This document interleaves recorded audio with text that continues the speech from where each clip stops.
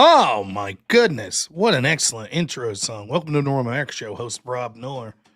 Last day you'll see me with this lengthy mustache and beard getting trimmed up a little tomorrow. I'll look much better tomorrow evening. But I do got the black hat on that I promised everyone. So we're here, baby. Finally got to my in-laws' place to pick up their dogs. Look at this. You can tell there was a sticker on it. Ah, no good. I gotta clean that up. What am I doing?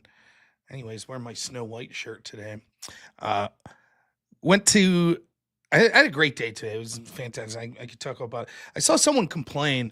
They were like, "Oh, Rob's videos are all intro." Yeah, I guess. Well, what can you do? There's a lot to complain about me. Yeah, it's been a great day. I finally got off work. Work's been crazy hectic these past few weeks. So not to talk about that, belabor that, but I came home, got to take my son to his open house. He's going to go to Catholic school. He's preschool. He'll be starting in September. So it is the same Catholic school that my wife went to. They have a program up until sixth grade. So she's very excited. He'll be going to the same school that she did. Looking to be a class size in his preschool of probably around 10. And then as he goes and progresses through the years, probably around there, class size is 10, which is good. So we got to go through the school. Hank loved it.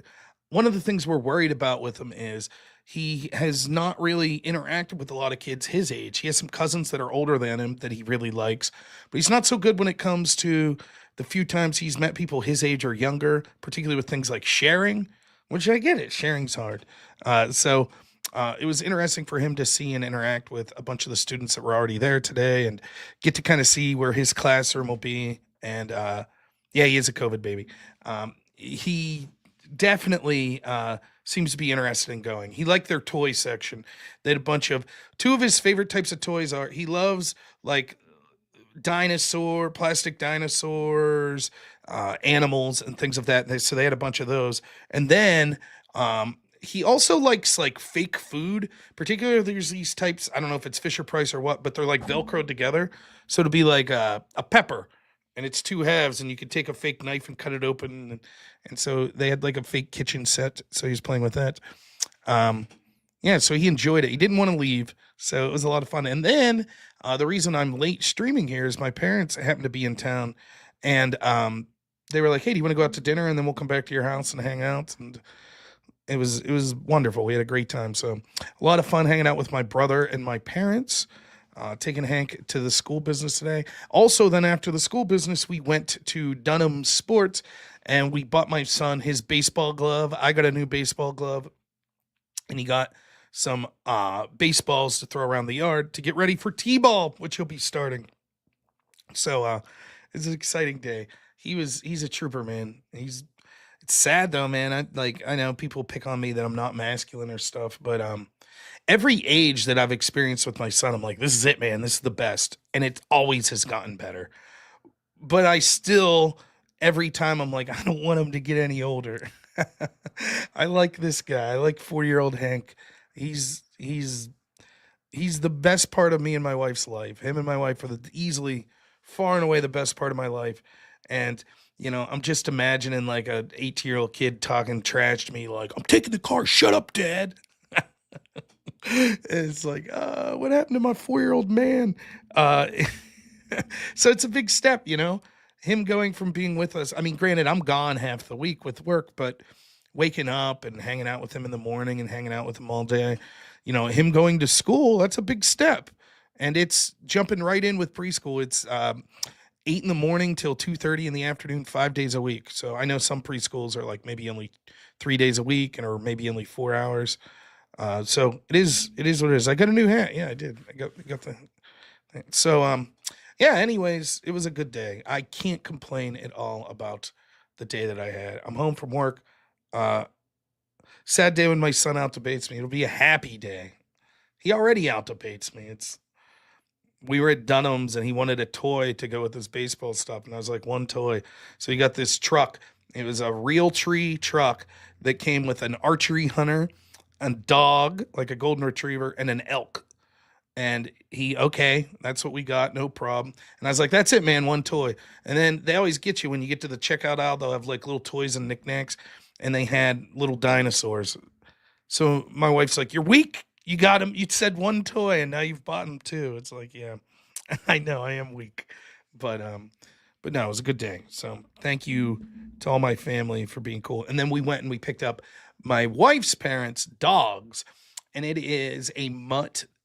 Uh, Sort of looks like, I don't know, maybe a bit pit bullish, but he's like an old dog with bad hips. I don't know what kind of dog he is. He's just a mutt. He's white. His name's Cruz. Really has problems with arthritis. They've been taking him to the vet, treating him. He has trouble getting up the stairs and stuff, so I had to pick him up and carry him all through my house. And he's just such a baby for missing my mother-in-law. That's his favorite person in the world. So he just whines. But I finally got him settled in, and he was laying on my lap. Like, he's definitely a good, like, I was joking. My dad came up and was visiting, and he was like sucking up to my dad, and I was like, "This is like the perfect dog if you're just sitting around watching old westerns. That would just sit in your lap, and it like moves 5 feet all day. Move to the dog bowl, go outside to pee real quick, and come back in, and sit back in your lap, and just like, yeah, I'm just gonna watch." And then they have a little wiener dog named Lucy that's probably around 4 years old or so. So they're gonna be spending the week with us, and then I got to see what my schedule is gonna be like Friday, just to let you know, and then we'll jump into the politics here. Um, I was gonna do an early stream, but I can't because I got called into work. So I'll probably do a stream at 7 o'clock, but it's probably only gonna be an hour because we are having my niece, who's in elementary school, who's like my son's best friend. She's coming over, and we're having movie night with popcorn. And she's gonna spend the night with us, and then my wife's sister will be coming over the next day, and I don't know what prompted my wife and her sister to come up with this, but they've decided to make random Thanksgiving dinner. And so they're making apple pies and turkey and mashed potatoes and green bean casserole. So that's the plan. So it's going to be kind of nice. I'm kind of getting burned out at work, so it'll be nice to do some family stuff. Uh, so his I have a dog, Dorothy, which my son absolutely adores, and we had an older dog named Annabelle who just passed away. So you guys want to hear? You want to hear a parenting story? I don't know if I told this story. I'll tell you a bad Rob parenting story. First off, I always think it's weird that someday I'll be dead and these videos of me will still exist.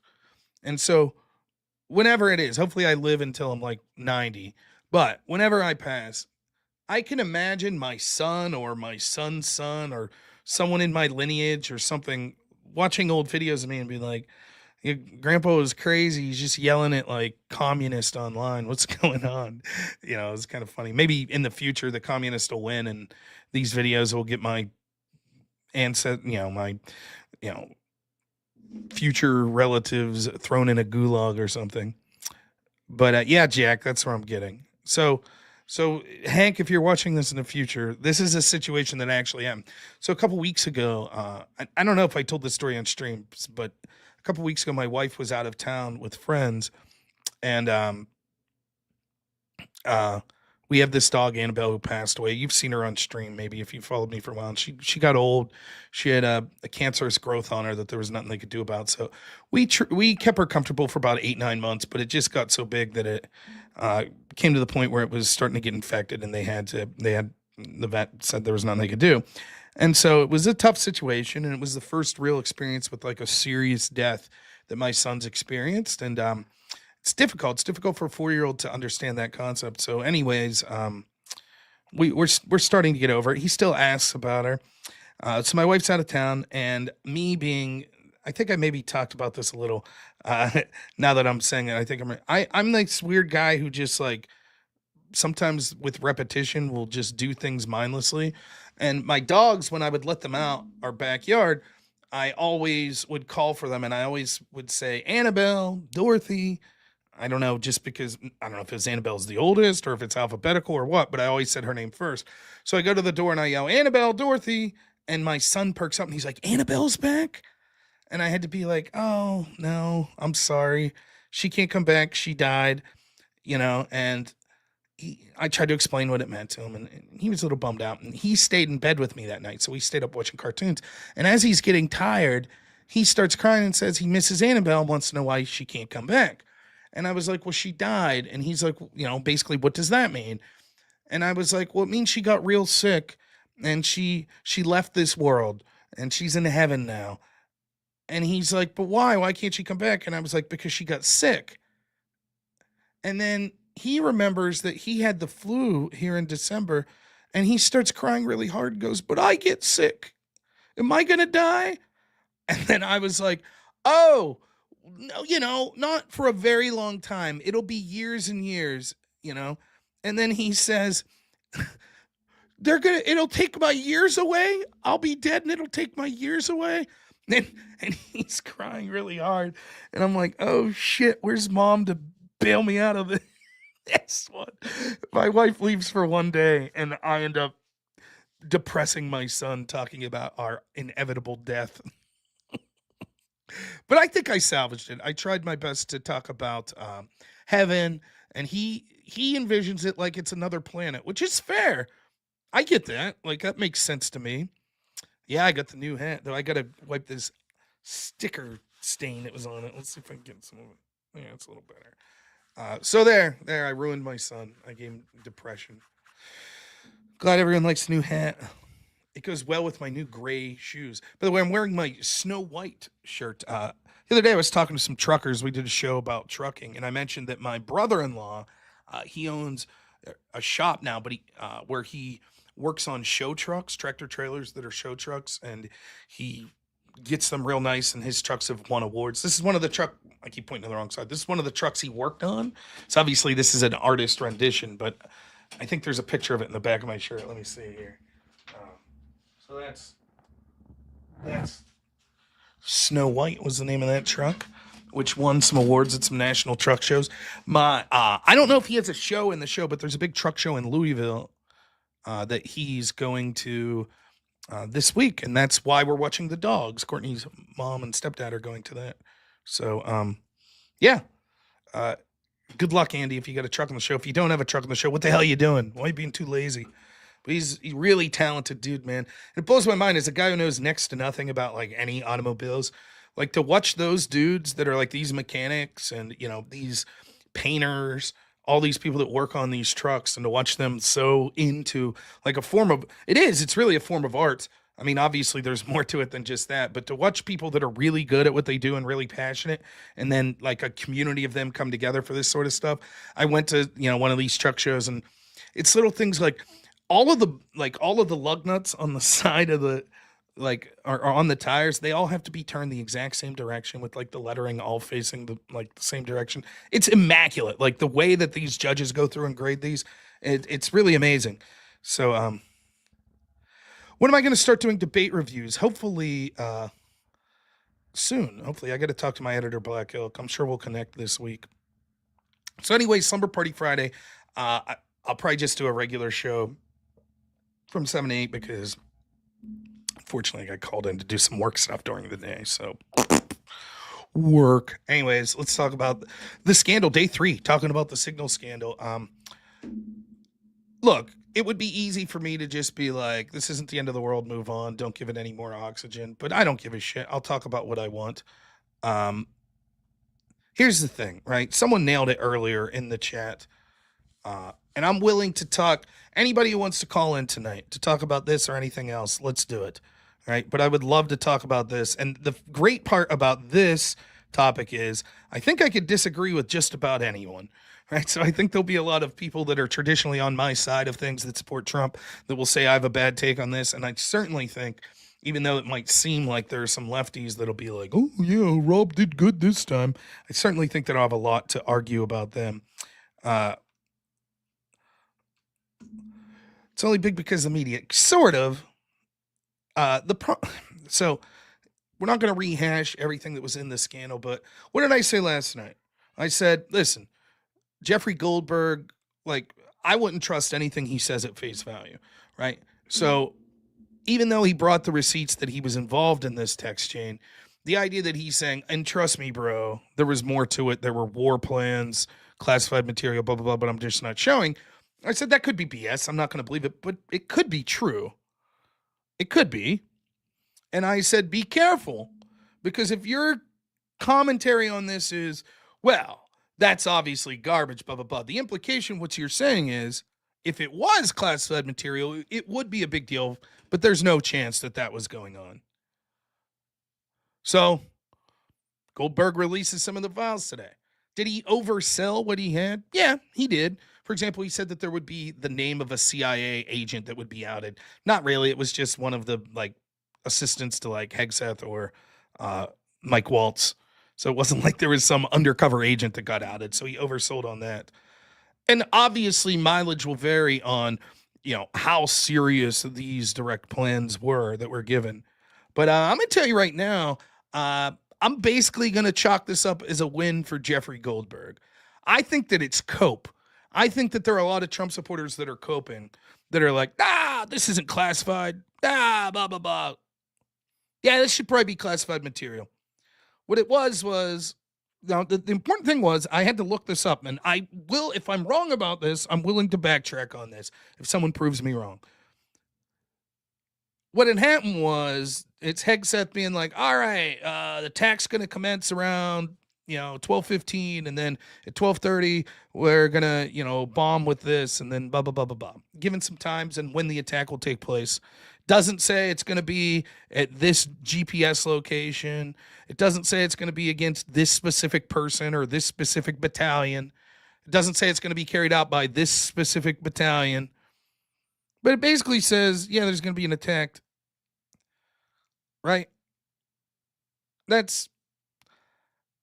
And for those, now the question is, if this was said after the attack had took place, so it's just like they're sitting there watching, and then the attack happens, and Hegseth's like, oh, okay, it's 12:30 now, but 15 minutes ago they bombed this.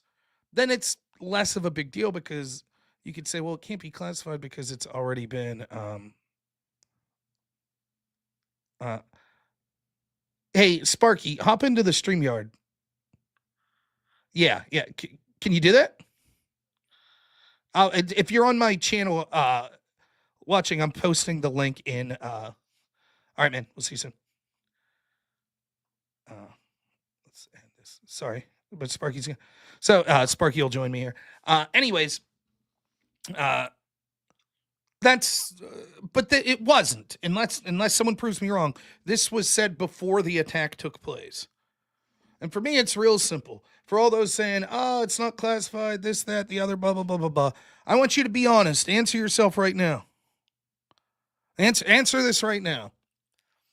If Jeffrey Goldberg would have published this before the attack took place, how many of you would have said, oh my goodness, this journalist just outed plans we had and could jeopardize the success of the mission? Be honest. Follow-up question, probably more important. Do you think that Trump's team would have said that? Trump's team certainly would have said that.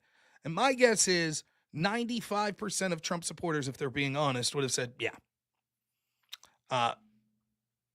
Any chance Goldberg gets charged with something? No, unless the sort of claims that he specifically, that he hacked his way into this chat, which seems unlikely, seeing as how the screenshots confirm that Mike Waltz added him. I guess there could be an implication that he added himself through fraudulent means to someone's contact list on the off shot that then Mike Waltz would not understand or read the contact list thoroughly and then accidentally add him.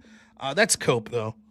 The real problem with this scandal is, one, someone on Trump's team is talking to Jeffrey Goldberg, and it's probably Mike Waltz or someone in his team. They should be fired. Anyone who is talking to an anti-Trumper like that, journalist like that, should be removed, period, end of story. Secondly, the response, the just not taking, how hard would it be to just say this? Yeah, we fucked up. It was a little bit of a mistake. The mission went off without a hitch. We're moving forward. Bam! But instead, Hegseth and them make these claims. They knew that Goldberg had the screenshots. They knew it. So when Hegseth's like, this dude's a liar, well, these aren't war plans, why wouldn't he have said, yeah, okay, there was some very benign stuff suggested that was vague, that was basically like, yeah, attacks will commence at this specific time. But it wasn't like specific information that, where it was going to occur, the specific targets, things of that nature.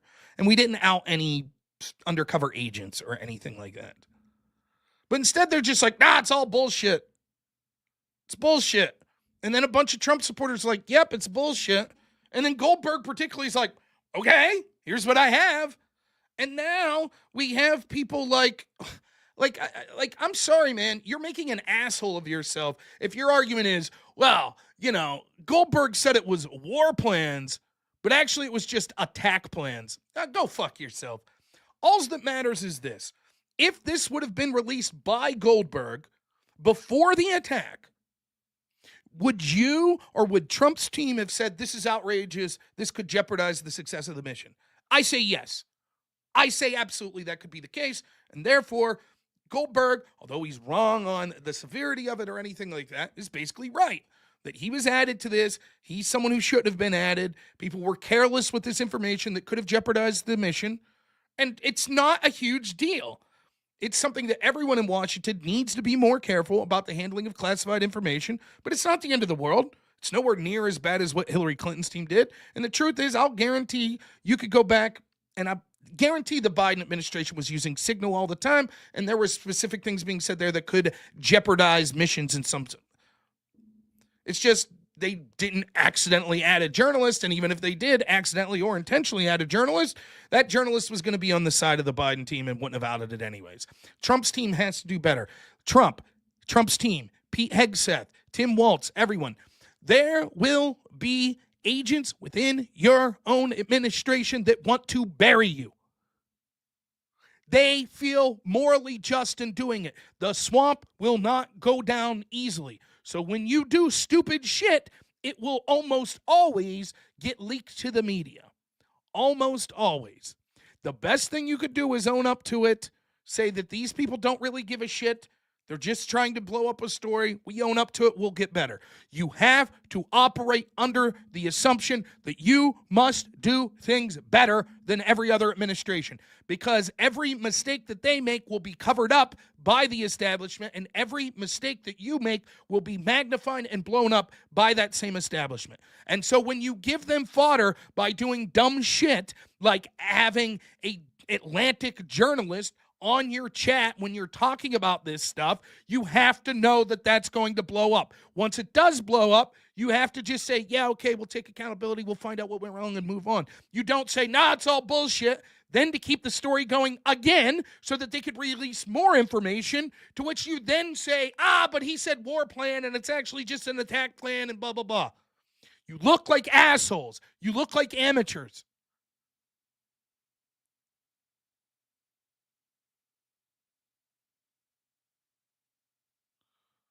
Based Uchia says, let's be honest, when your choices are Republicans who made a mistake endangering us, owned it, and are fixing it, and the Democrats are intentionally endangering us, I don't disagree.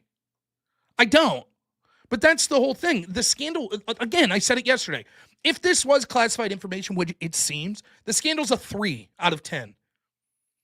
The mission went off without a success. Could it theoretically have jeopardized the mission if the Houthi spies or Russian spies had been involved and then sent this information to the Houthis before? Yeah, it theoretically could have jeopardized, but it didn't. It went off. This is probably something that happens quite frequently in Washington. People talking on channels they shouldn't about things that they shouldn't be. Move on. The real scandal from politics perspective is someone in Trump's administration is routinely talking enough to Jeffrey Goldberg from The Atlantic, who is an anti-Trump mainstream media propaganda shill, and someone in Trump's administration is talking to that person enough to have them on the contact list. And I'm sorry, I don't buy the argument, oh no, it must be that Jeffrey Goldberg used a super secret hack to put himself on someone's contact list, hoping that they wouldn't pay attention and then accidentally add him to a chat like this. Don't believe it. Brock Van Wagner for $5 says, maybe I don't watch Fox News enough, but it seems like they aren't talking about the Signal story at all. I don't know, I don't watch Fox. So, all right, let's see what Sparky has to say. Sparky? Oh, I can't hear you. Uh-huh. He's running his chat through signal encryption with Jeffrey Goldberg as we speak. Am I doing something stupid? I don't think so.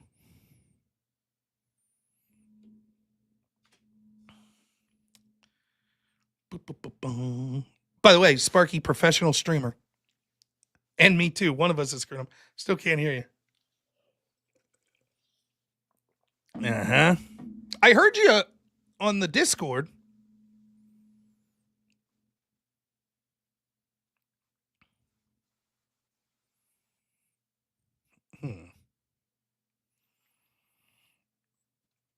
Here we go.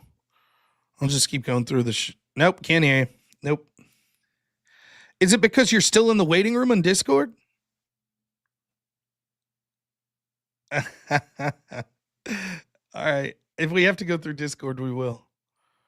I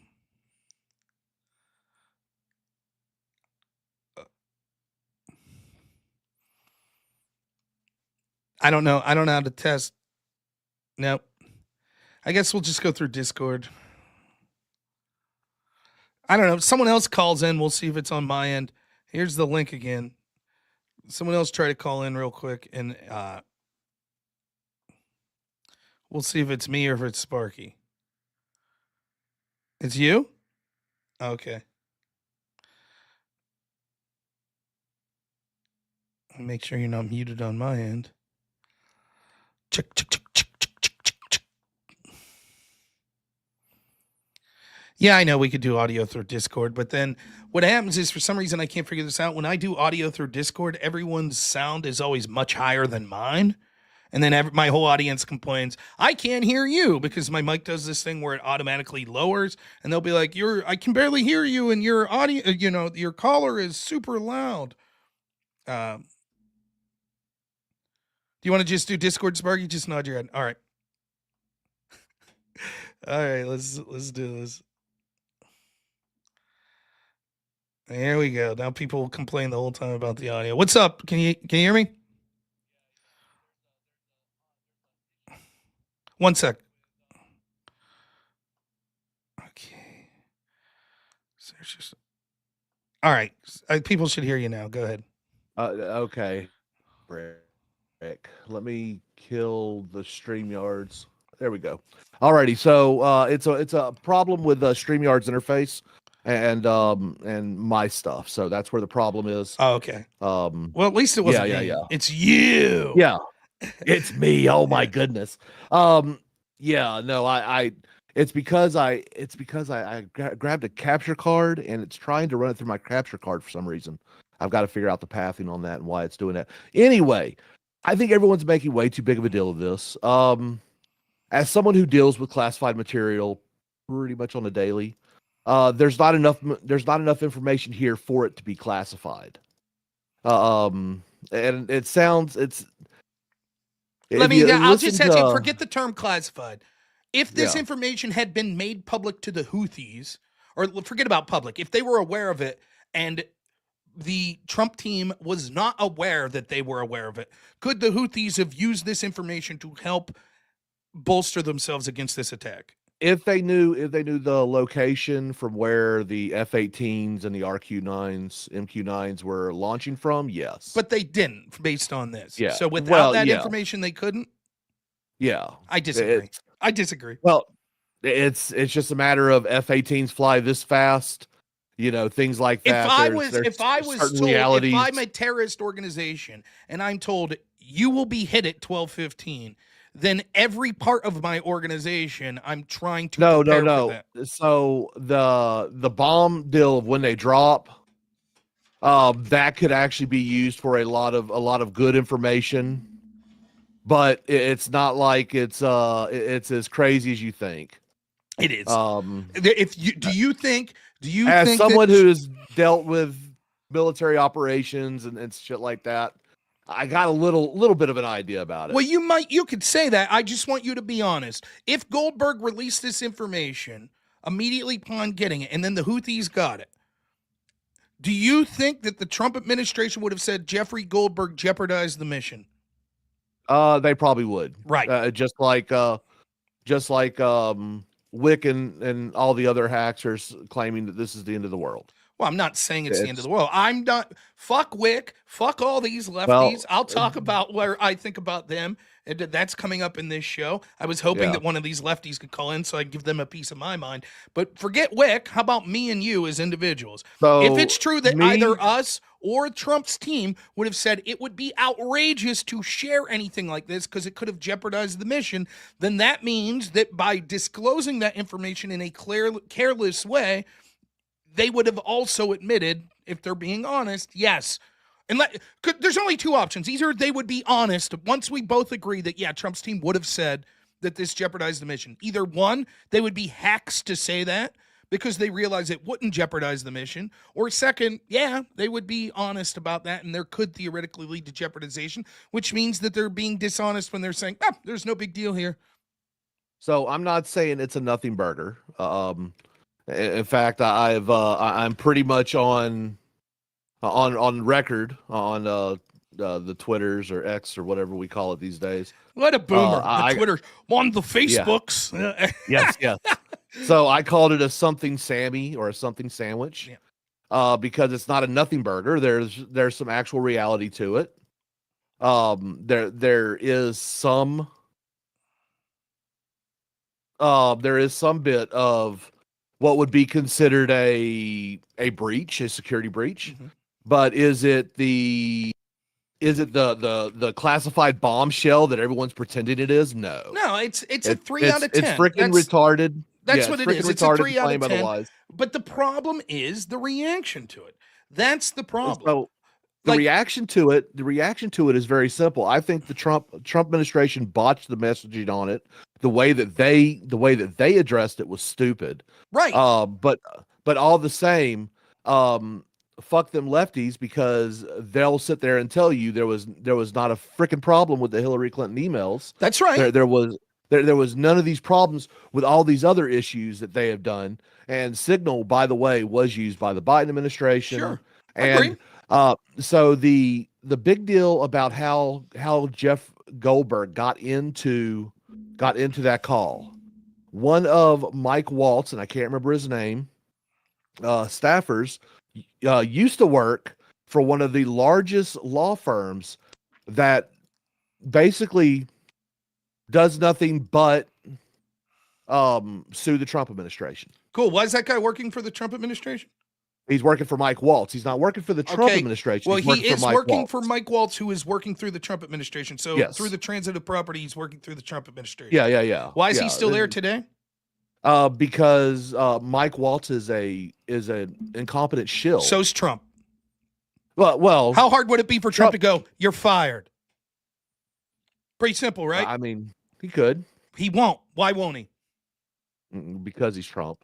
Well, right. Because then he'd admit that he would have to admit that something was wrong. That's right. The Trump administration is gaslighting us that there was nothing wrong here whatsoever. It's wrong in two directions. The most that it's wrong that concerns me the most is it's indicative of the same problems with the first Trump administration, which is, although they tell us what we want to hear, the media is the enemy of the people, even up to Trump himself cannot wait to sit down with the very scumbag propagandists that seek to bury him.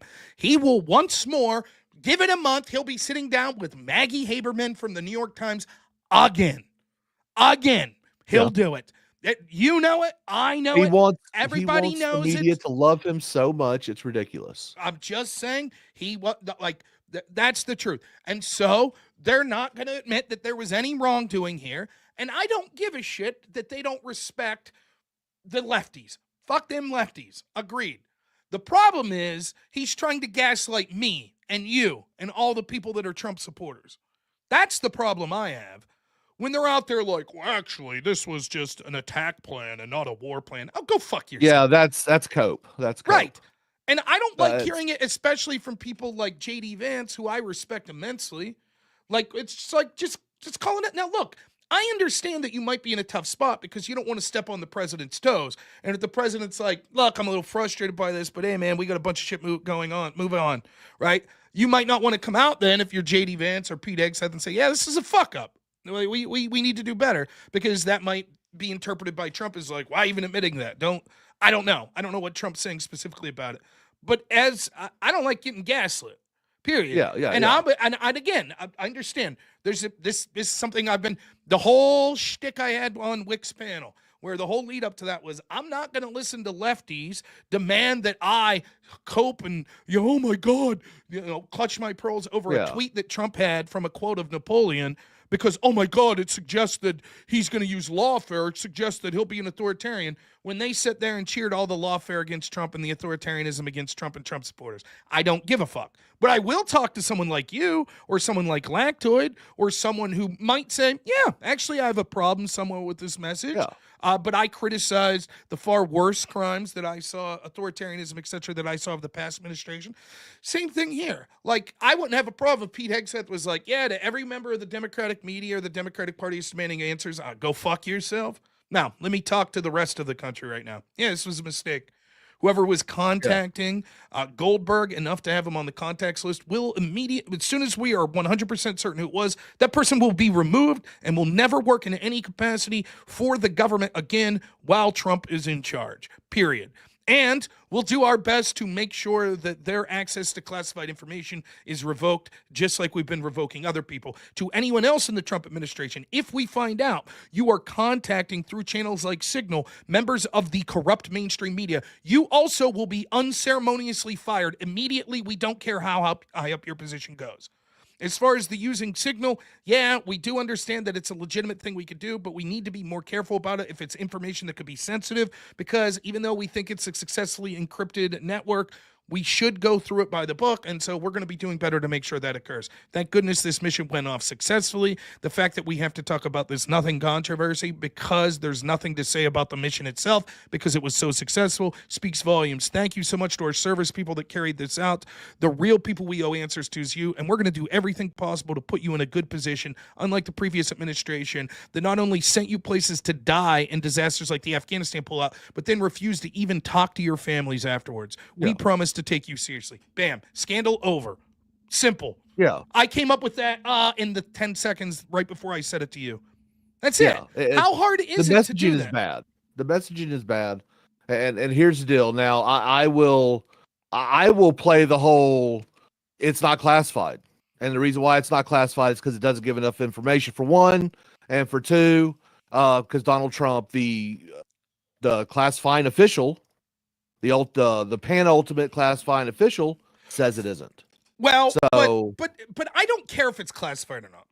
As far as well, there's questions the legality of it. What I care about was this information that could have benefited our enemies in any way? You could say, well, it wasn't classified because the person who has the right to classify or unclassify is Donald Trump, and he's saying it's not classified, therefore fine. That's why the standard I'm using is if Trump or the people underneath him knew that Goldberg had access to this information and disclosed it before the attack, would they have been outraged? The answer is yes. Therefore, it was inappropriate to allow someone like Goldberg access to this information, even if it was a mistake. yeah, That's yeah, it. yeah, And so to pretend like, oh, this information's nothing. We know the truth. Yes, it's absolutely true. If this was a Democratic administration, they would circle the wagons and all say, it's a big nothing burger. We don't give a shit.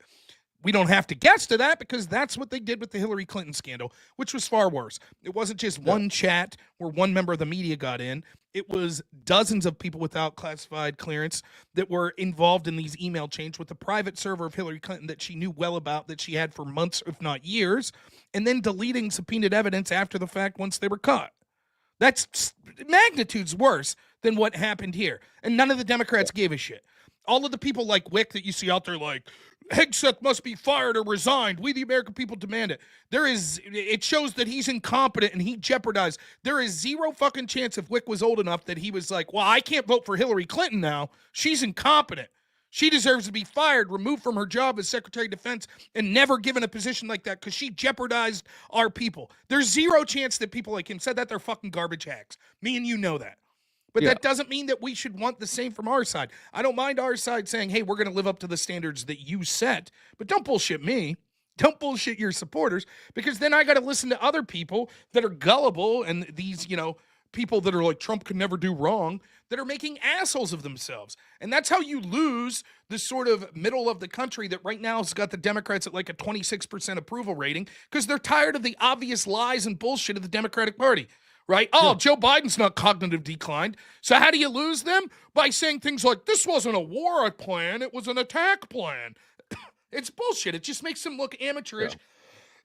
And if they're willing to bullshit you about something this obvious, what else are they willing to bullshit you about? It's Yeah. unnecessary. The bullshitting doesn't help. It was an easy scandal to get out of. Yeah. I don't get it. And it leads me to believe the worst impulses of Trump from the first term haven't changed. He's unwilling to admit and his team's unwilling to admit when something happens bad, and which ends up making it worse. They're still in contact with members of the fucking media that seek to bury them. They don't get the severity of what's going on. That's it. And if I could say one thing to Trump, it would be they're going to bury you and your fucking family if you don't deal with this corruption. You're Well, they're going fucked. to do it anyway. You're They're going to kill him no matter what. There's I don't just Trump's. kill him. It's not. Look, yeah, anybody could assassinate anyone, right? I get that. What I'm Yeah. saying is, if he doesn't get assassinated, table that discussion. If Democrats win in 2028, Trump's ass is going to prison. Yeah. And a bunch of people in the Trump administration are going to prison. And a bunch of people in Trump's family are going to prison. They're going to up.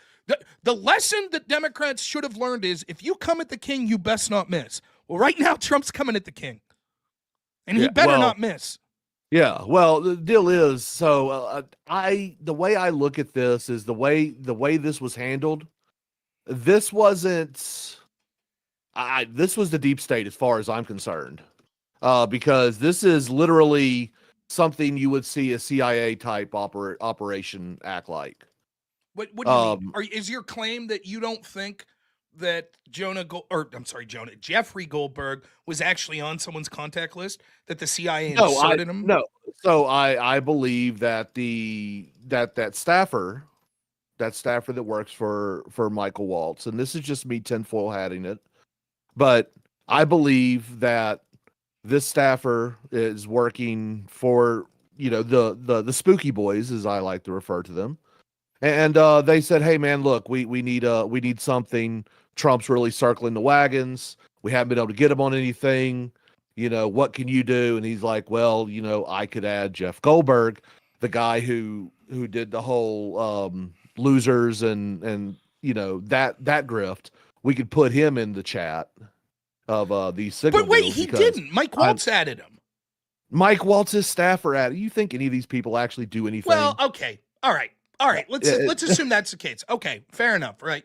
Like, then that person should be fired immediately. Why is Mike Waltz protecting them? Why are they acting like nothing happened? I would have, but if I was Mike Waltz or Pete Hegseth, before I said anything publicly, I'd be like, "Who the fuck added this guy? Mike, was it you?" And if Mike, I'd be like, "No, you're gonna have an answer for me in 5 fucking minutes, or you're fired." End of story. What's going on here? And if he said, "Actually, I left it up to my staffer," I'd be like, "Get that motherfucker in here right now." Yeah. And one of the things that pisses me off the most is how many times have I debated these lefties on scandal after scandal from like the FBI or other places. And what's the excuse they always use? Oh, it's not corruption, it's incompetence. And my answer is always, I don't give a shit. I'm tired of that excuse. So if this staffer, if it really wasn't Mike Waltz and it was some staffer, and he's like, "Oh, it was a big mistake," I would be like, "Fuck you, you're fired. This is a mistake significant enough. Why do you have Jeffrey Goldberg on your contact list?" "Well, because I used to work for an anti-Trump think tank." I'm sorry, what's that? Fuck you, you're out. Yeah. And maybe it was all a big mistake on this guy's part. Sorry, we can't take chances. You're gone. And the fact that they're like, "Well, and I see all these talking points from these right-wing influencers. The first administration, we let the media dictate when Trump had to fire people like Jeff Sessions and never again." Fuck that. I don't care any part about the media. Maybe it would help push back against their narrative that no one was held accountable. I don't give a shit. They would just find another way to spin it. I care about not wanting deep state operatives within Trump's administration sabotaging him like all throughout the first administration. That's what I care about. So if this is the dude responsible, then he's gone. If it was an accident, sorry, dude, we hope you understand you fucked up so royally that your ass is gone. You put one of the people that seek to destroy Donald Trump in a very chat that will make it more likely that Donald Trump will be destroyed. Goodbye. I would never hire you to work at my fucking fast food restaurant. See ya. Good luck with your career. Hopefully you get a job at MSNBC when you can bitch about how mean the Trump administration is for firing you. Yeah. That's it. And the fact that Trump's team's unwilling to do that, I'm not going to give them the benefit of the doubt. Like, well, it was a deep state. Let's assume you're right, that this has all the fingerprints of the CIA doing it. Okay, why can you figure that out and not Trump's team? Well, the reason why is because they probably don't want to admit it. Well, be honest. Fire the fucking guy. Like, that's how does that make it? Doesn't that benefit them to be like, this guy was a CIA plant? See, they're trying to take us down again. Fuck the CIA. Drain the swamp. I mean, he certainly has fired many people before and admitted that they were dog shit. Yes, but so what's preventing him here? It's on a national stage in a way that he's really. I mean, come on, he's the president. If that's like, hey, they're going to allow deep state operatives to continue to sabotage them because they don't want to admit they're wrong, then this administration's lost. It's that simple. Well, if that's their calculus, do you think that there's more than one deep state operative within the Trump administration at the staffer level? 1,000%. Okay. 1,000%. And so if the answer is they will never be ousted because Trump's team will feel they have egg on their face, then it's over. That's it. It's already over. They're going to continue to be sabotaged from within, and they'll never do anything about it because they'll be afraid of being embarrassed. End of story. In which case, the Trump administration's a failure. Good luck, Trump. You're going to be in prison if you don't get assassinated.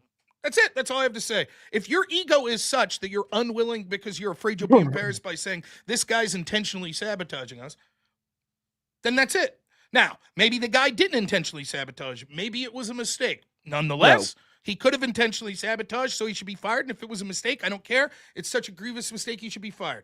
Not the grievous mistake. Okay, so here's the only way that I would even give it credit to be like, oh, it was a mistake, blah, blah, blah.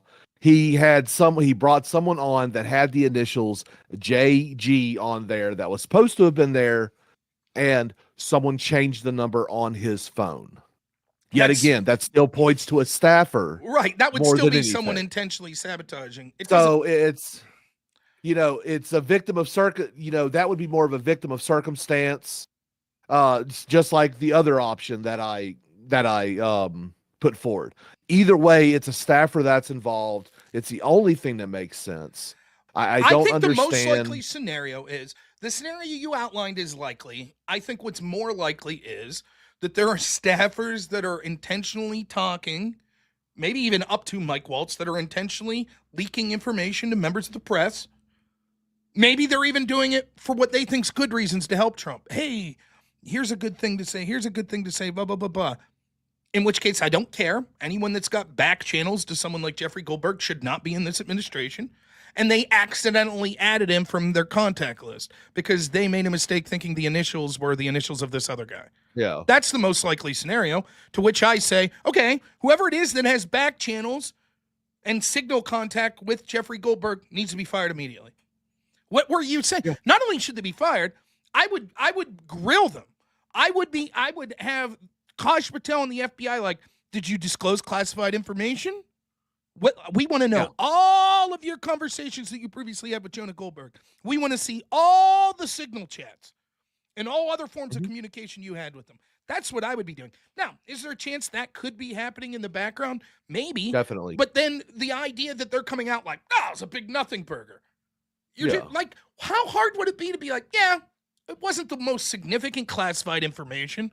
And ultimately now, especially now that the attack's done, we don't consider it classified. This is shit that we would have released ourselves. It's no different than sort of releasing after the fact, footage of Barack Obama watching a strike against bin Laden and saying it's, in 5 minutes, sir, the attack will commence. And there's footage there and pictures and all of that stuff. Once the act has happened, then the classification of it sort of becomes unnecessary if it's as vague as this. It's like you're saying, it could still remain classified or be far more significant if it's giving particulars, like from this airbase, these specific types of crafts, this specific battalion, right? Because that could theoretically give an idea to our enemies. Yeah. This is the way that this will happen, so we could learn from this and prevent. But just in general, there was an attack at 12:15 and blah, blah, blah, or it's going to happen at 12:15. After the fact, okay, it's not classified. They didn't declare it classified beforehand, and now that the attack's over, there would be no need to classify it. So technically, you could say, well, it's not classified. My argument is, I don't really care about the technical term of is it classified or not. The reason that why is it that disclosing classified information would be a problem? Well, because it could give away secrets that could help our enemies and jeopardize our people, right? That's the whole reason why we want to protect classified information. I want to protect all information like that, even if you don't technically label it classified. And if we agree that Trump's team would have said, yes, Goldberg outing this information Oh yeah, they would before have. the attack, then same difference to me. I don't give a shit now Yeah. if they play this semantic argument and say, well, it wasn't classified and Trump has the ability to classify it and we're not going to call it classified, so therefore it's no big deal, because every one of us know they would have said it was a big deal had Goldberg released this to the Houthis beforehand. That's Yeah. it. That's simple. But the interesting thing is people are making claims that they talked about a CIA operative that's That's never gotten bullshit. published. Yep. Yeah, because Goldberg has come out and said, "I published everything. Where was the name of that guy? You know what? If it's not classified, why didn't he just go ahead and push that name out there? You know, burn him, because I guarantee you he's probably part of the problem anyway. Because CIA should not be trusted, should not be Well, allowed to there's three operate on U.S. possibilities soil. why Period. there's three possibilities why Goldberg didn't. Let's be as charitable as possible to Goldberg to start with. There is a name that he hasn't released. And so he would say, I'm still not going to release it because I still think that person could be jeopardized. That's number one. I think that's probably unlikely. Yeah, it's a The second idea is too. the second, yeah, and that would be defensible. I could understand why he wouldn't want to do that. The second could be that the name of the person, I forget who it was, that people were assuming it was, he thought was something that he shouldn't say because it could cause some sort of jeopardy. That's possible. Or third, he knew that it was a name that was already public and he didn't give a shit because he saw a way to spin the story bigger than it was. Yeah. I mean, fuck Jeffrey Goldberg. I mean, what are the chances if he was added to this exact same conversation under the Biden administration that he goes public? He wouldn't. 0%. Because Yeah. he likes the Biden administration. Well, he's a DNC operative. Right. I mean, it's But And- I don't care about all of that. What I care about is, right, you have to know if you're Trump's team that these people are out to get you. And so you can't be reckless. You have to be better than them. And if you are reckless and something happens, then own up to it and move on. Hold people accountable. I'm not saying Pete Hegseth has to be fired. Tim Waltz has to be fired. Whoever is talking to Goldberg should be fired. If that's Hegseth, fucking fire him. If it's Waltz, fire him. If it's some staffer under Waltz, fire him. That's it. they want Moving on. Tulsi fired. They want Hegseth fired. They want the entire cabinet fired Sure. because they don't want that cabinet. They want their own people in That's place. Absolutely That's correct. why they're making those calls. If anyone from the cabinet needs to go, it's Mike Waltz. But all the same, no, it's a staffer that needs to go. Well, because I if you're assure right- you, he didn't set up that signal deal. He had someone else do it for him. But that's on irrelevant his- too, because it's not irrelevant, but that's not dispositive, because it could be that his staffer used his phone and his contact list. So it's possible maybe. that Mike Waltz is talking to Jeffrey Goldberg, has him on signal, but it was his staffer that personally used the contact list of Mike Waltz and was confused and added this guy. That could be. And this isn't the first time Mike Waltz has had issues with tech, where he's done something wrong with tech. So like his Venmo friends list was released because he doesn't keep that shit. Yeah. A Wired reported on it today. Mike Waltz left his Venmo friends list public. Here, I'll send this to you in Discord. Discord, yeah. So I mean, it's Mike Waltz. Mike Waltz and his background with tech is not good. Well, that's fine. I don't really judge. I mean, it's problematic in the sense if you're going to be getting access to classified information, that could be a problem. But the bigger story friends is on Venmo. That's who you're sending money to. So Right. who you send money to can tell people a lot about who and what you think and are. These are just other things to point towards his incompetence. There was Mike Waltz is a fucking idiot was a headline on the Daily Caller, I think it was a couple days ago, where it was leaked that a staffer in Trump's circle was basically shitting all over Mike Waltz. So it's again, there's a conversation to be had about someone who doesn't understand tech being put in access where he has classified information through technical there. But if it was just a whoopsie, I don't know what I'm doing, I'm a buffoon, I'm an old man, I don't understand tech, why are you talking to Jeffrey Goldberg? Yeah, That's yeah. that the oopsie goes out the window there. Now maybe it wasn't him, maybe it was just a staffer. Okay, fine. But what I'm saying is, if it was Mike, well, I don't care who it was. They need to be fired immediately. They won't be fired. Yeah, They won't. They yeah. will not be fired. I know it. You know it. And I'm sick Mhm. and tired of this. Like, I'm not going to. I'm going to call balls and strikes no matter what. I criticized Trump during the first administration when he did things I don't like. I'm going to criticize his administration when they're doing stupid shit like this. Do I ultimately think it's the biggest scandal in the world? No. But what I hate is like someone like me who, I'm not going to say I did as much as possible, but I volunteered for Trump's team. I've publicly did Yeah. everything there. I just said I wasn't going to do that. That's a bad. What a lazy term. People say that shit all the time. I'm trying to get that out of my vocabulary. I've never done everything I could for anything in my life, Yeah. just to be clear. So I did what I thought was a reasonable amount of work to try to help Trump get elected. Mhm. I don't want to look like a fucking asshole having to defend stupidity like, well, Yeah. actually, Pete Hegseth was discussing attack plans and not war plans. Fuck all that. I'm going to say that's stupid and you look like a fucking dumbass. Anyone who's trying to make that argument, I don't give a shit if it's Donald Trump himself. Absolute bullshit. And Can we every talk single about Democrat and moderate and whatever could look at that and go, you know what? If that's the blatantness of the lies that they're willing to tell, then what would they be unwilling to lie to me about? And I can we think it's talk about your strongest part of the analysis of the entire thing though first? Because honestly, look, I get you. Okay, whoever did this needs to get shit canned. That's shallow. That's like first level analysis deal. One thing on the short that you put out today, one of the best statements that I heard coming out of anyone today was the fact that after a week or 10 days these messages would be deleted is a problem and it needs to be archived. right. That's true. That was some strong analysis right there. Well, that's And one of this the isn't me arguments. trying to glaze you, Right. No, but this that's is absolutely true. Because we, as bad as shit is, when it comes to this sort of stuff, one of the bulwarks that's intended within our government is that there should be accountability from the people. We inevitably should get to see the majority of what our government's up to. And one of the yeah. biggest tragedy is we know almost nothing. And so the idea that we have normalized, and apparently the claim is that this was normalized and accepted under the Biden administration, which could be true, that government conversations like this can occur on a platform that automatically deletes these information after 10 or 30 days. That's a huge problem. Yeah. And it's not exclusive.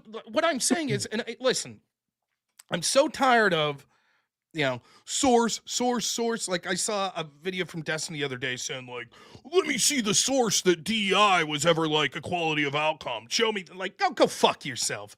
Like, we all know it. I could dig for the sources if you want, but you say it in the moment. If someone says, I don't have it right in front of me. Oh, it was like when I debated, oh shit, what's his name? The guy who plays piano. Black guy plays piano quite well. You know who I'm talking about? He passed away. Mystical or Wait, something that like guy that. passed away? Yeah, he Fanatic? passed away. Yeah, Fanatic died last year. No, Yeah. that's terrible. Yeah, it I is. It kind of is. It like was that bad. guy, despite him being an asshole. Yeah. I mean, he was a jerk, but I mean, he was a reasonable jerk. So, but yeah, I heard he That's passed away last that's year. terrible news. It's very sad. Yeah. Well, I now that you think about it, I haven't seen him around. It's not that I watch a lot of other people's content, but that's terrible Yeah, news. but I'm sorry yeah, to it hear that. is. That's Yeah. damn. Um. I feel like Trump when he was told that RBG died. What's Yeah. that? Yeah. I'm hearing this for the first time. That's terrible. That sucks. Yeah. Anyways, when I debated him, he pulled this shit. Show me that universities accept lower SAT scores for people of color. Oh, go fuck yourself. Like in the middle of this debate, now I gotta Google it. It's true. We all know it's true. Anyways, Yeah. like the truth is this. You know it, I know it, that Republicans, Democrats, people in Trump's administration, people in Biden's administration, people in Obama's administration, even people going back to the Bush administration, and I'm sure much before that, they use platforms for work conversations that they shouldn't be using. Yes. And like, Uh, uh, there's like, I forget who it was, someone from the CIA who's like, basically not a Trump fan when the whole Trump taking home classified information scandal. I remember this dude saying, like, I'm not going to bullshit you. I've gone home with a thumb drive in my pocket and was like, oh shit, technically, that's Well, breaking the look, rules, right? Like, so I deal with classified on almost a daily. I've mishandled classified material before. I've never brought it home or anything like that, but I've brought my cell phone in the skiffs, little things like that, little whoopsies. But these are still violations of classified documents, and I go through training every year. So this is something I constantly get reminded of. Um, Little mistakes happen. Uh, what our political class can get away with as far as mishandling classified materials is pretty freaking egregious. well, yeah, I mean, like I mentioned this in the show last night, right? Like, how much work conversations happening through people's just straight up text messages, like not even yeah, Signal, just yeah, literally, or through Telegram or shit like that, right? Where people are just like, man, did you see fucking, like two FBI agents, like, man, Kosh was pissed today. What was up with that? I don't know. I'm tired of him coming down on us, so I'm tired of these fucking work hours. Fuck this shit. You don't think those conversations are happening? Work yeah, yeah, related yeah. conversations that aren't unofficial. Now, granted, that's not raising to the level of classified, but most work conversations are supposed to have a record kept of them, even if it's not Hmm. classified. And we, Yeah, as the American people, if we go through the proper channels, are supposed to be able to get access to that information after a certain period of time. And I'm tired of that not being the case. I'm tired of the FBI and the DOJ fighting Freedom of Information Act request, stalling as much as possible. So why would I support normalizing conversations like this happening on an encrypted application that automatically deletes shit? I'm yeah.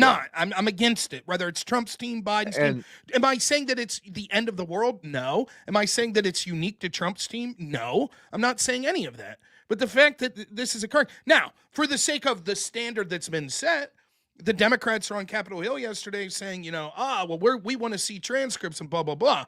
Trump's team could just be like, hey, well, here's the deal, right? We intentionally had these conversations on an app that's supposed to delete every 10 days. So once you subpoenaed the records, we deleted them. We had an oh shit moment and we deleted them. Go well, it was fuck past yourself. 10 days anyway. Well, I So know, but if it to the one of the extent where it still reasons, exists, they could just say we deleted it. We had an oh shit moment. So fuck off. yeah, And like, one of the reasons that I questioned the Goldberg thing was the fact that how long it took for him to publish it well, he screenshot. because of who he is. Right. But he was So right. the oh no, he was right-ish.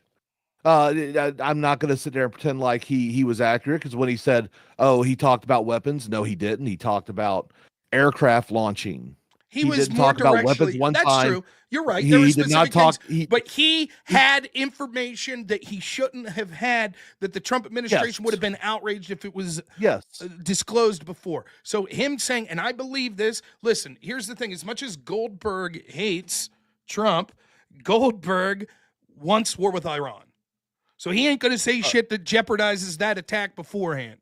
well then he'll be happy because um, it was just reported on by Intel Frog that 5B2s had landed in Diego Garcia in the middle of the Indian Ocean.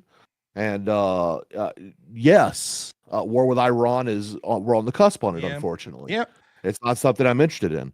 Well, that's Personally, what's yeah. Well, that's where we're heading. More good Trump as far shit. as the Houthi shit, honestly, the fact that we did this with Israel and we didn't do it with the UK, we didn't do it with France, we didn't do it with any of our allies. We basically unilaterally did this with Israel falling behind and doing some cleanup work. Okay, the fact we didn't do this with our allies is a problem. Okay, because I think one of the best things that came out of that conversation, no one's talking about it. JD Vance saying, "I am so sick and tired of bailing out Europe."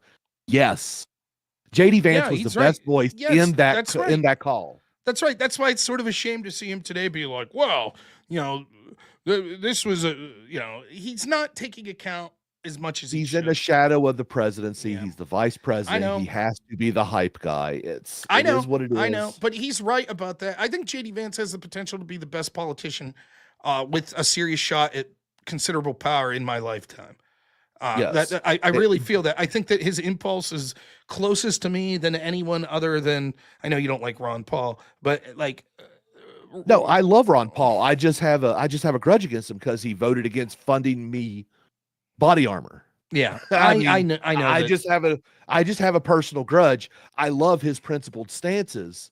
It's just there's a time where you stand on principle, and then there's a time where, okay, this is beyond my control. Yes, let's give them the money to the people who we're sending out to go fight.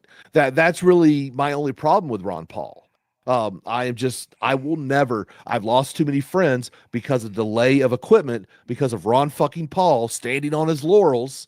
Doctor No, I love it in times of peace, but in times of war, you know, bend over, spread your cheeks, and get ready because the big green dick I've of the looked army is into it. going to come through. And I don't know that it's as simple as you said. If I remember looking into this, there was a package with a whole shitload of spending that he voted against. oh, Right. there was, and look, I understand why he did it.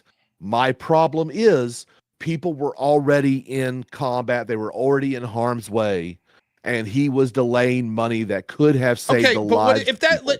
And let's run this through to like the logical extension. And so if it was like, okay, 95% of this money goes to Democrat causes to help censor and use lawfare against conservatives, and 5% goes to body armor, you're like, yeah, Ron Paul should vote for that because we need body uh, armor.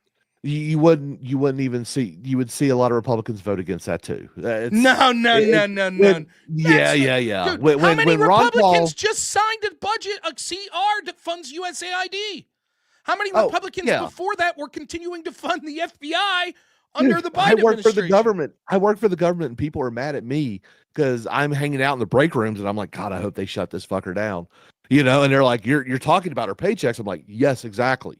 What Um, percentage of federal funding through USAID do you think directly goes to causes that you disagree with?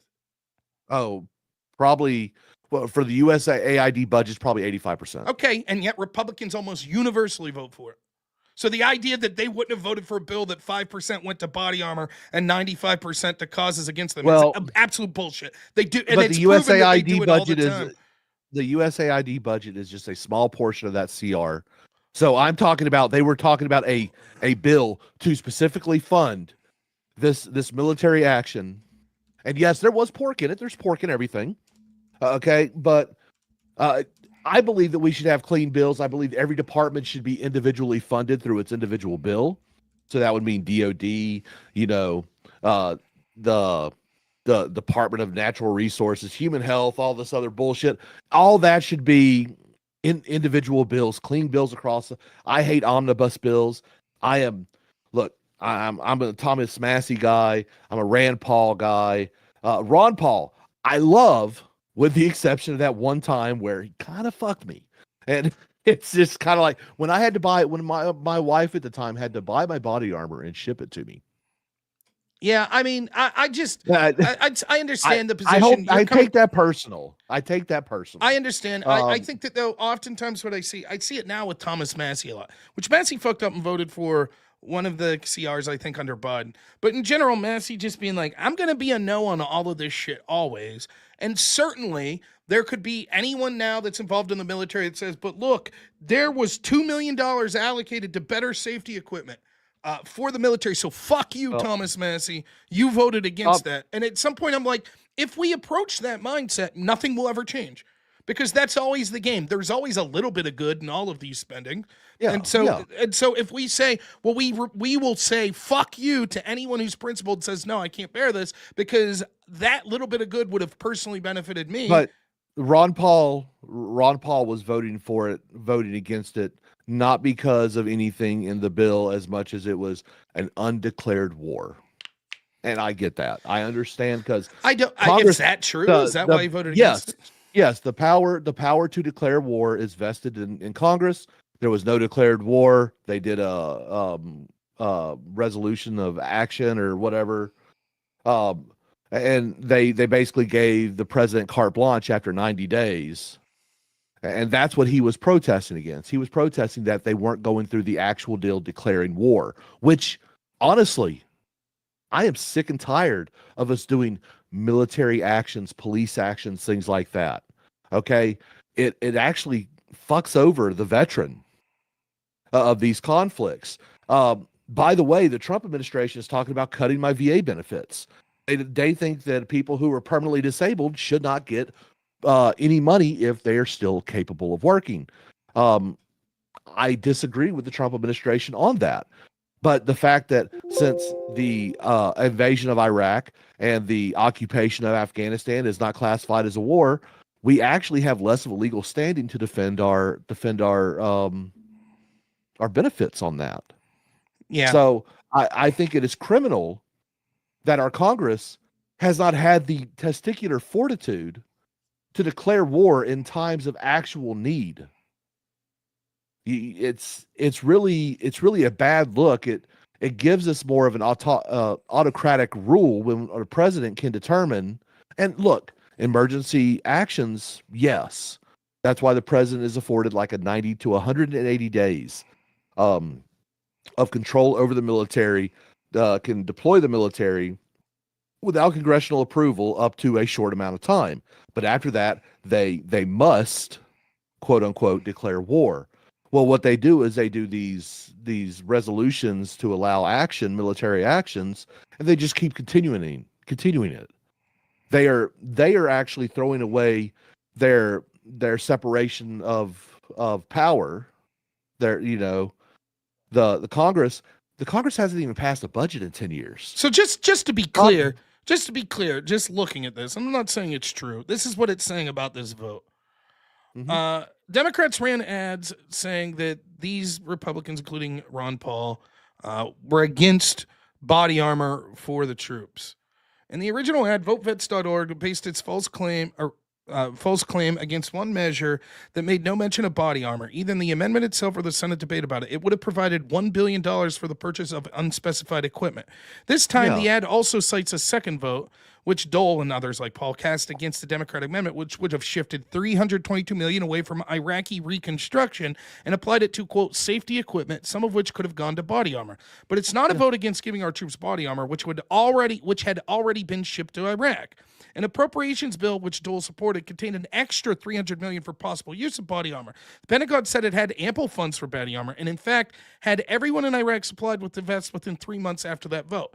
Neither of the votes the ad cites would have resulted in the purchase of more body armor than the Pentagon was buying. The reason that there was a shortage on body armor was quite simply the military had, using existing funds, increased its orders for body armor to 9 times higher than pre-war levels, exceeding the ability of manufacturers to meet demand. A report issued in 2005 by the Government Accountability Office concluded that the shortage resulted from the sudden surge in demand, causing shortages of Kevlar fabric and critical material used in plates.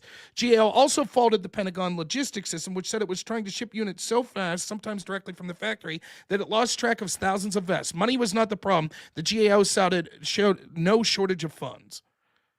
Yeah, I don't trust that because all I know is my unit, the body armor that we were given was Vietnam era steel plates.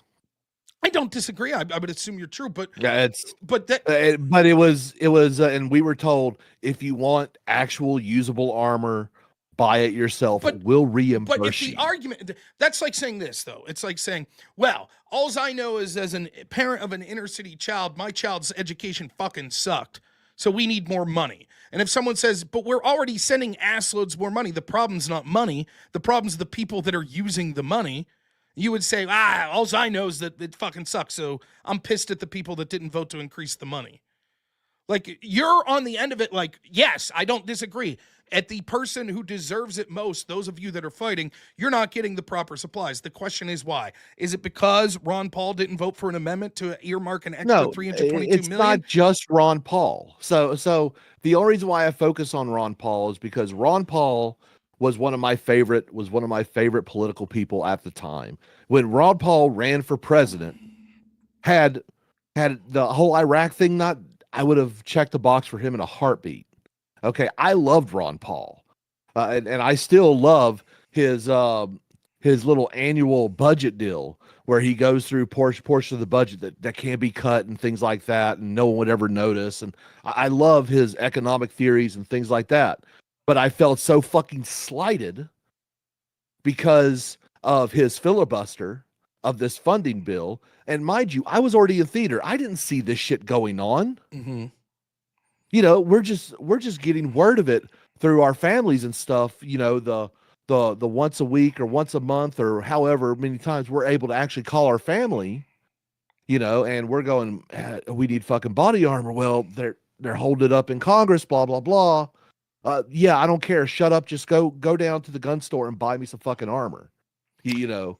And then they're like, "Oh, we'll reimburse you." Yes, they reimbursed us like $300. They it didn't even play for my plates and my carrier. I know. But it's I can accept all that true, and I still don't get like how many times I've talked to you and you're like, "Fuck Ron Paul," and I'm just saying, exactly.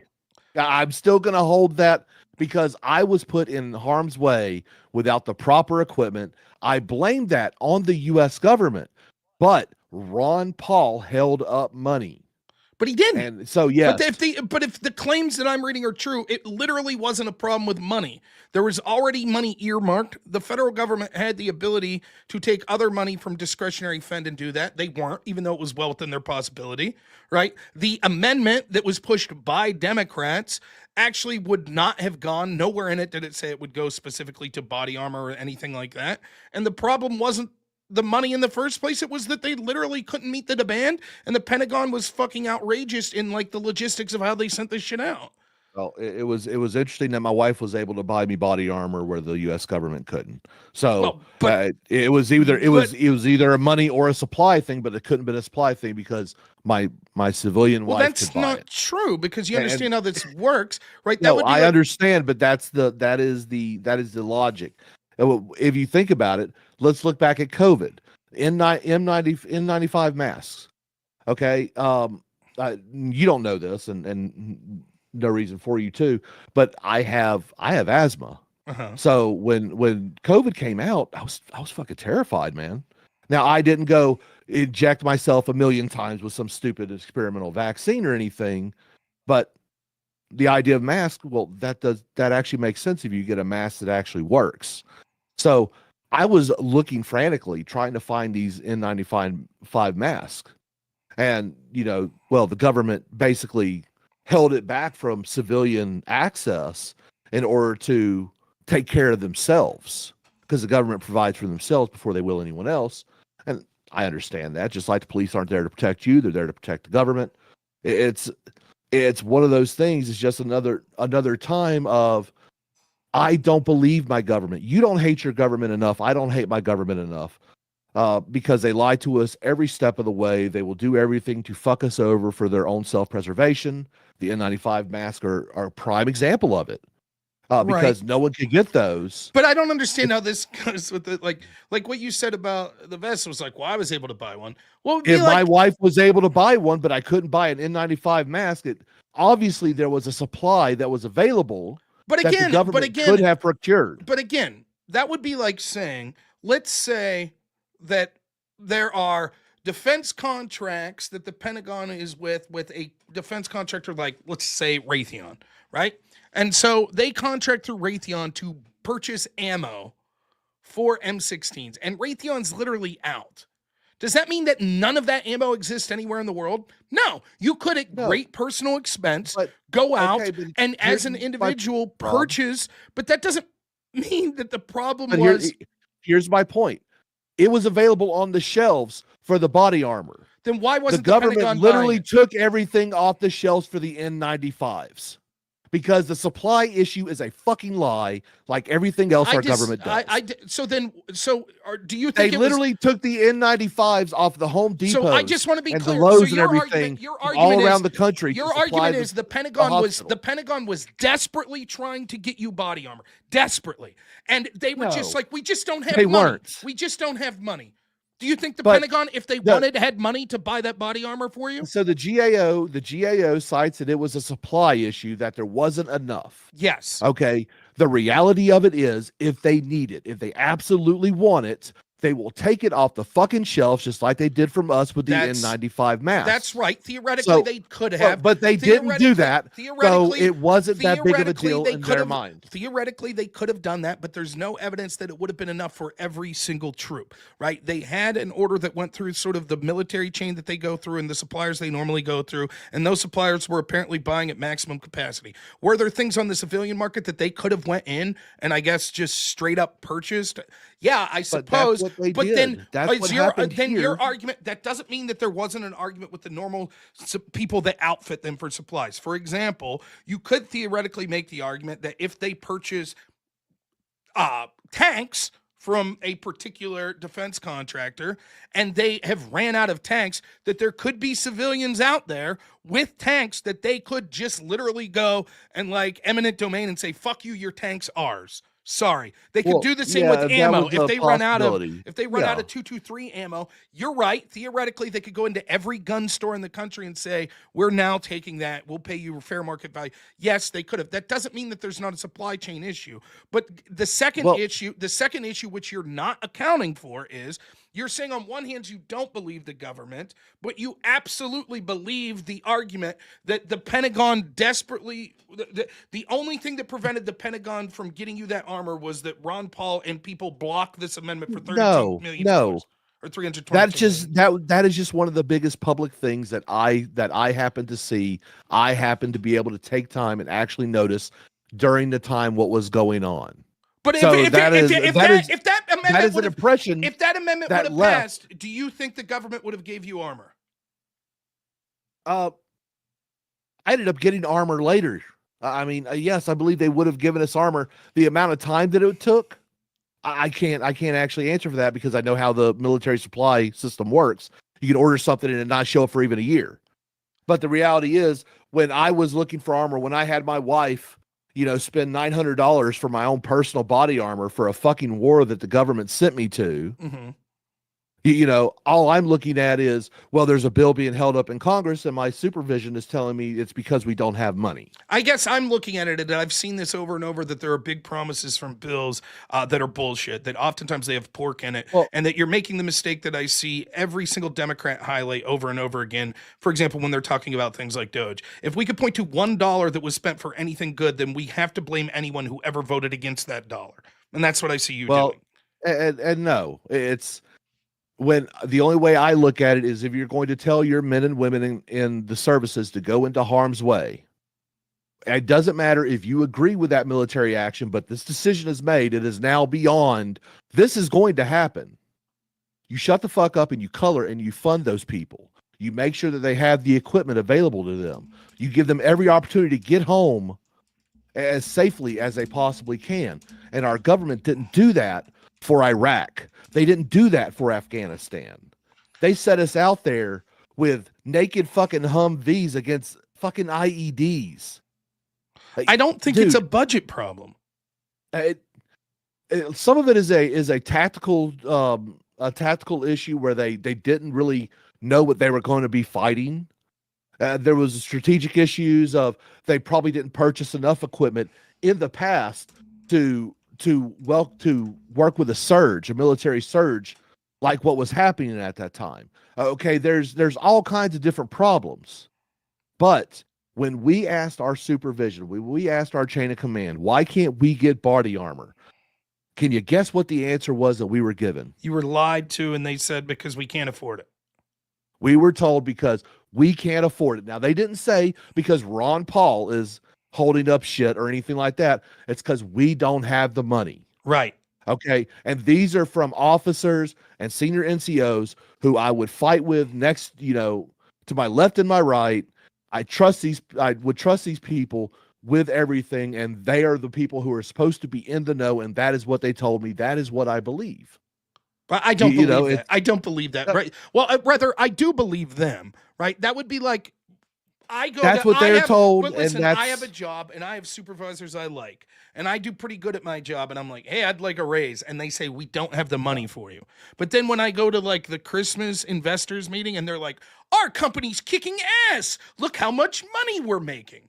Yes, I believe my supervisor when he told me, look, we're only given a certain pool of money. And with that pool of money, we like you, Rob, but we don't have enough to give you a raise. But the idea that that's because the company at large is basically bankrupt is bullshit. Similarly, I don't disagree that the people you were directly working under were like, we're being told that we don't have money. When we see the budget of the United States military and how much defense spending we spend, there was certainly money to allocate for body armor for troops. The leadership of those organizations organizations chose not to do it. Them saying, well, hey, it's people like Ron Paul's fault because they didn't vote of the billions upon billions upon billions of dollars that we get, that we chose not to have armor for our Humvees, not to have armor for our troops. Trust us, bro, if you would have just gave us 300 million more, we would have got that to everyone. Bullshit.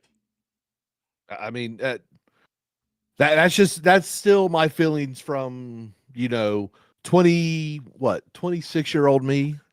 That's fine. I I mean, wondered. we're talking 20 years in the We past, never right? really talked. I just heard you say it. Was always like, oh, okay, but Yeah, yeah, that's yeah. No, and I understand your point of view. And look, if I look at it with my eyes today, yes, I have a different interpretation.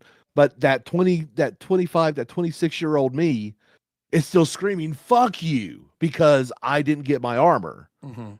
Because I lost 3 friends because they didn't have adequate armor for what we were facing.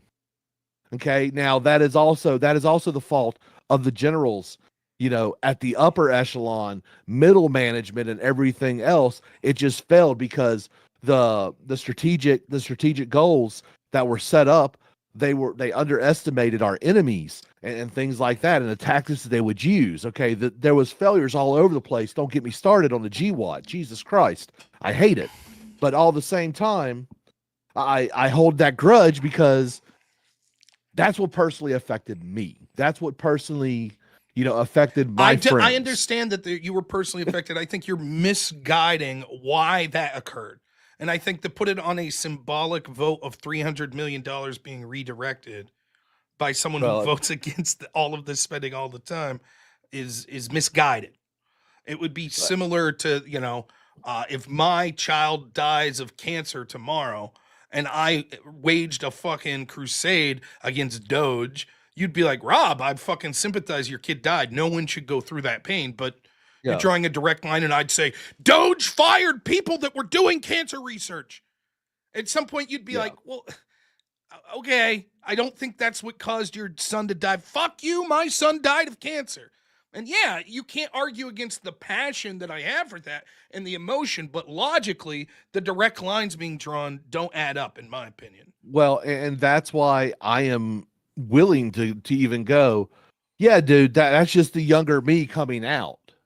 I'll even admit that. Okay, I know that what I was pissed at may not be 100% logical, This is, but I just saw that. I'm going off what I was told. I'm Yeah, going, that's fair. going off, so I'm just I'm being just letting you honest know about the where I'm coming from. situation. Now No, and I like that. I'm gonna let you go because I'm gonna bitch about the left now and more of this signal scandal. But I do appreciate you Hell calling in, yeah. Sparky. Let me Yeah, know, man. by the way. I know you're doing some material that's not politics, like more entertainment shit. Let me know if you ever want me to come on the show. If I have a day Oh, off, I'd be happy to do it, man. yeah, yeah, yeah. I'm doing a lot of art stuff in the background. I just haven't gotten around to it. In fact, you need to get in touch with me I because know. you have some stuff to talk to me about. Yes, I Huh? actually, because I'd like to have little, like, something that I think would be cool. Like, I think Black Elk did a really good job with the intro outro. But what I want to talk to you about is, what about like ad rolls in the center of the video and things like Oh, that? You know what I yeah, mean? yeah, Like 30 yeah, second ad, like, and I don't mean yeah. ads for like Pepsi or something. I mean like ads No, for no, no. my channel. But You know what I mean? yeah, yeah. No, that's completely fine. In fact, I'm working on a parody right now of an OnlyFans commercial for one of my shows that's going to sponsor me, OnlyFriends. But There you go. yeah, yeah. I like to make spoofs and things like that.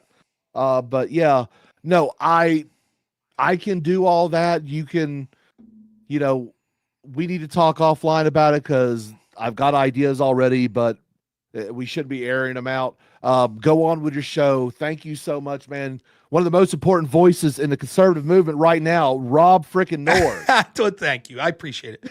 But all right, man, we'll talk soon. Thank you. All right, brother. We'll Later. see you. All right, I gotta leave. There we go. Yeah, Sparky, Aircraft Sparky's great. We're just arguing about a vote for Ron Paul that he had against an amendment that would have earmarked money allegedly for body armor and stuff, and Sparky not having body armor when he was over in Iraq. But now we're going back to the signal scandal. I just saw this. I thought it was funny. Uh, well, I'll show you this. Um, it's good. Oh, that's not it. Here we go. It's funny. That's a funny little meme there. Uh, the left can't meme very often, but that's a good one. I enjoy that thoroughly. So, so yeah, that's where I stand on the right. Like ultimately, I think as I was saying with Sparky there before we started talking about the Ron Paul stuff. The problem I have is one, whoever was in communication with Jeffrey Goldberg hasn't been fired. Absolutely outrageous. Second, this sort of gaslighting from the Trump administration. It's like, oh, this is no big deal. This wasn't classified information. Yeah, they would have freaked out. Every one of us here that are honest know that they would have freaked out had Goldberg released this information before that attack took place, and they would have said this would endanger the mission, and therefore it's reckless and possibly criminal to release that information beforehand. But now afterwards, because they get caught up in this little mini scandal, they're like, oh, this wasn't important information. It wasn't classified at all. And bullshit. They're probably right that it wasn't technically marked as classified. And now that the attack's over, they're going to say there's no need to classify it. But the truth is, every one of us here know, if we're being honest, that Trump's administration, including people like Pete Hegseth and Mike Waltz, would have flipped shit had Goldberg released this information to the Houthis or public before the attack took place. All of us know it. And I'm not going to sit here and be gaslit by clever semantic tricks like, well, it was actually not a war plan, it was an attack plan. Now, does that make it the biggest scandal in the history of the world? No. The attack went off without a hitch. It was reckless. Whoever was in communication with Goldberg should be fired. But that's it. Just take accountability for this shit and move on. That's it. And what I don't want is a replay of the first administration where they can't admit when they do things wrong, and you have so many people that support them no matter what they do. I'm on Team America, baby. I want this country to do great. I want the people of this country to have a voice. I want the corruption to end. I voted for Trump and supported Trump because I see that as a means, the best possible means of the two candidates we had to achieve that. I'm not interested in being Trump team kiss Trump's ass 24/7 no matter what and pretend he could never make a mistake. That's of zero interest to me.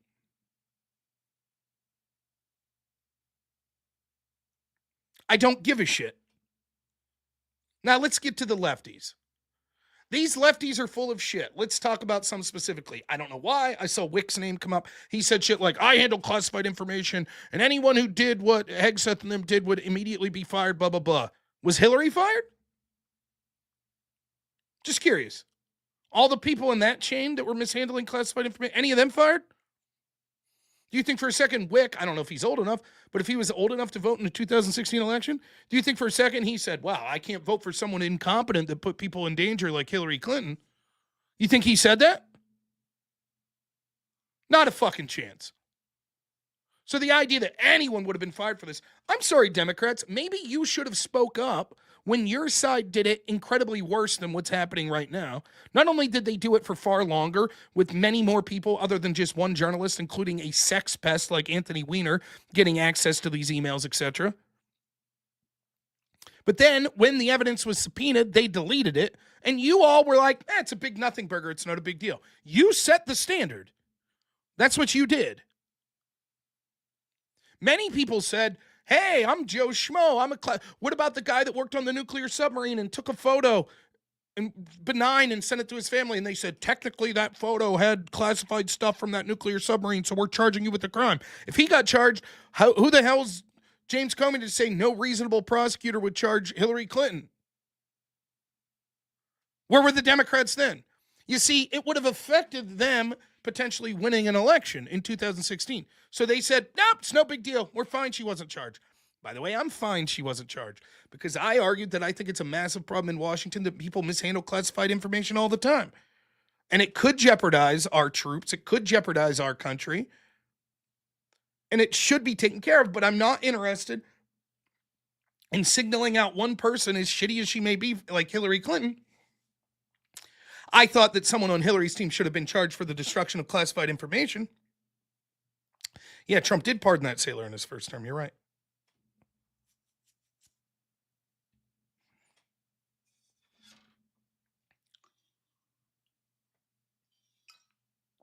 So I'm not going to listen to people like Wick going, anyone that did this would have been charged. Dude, you supported the entire party that backed Hillary Clinton, who did far worse than this, and you didn't give a shit.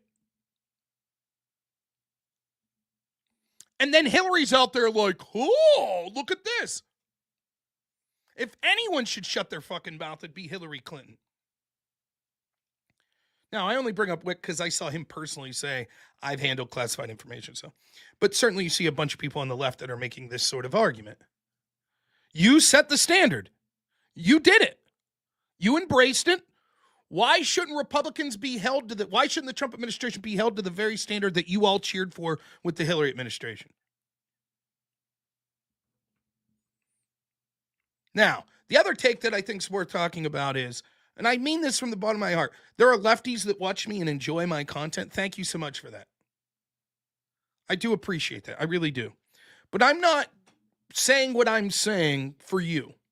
I'm not saying what I'm saying because I'm like someone like Connor Points who desperately wants to sell out to an organization like Progressive Victory PAC for a couple dollars because I desperately want to be in their orbit and hang out with Destiny and shit.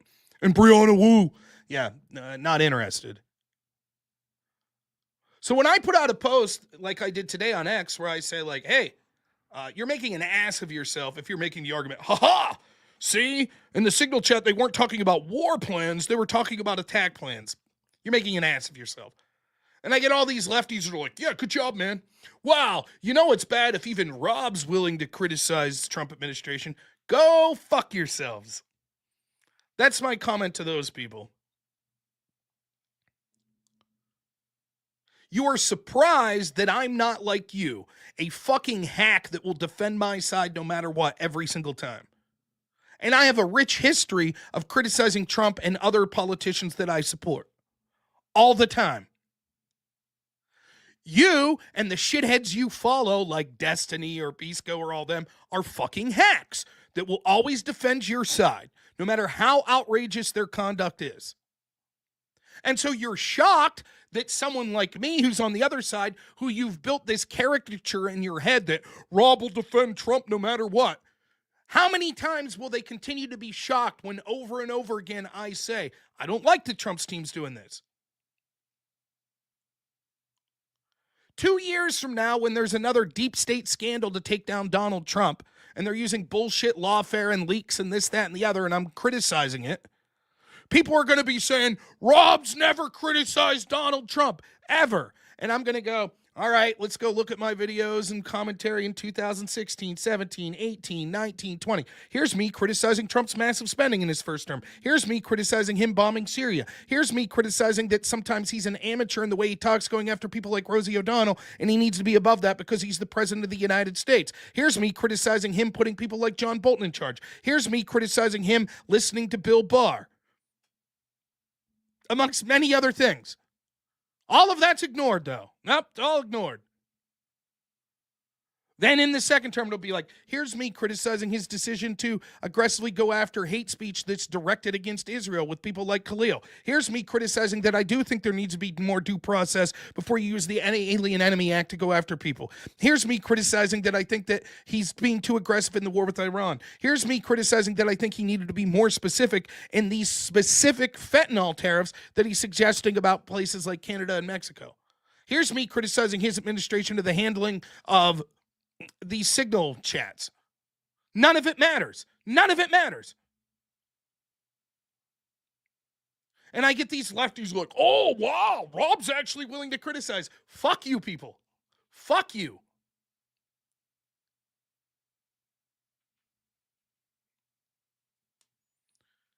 Rob never criticizes his own side. I don't owe you sacks of shit anything. That's why if you go back when I was on that WIC panel and that dude lied, my whole shtick was, I'm not going to listen to people say, Rob, we demand that you criticize Trump quoting Napoleon. I'm not going to listen to people that were unwilling to criticize the obvious lawfare against Trump demand that I criticize a quote that he made on X. Go fuck yourself.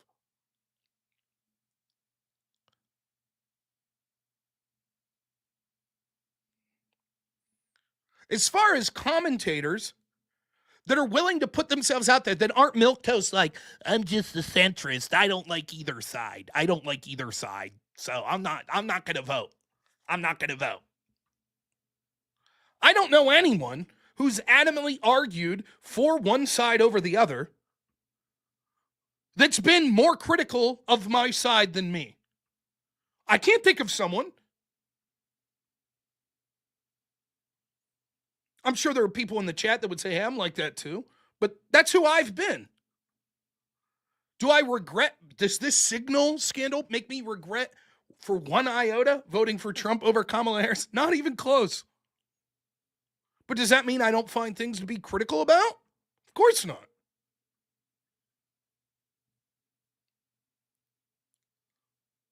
You want to hear another Trump criticism? Trump just came out and endorsed Lindsey Graham. Sounds like we're draining the swamp now, right? Lindsey won't let you down, he says. He's a good friend of mine. Draining the swamp. Good work, Trump.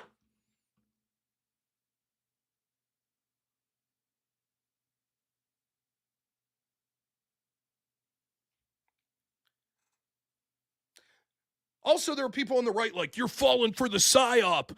This is what the Democrats want, you to criticize Trump's team. Oh, wow, got me.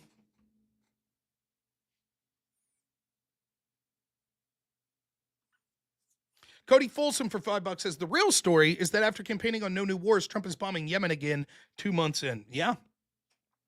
Now, listen, I'm willing to listen to reason that if we have particular assets that are directly attacked, that we can defend those.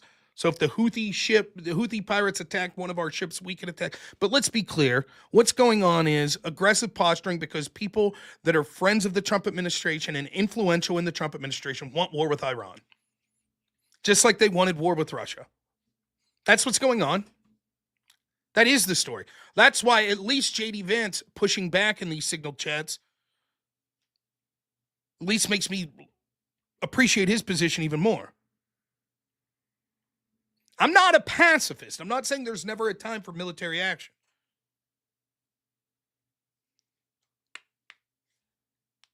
But that's what it seems like to me.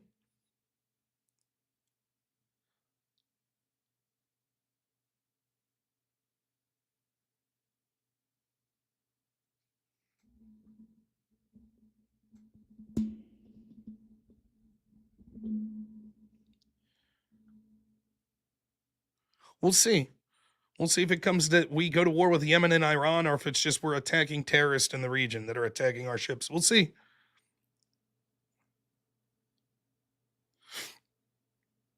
But as I'm saying, if it's right now, a terrorist attacks us, we attack back, that's one thing.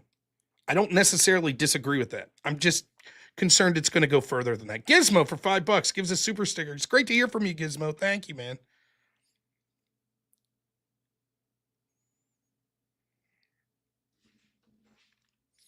So any lefty that wants to call in and be like, wow, Rob's got a good take on this. Finally, a good take for Rob there.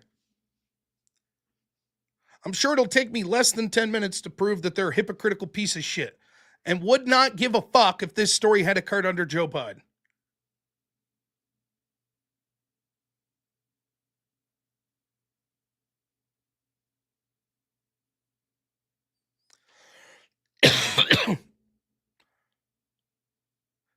I'll tell you this much. If we find out that there were signal chats going under the Biden administration regarding the withdrawal from Afghanistan, where there are people in the like saying, look, the first flight out's gonna be, at 1 p.m. and we're gonna pull out of Bagram Air Base at 2:30. If those signal chats exist, how many fucking people do you think are Democrats, if those people are still involved in government in any way, would say, yeah, they all need to resign or be fired? What do you think?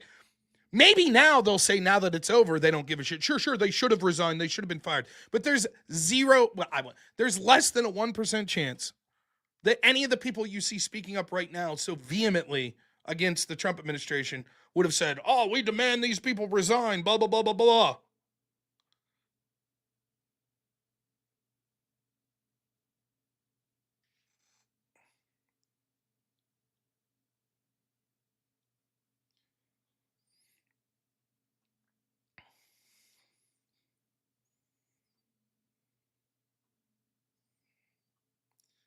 But that's the deal, as far as I'm concerned, on this signal shit. Um, what else is there to talk? No one's calling about that. That's fine. Here we go. Let's talk about. Did you see the lady from NPR, the head of NPR today, absolutely getting eviscerated on Capitol Hill. Amazing. Let's see if I can find.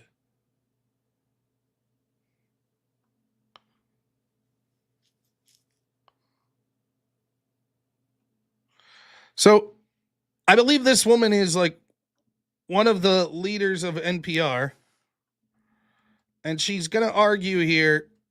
What's going on? Give me a second. What's going on here?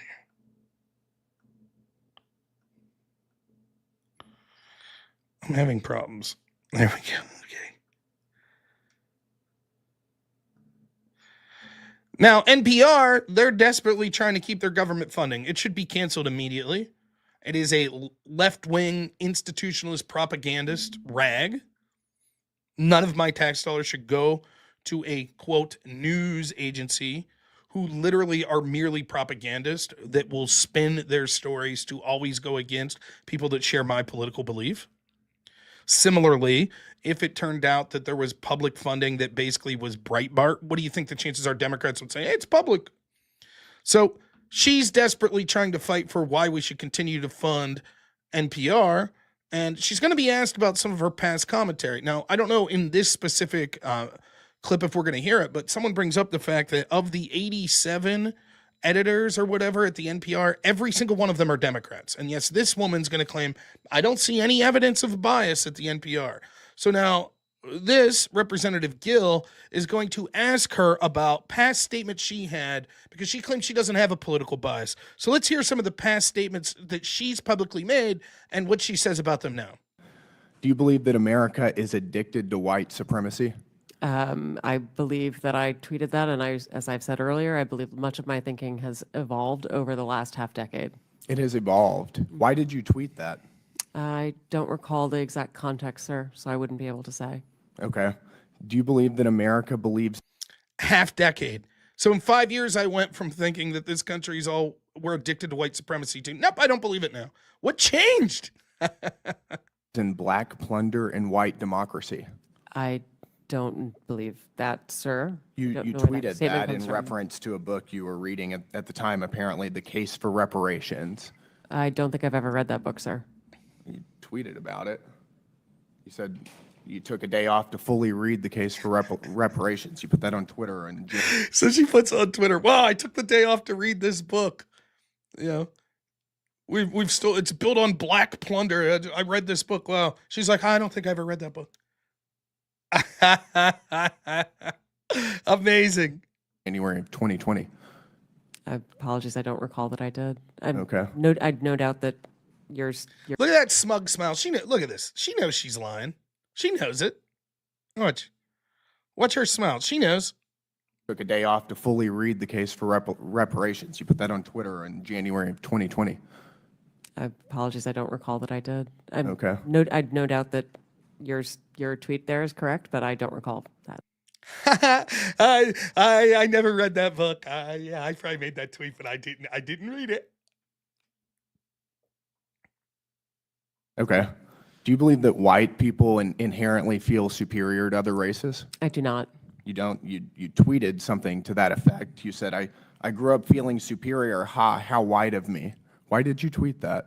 I think I was probably reflecting on what it was to grow up in an environment where I had lots of advantages. It sounds like you're saying that white people feel superior. I don't believe that anybody feels that way, sir. I was just reflecting on my own experiences.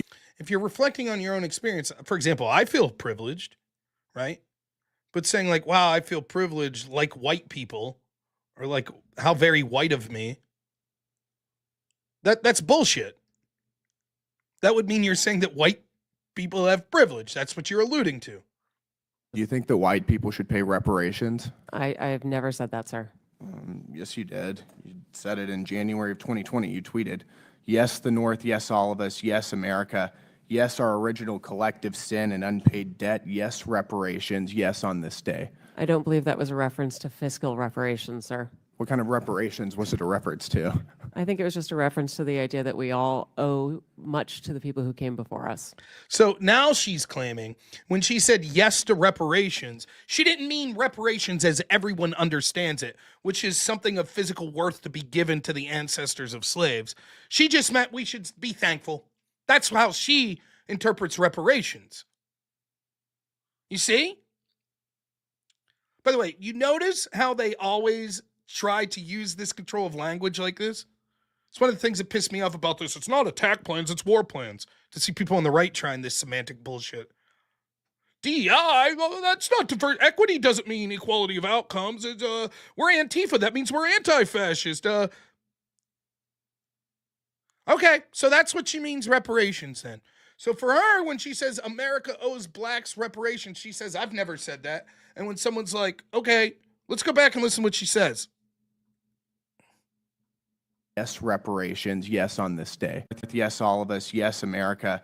Yes, our original collective. Anybody feels that way, sir? I was just reflecting Well, on my listen own to her. experiences. Do you think that white people should pay reparations? The answer is yes.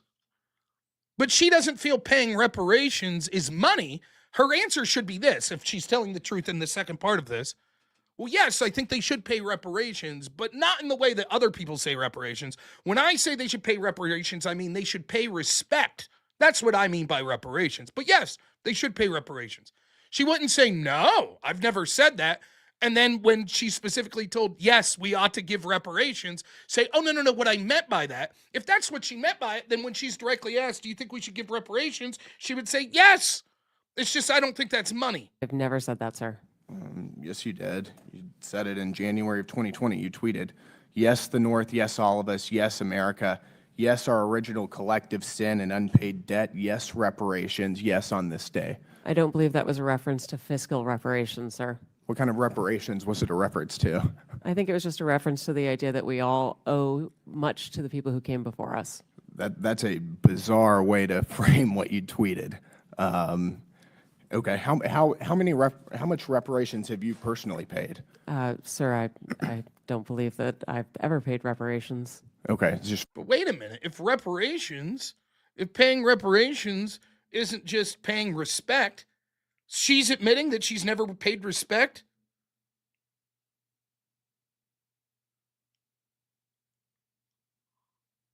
That's what she's saying? She's saying, no, reparations just mean paying respect to, the slaves and the families of slaves. How am I using the word ancestor incorrectly, old school?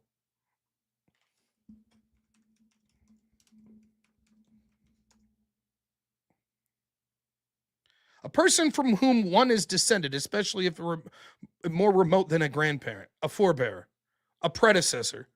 Where have I misused the word ancestor?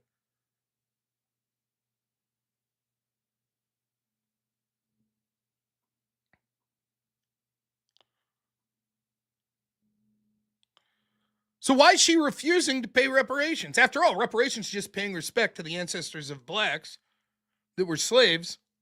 Why is she refusing to pay? Sounds pretty bigoted. Huh. Or she's full of shit, as we all know, that when she said yes to reparations, she meant physical reparations. for everybody else. I'm not asking anyone Seems to to pay be what you're reparations, sir. suggesting.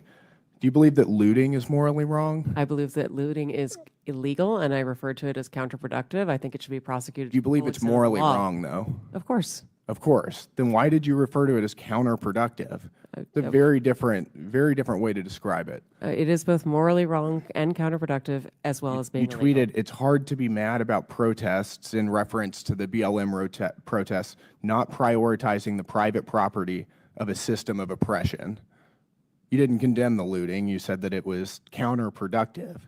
NPR also promoted a book called In Defense of Looting. Do you think that that's an appropriate use of taxpayer dollars? I'm unfamiliar with that book, sir, and I don't believe that was at my You time at tweeted NPR. that you read that book, but I don't believe that I did read that.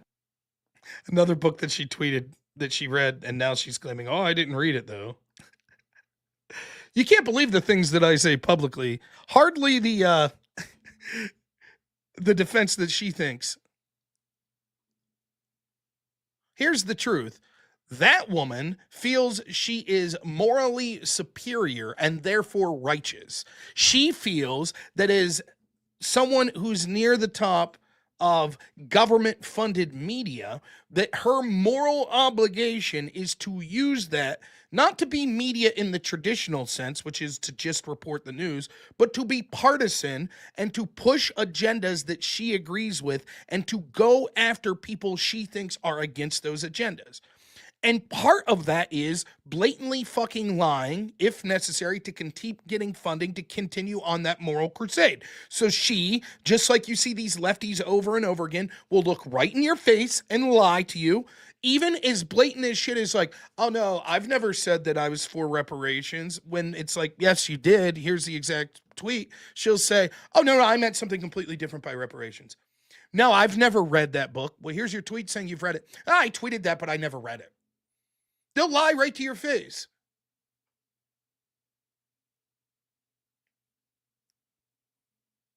That was all from 2000, though. Right?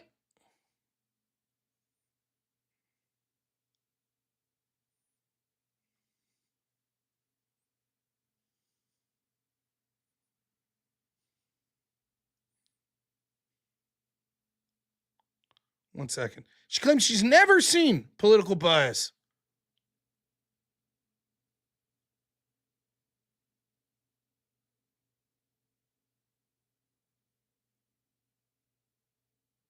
Never seen it, she claims.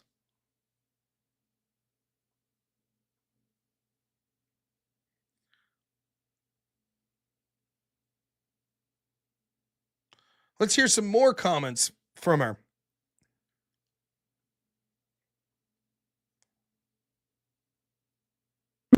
The number one challenge here that we see and is, of course, the First Amendment in the United States is a fairly robust protection of rights, and that is a protection of rights both for platforms, which I actually think is very important, that platforms have those rights to be able to regulate what kind of content they want on their sites. But it also means that it is a little bit tricky to really address some of the real challenges of where does bad information come from and sort of the influence peddlers who have made a real market economy around it. Yeah, like NPR. How about here? I think our reverence for the truth might have become a bit of a distraction that is preventing us from finding consensus and getting important things done. You see that? The truth, it's sort of a distraction. That's the problem. The truth is a distraction because we have important work to do, about reparations and how racist white people are in this country is. Wigera, thanks for the $20. Says, I like the old dirty hat, but I accept the change to the black hat, Rob. JK, cheers, brother. I know, you can't see if this one's dirty. Thank you. I like the new black hat. I appreciate it, man. There was one particular post I was looking for.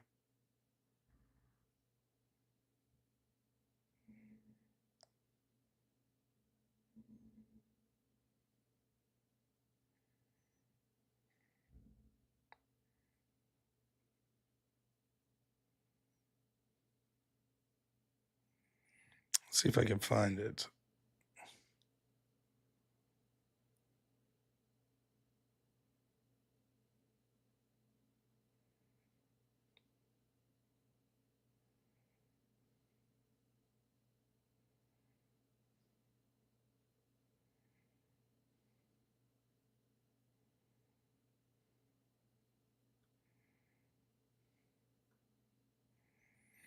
Christopher Rufo's on it.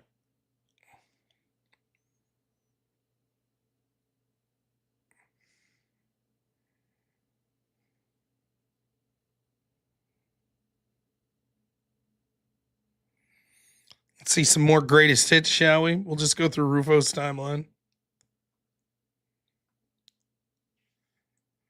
From 2018, Catherine Meyer says, White Western canon got you down? Me too. Join us to help Wikipedia. She was working for Wikipedia. Those damn whites. White people, why do you keep erasing the work of others? Why not reach out to the orgs working in spaces you wish to assert authority over? Thanks, Catherine. So what you're saying is Facebook is an average white man responding to Facebook has no idea how to talk about its power. Airline business class demographics are such a pet peeve of mine. In the lounge and on the plane, usually 80% male, usually white. I know the hysteric white woman voice. I was taught to do it. I've done it. It's a disturbing recognition. While I don't recall ever using it deliberately to expose another person to immediate physical harm to my own cognizance, it's not impossible. That's whiteness. Never underestimate the ability of white people to center ourselves. White silence is complicity. If you are white, today is the day to start a conversation in your community. She's not biased, though. No liberal bias whatsoever. My 30-year-old brother listening to NPR and reactions to the new Ghostbusters. White men, we really are pretty much the problem these days. There's nothing like listening to old white men in D.C. at the next table over talk about discovering the John Birch Society in prep schools and complaining about supporting the UN human rights bodies. The elderly battered, babies caged, black people murdered, women assaulted, and patrician white men in robes assures us that this was the framers' intent all along.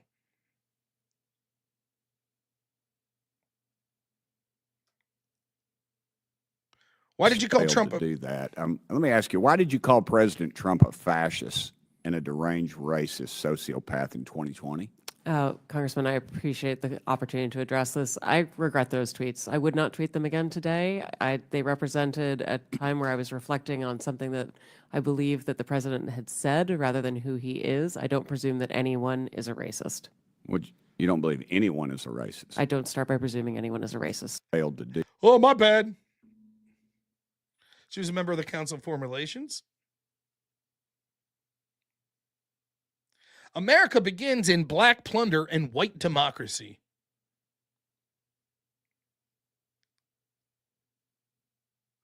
I grew up feeling superior. Ha! How white of me! Because I was from New England.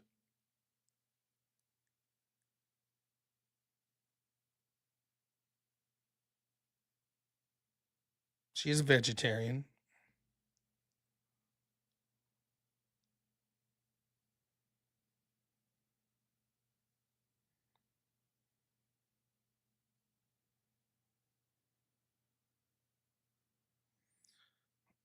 I do wish Hillary wouldn't use the language of boy and girl. It's a racing language for non-binary people.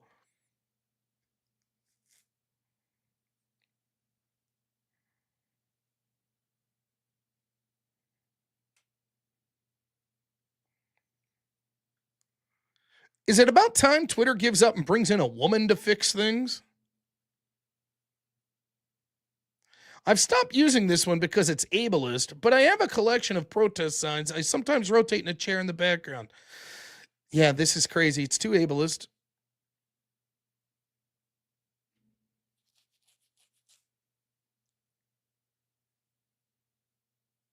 Holistic histories and analysis of power and influence are a threat to simplistic narratives and can be an accelerant for understanding empathy and justice.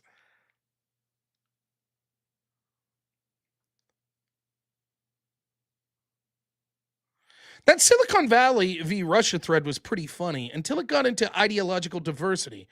In case it's not evident, in these parts, that's often a dog whistle for anti-feminist, anti-people of color stories about meritocracy.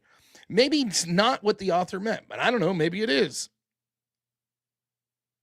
I intended it as a critique of the male gaze that anticipates females as fast as recipients. You can't, I mean, it's just a fucking joke. This person is in charge of the media outlet that your tax dollars funds.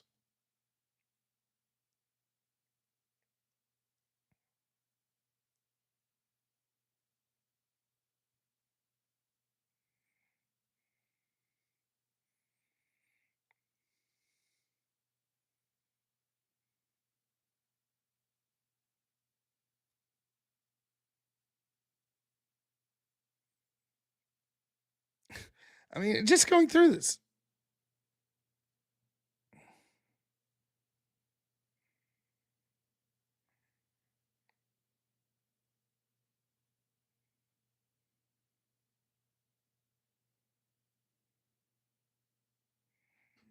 Talking about punching Nazis in reference to People that aren't Nazis being punched.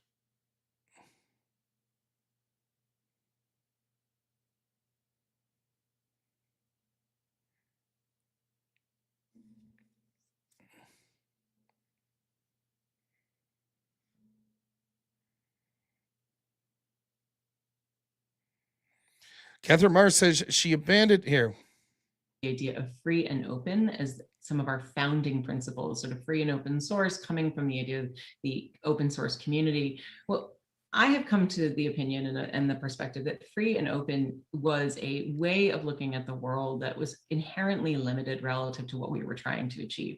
Free and open has the best of intentionality, but in the end, what free and open often ended up doing, and particularly in the case of Wikipedia, was really recapitulating many of the same power structures and dynamics that exist offline prior to the advent of the internet. And so what we ended up seeing was Wikipedia really rebuilt this idea of knowledge as a whole around what the Western canon. You see the exclusion of communities, of languages, because of the ways in which Wikipedia is based on reliable sources. The idea of a written tradition is something that is particular to the idea of a written tradition, which is particular to some cultures and not to others. The ways in which we ascribe notability often really comes from sort of this white male Westernized construct around who matters in societies and who is elevated in whose voices. And so some of these ideas of sort of this radical openness really did not end up with the intention, really did not end up living into the intentionality of what openness can be. Did you hear that? Openness did not end up living into the intentionality of what openness can be. In other words, what she's saying is the idea that we should have an open and free to use and everyone having input, well, that's not important. That for its own sake is unimportant. The goal that's important is diversity. Voices that aren't white male.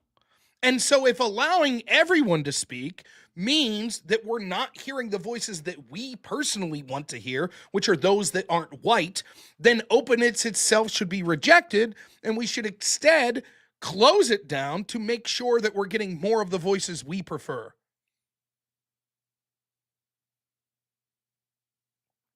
That's like saying, I'm for free speech. Unless people are speaking that say things I don't like, then we need to stop free speech to ensure the things that I like are being said.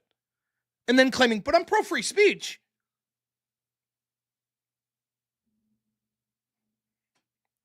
Bobby C, thanks for the $5, says, before I was reformed, I thought it'd be fun to go to women like her and accept reparations in the form of BJ's. The steak place, BJ's? Fantastic steaks. I agree. I doubt many women were giving you steaks, though, in this position.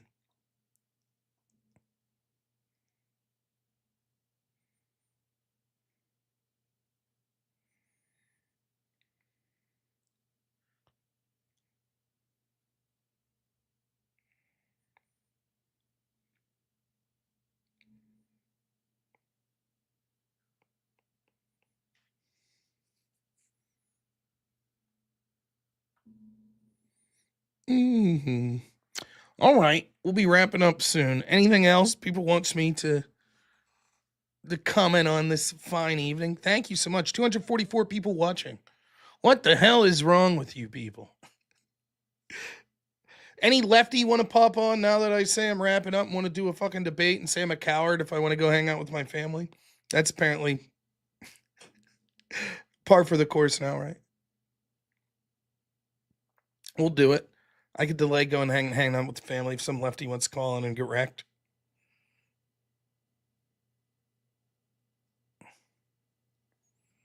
Yeah, that's the game. That's the game with the cultural Marxist.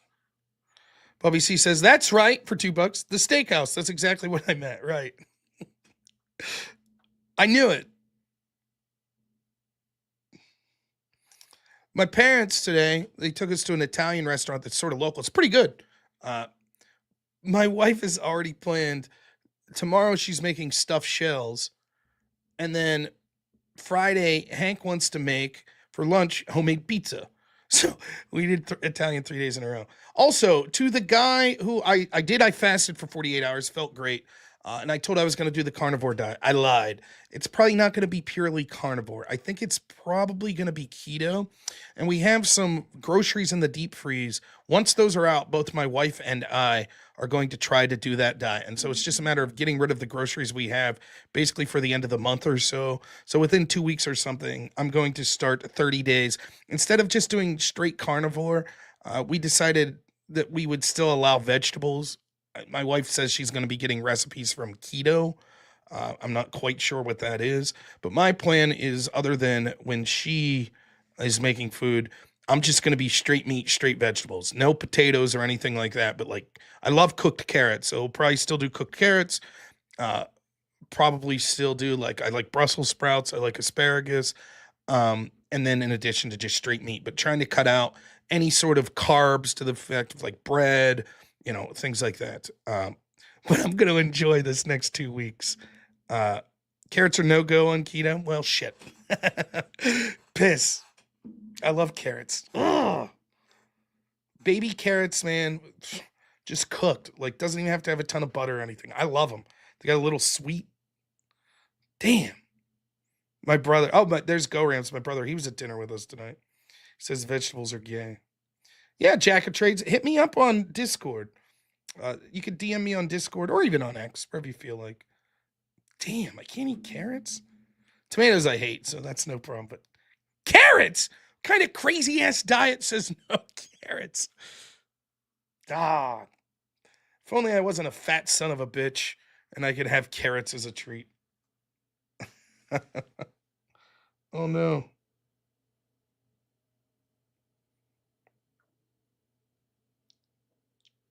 Um,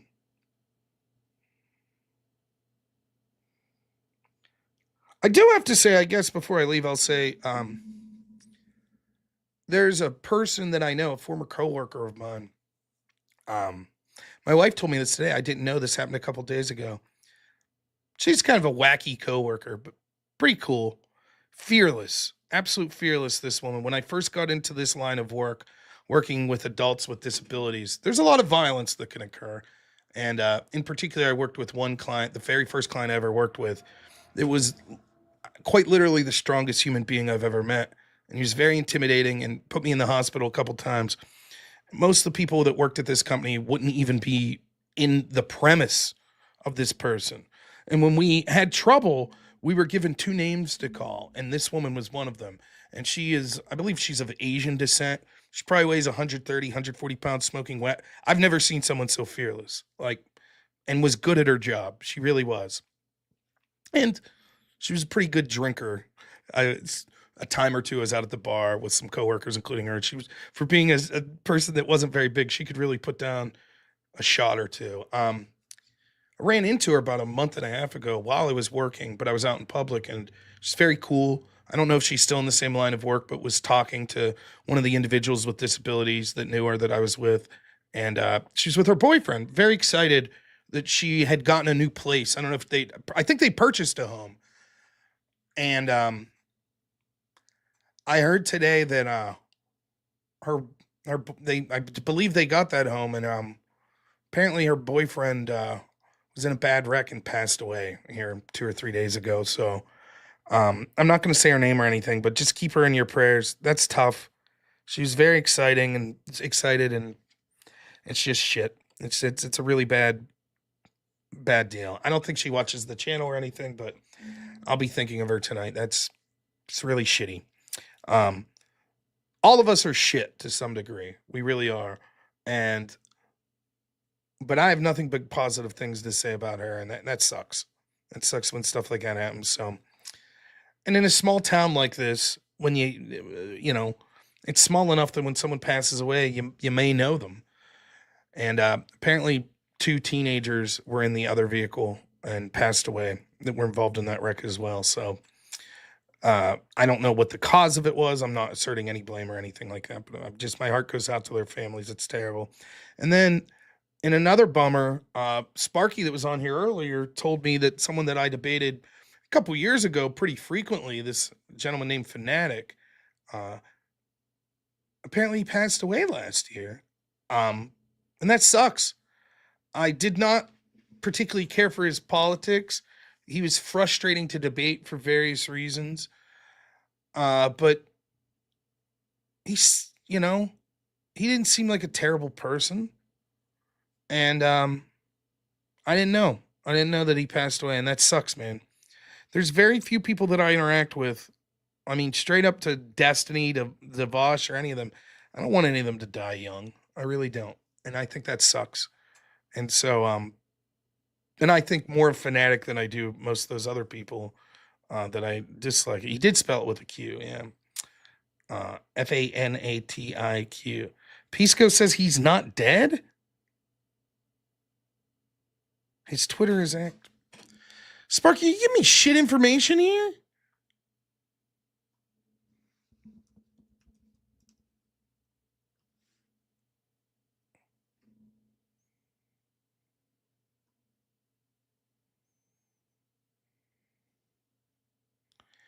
I mean, his Twitter is posting as of March 15th.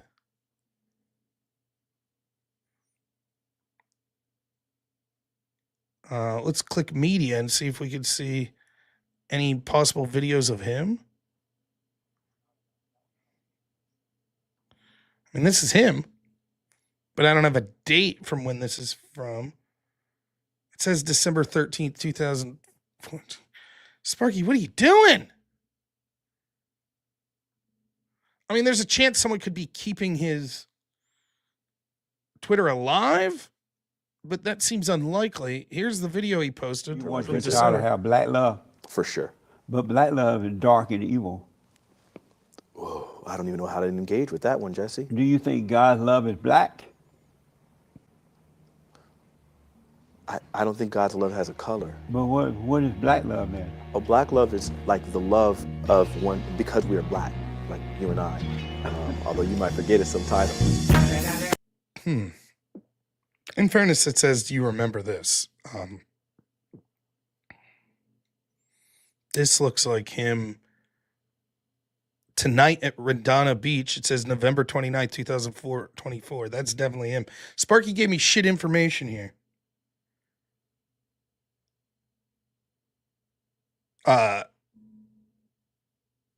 Sparky!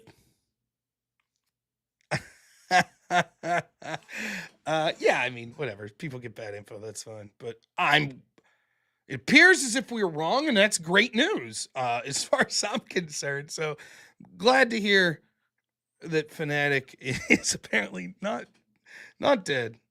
That's a weird thing. I mean, if you're going to be wrong about something, that's a good thing to be wrong about. So, hey, Fanatic, if you happen to watch this, I'm glad to hear you're not dead. Hope everything's going well for you. Wagera for $10. Thank you, man. Says, in theory, we could dissolve the United States and replace it with something like the American states with a nearly identical constitution. If we did this nonviolently, would they shut up about race? No, that would be irrelevant to them.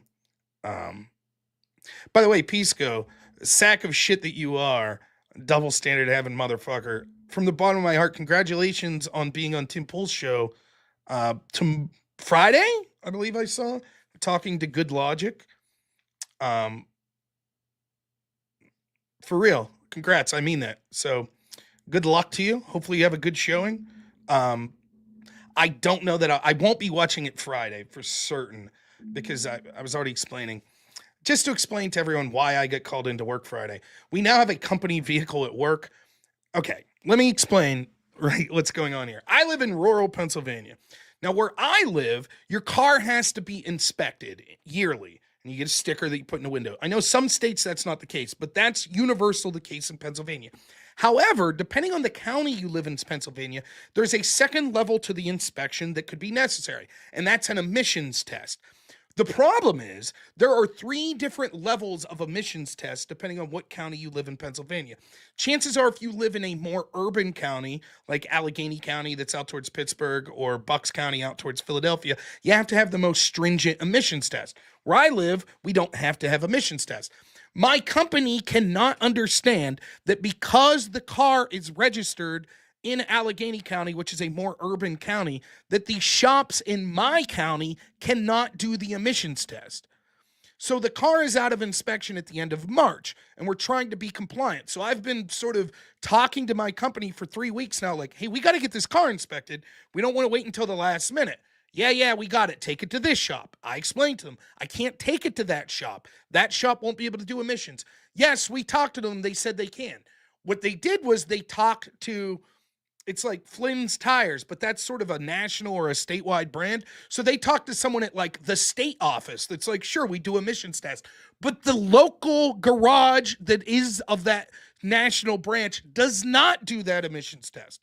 So now, because of their screw up, I have to go and drive 2 hours with this vehicle Friday to drop it off to a garage and then go pick it up days later. So I'm supposed to have off work Friday, but I'm going to end up a 2-hour drive there, fill out the paperwork, a 2-hour drive back. So that's 4 hours.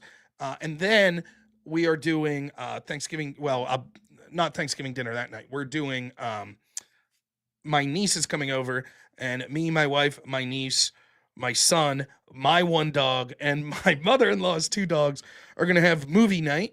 And we're going to do popcorn and fun stuff like that. And so that's going to be a lot of fun. So I'll probably be streaming like 7 to 8, but it'll probably be a short stream. It won't be a 2.5-hour stream. It'll probably be a 1-hour stream at Friday evening. I was like, cool. My family's coming over. I'll do the stream during the day. No problem. Unfortunately, it's not going to happen because I got called in for this ridiculous car inspection mumbo jumbo. So that's what's going on there. So Pisco. I don't fucking yeah, I don't know. I always said Pisco and it wasn't as a joke. I just thought that's how it was pronounced. And then sometimes I say Pisco because I know that that's. Yeah, I mean, I don't know. I think that even like this debate about Khalil, I think I'll probably agree with you 85 to 90%. I have problems with it. Maybe we would disagree on, I don't even give a shit what the Constitution says on what ought to be, not what should be, or not what is. Obviously, you have to follow the Constitution, but I think that it ought to be that if someone is a guest in this country, and it depends on, it increases, or it, I don't know, you'll see what I mean, increase or decrease, and depending how you look at it. If you are an illegal, you should be deported. Your free speech be damned. But if you're a temporary guest on a temporary work visa, we should be more stringent on enforcing what I'm about to say than if you're on a green card, slightly less stringent. And if you're a citizen, not at all. So let's take out the idea of supporting Hamas. If we had someone who was here under a work visa that's on the street screaming, ISIS is the greatest, support ISIS. We need to fund ISIS. We need to bring ISIS into this country. Death to America. Do we have the right to deport that person? Probably. Yeah, Pisco, I could talk in 5 minutes. I'll stick around. I probably only got like 20 minutes to give you, but yeah. Here's the link. Just use Discord if you want.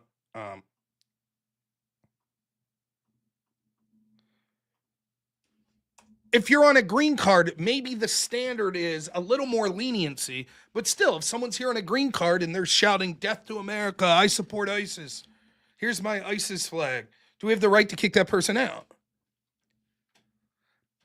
Probably.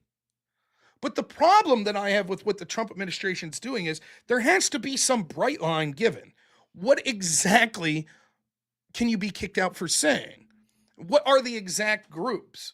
Because what it reeks of to me is, well, you criticized Israel. And I can't accept that. I can't. That's bullshit. If you are saying, like, again, this is the example I give. Let's assume that there's a Democratic administration, right? And then all of a sudden, I have a viewer of the show who's from Sweden, and he's on a work visa or on a green card in the United States, and he starts reposting me saying things like, Zelensky is shit. We need to stop funding Ukraine, blah, blah, blah. And then that Democrat administration says, oh, those are Putin's talking points. That's you defending Vladimir Putin. We're kicking you out of the country. Would we be okay with that? I wouldn't be. Now, there is a separate standard of, is he doing things that break the law above and beyond just free speech? But I'm going to agree with Visco. I think now where you see this sort of claim that's being made, well, it turns out that actually Khalil lied on his green card. That to me reeks of post hoc justification. Like they're worried that their initial claim won't be enough. And so, like, oh, and by the way, he lied. But that's not why they detained him and are kicking him out. That wasn't the evidence they had. They didn't say, we're detaining this guy because he lied on his visa. They're saying, and take this particular guy out of it, what is the standard that they're setting? Old Joe says, don't ever agree with Pisco, even if you do.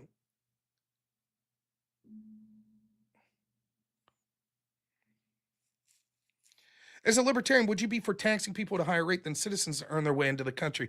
Yeah, I'm not completely against any immigration. Like, I think that the standard needs to be that we accept people only that we as a society agree would better our country. So, for example, the idea of the what is the visa, the H2 visa, where it's like we accept the exceptional people best in prices. I'm okay with that if they could pass sort of background checks and prove that they actually love this country and would be beneficial. I don't give a shit if someone is the smartest scientist in the world if they're a Nazi or if they're a black supremacist and they hate the United States. That I don't give a shit about. But if they love this country and they could show that and they're not criminal and they're exceptionally talented, would benefit this country, I'm okay with that. So is there a potential of like, well, we ask the people that are immigrants to do more than the average person as a way to be let into this country? Sure, I'd be okay with that. But the idea of we don't deport them, like, I think you're talking about different than this question of potential illegality or saying death to America, shit like that. Yeah, if we could at least get them to speak English. I talked about this the other day in the truck driving field. How many truck drivers just can't even speak English? How are they passing these rigorous CDL tests? Like, I wouldn't want someone to have a regular license if they can't speak English or read English. It seems to be a danger to not understand what road signs are saying, let alone driving very dangerous tractor trailers and getting like a Class A CDL license. Right, CDL's rigorous for a reason, correct. Supposed to be, anyways. Now I got to try to remember to say peace, because this is like the Kamala thing.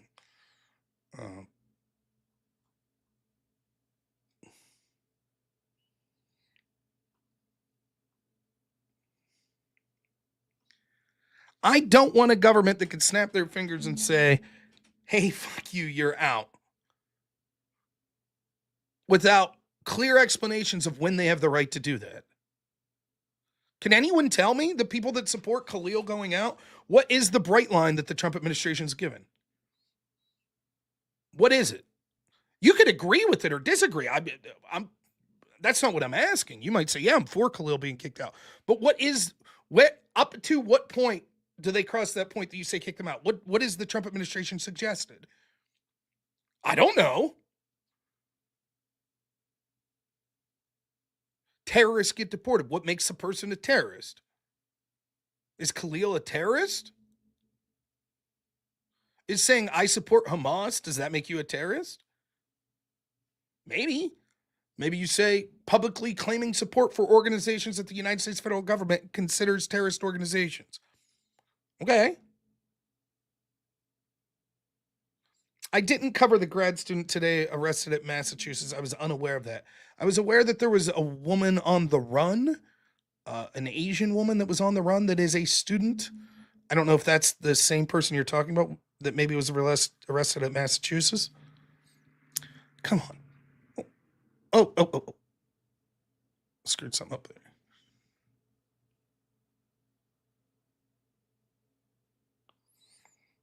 I don't know about that. All right. What's up, Pisco? Yo, can you hear me or not? Yeah, I hear you. One second. Hang on. I want people to be able to see you on my end too. Just give me one second, bro. Okay. We could have went through Discord or something. I didn't know you were streaming too.